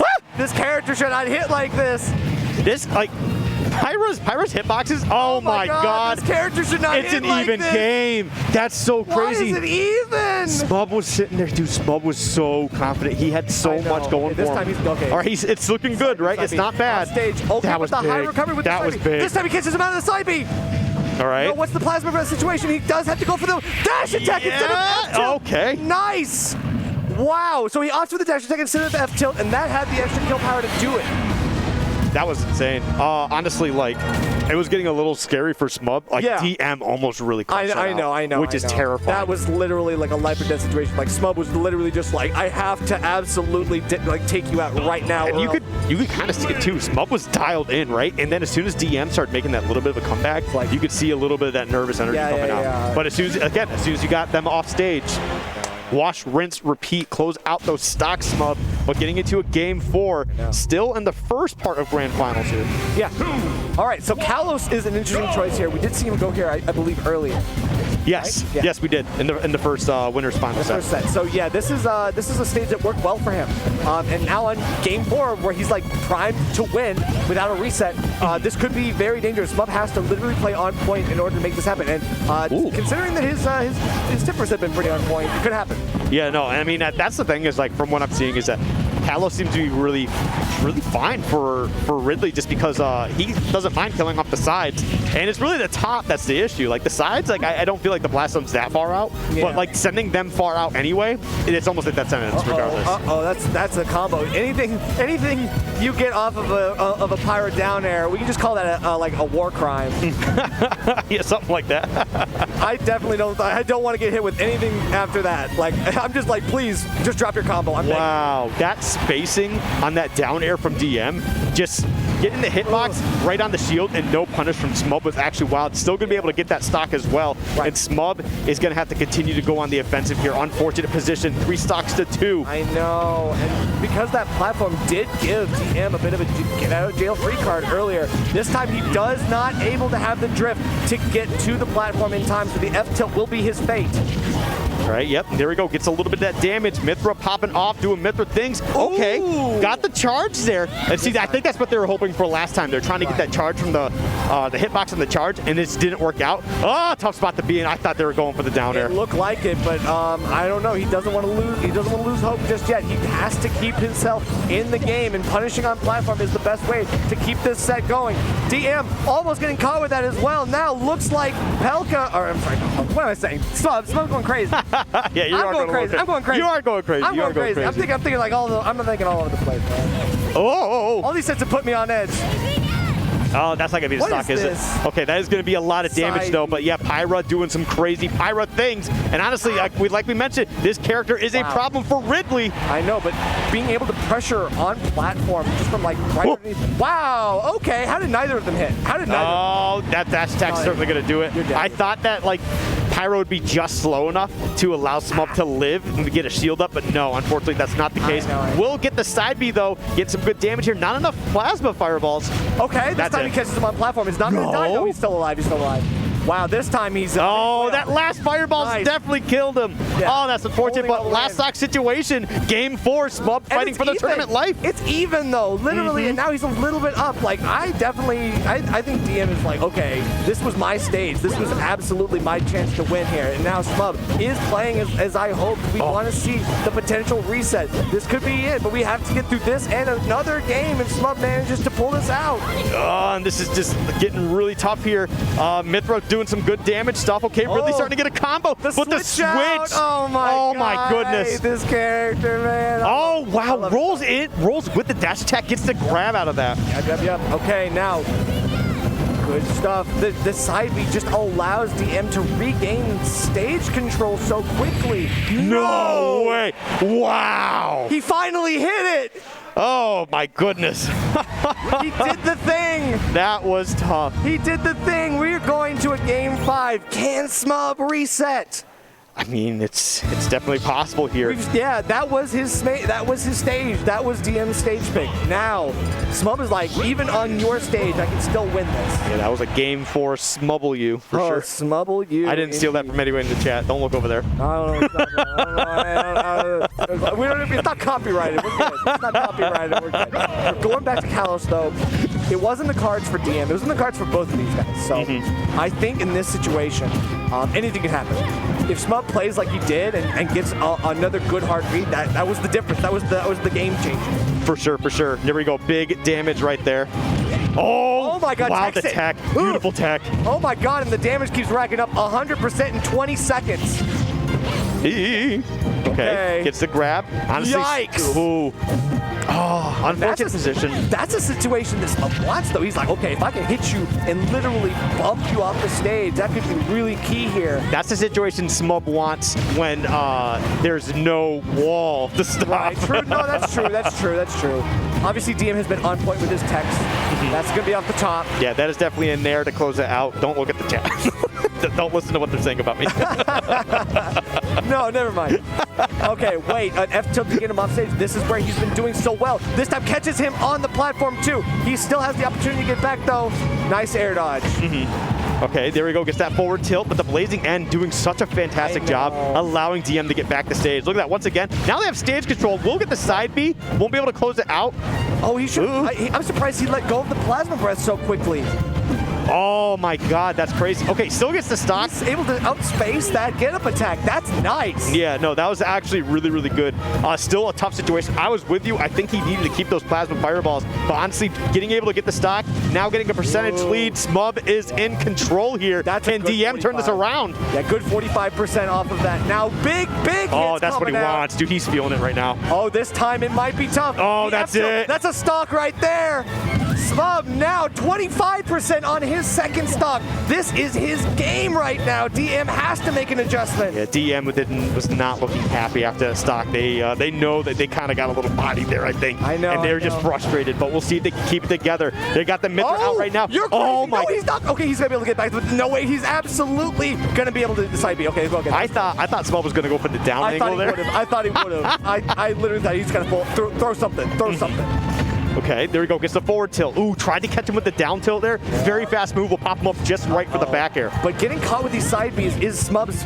It's like the worst kind of combo breaker for Smub because it just allows him to basically control space so well. Game 5, still in grand finals. Could be anybody's set here. Big opening from DM. Gonna get a lot of damage, but the Nair somehow sneaking through. And now they're just kind of resetting a little bit, trying to play space. Mithra able to zoom right up to you, get right in your face, and Smub, unbothered, says, please get right up in my face. Okay. Oh, that's a big back air. Okay, the blazing and actually stopping all those fireballs. Oh no, the foresight, there's no way. This could be bad news. Oh no, again, game changers on both sides. The foresight could be the change of everything here, and that's it. Oh, such a heartbreaker for Smub. DM takes it. DM, honestly, really held together their last minute. Fantastic player, honestly. It's nice to see this Aegis paying off for them. But man, definitely a bit of a heartbreak. You could hear the venue kind of go, oh. Like the audible sigh, like, oh. Yeah, they really wanted it to happen. They wanted it to happen, of course, and incredible play from everyone here tonight. Oh, yeah. I mean, Smub, literally, that was his game, and then he just slipped away, just like dust falling through his fingers, unfortunately. So, good stuff to DM, good stuff to Pelka. Thank both of them for coming out. It's a big deal for both of them. What's up? Has anybody ever told you sound like Ludwig? No. Or anyway, I'm Skiff. Let's go! And I'm Ludwig. I'm Ludwig. Let's go. Let's go. All right. Thanks to everyone. Of course, a big thank you to Skiff for coming out. I'm so happy that I got the chance to commentate. This was so great. This was a fantastic top 8. We had great action. I had a great co-caster. Honestly, I can't ask for anything more. Of course. Thank you all, and good luck to everyone who is competing at SmashCon, both in this venue and at home. I hope all of you find the success that you're looking for this weekend. Remember, there's so much Smash Ultimate coming out this weekend, and it's going to be a big weekend for everyone. So not just Smash Ultimate, too. I mean, remember SmashCon, but we got Melee, we got Nick All-Star Brawl, if you're into that. Check that out. And we will see you all next week with a probably less stacked and more MDVA heavy bracket. Probably. Let's go. Let's go.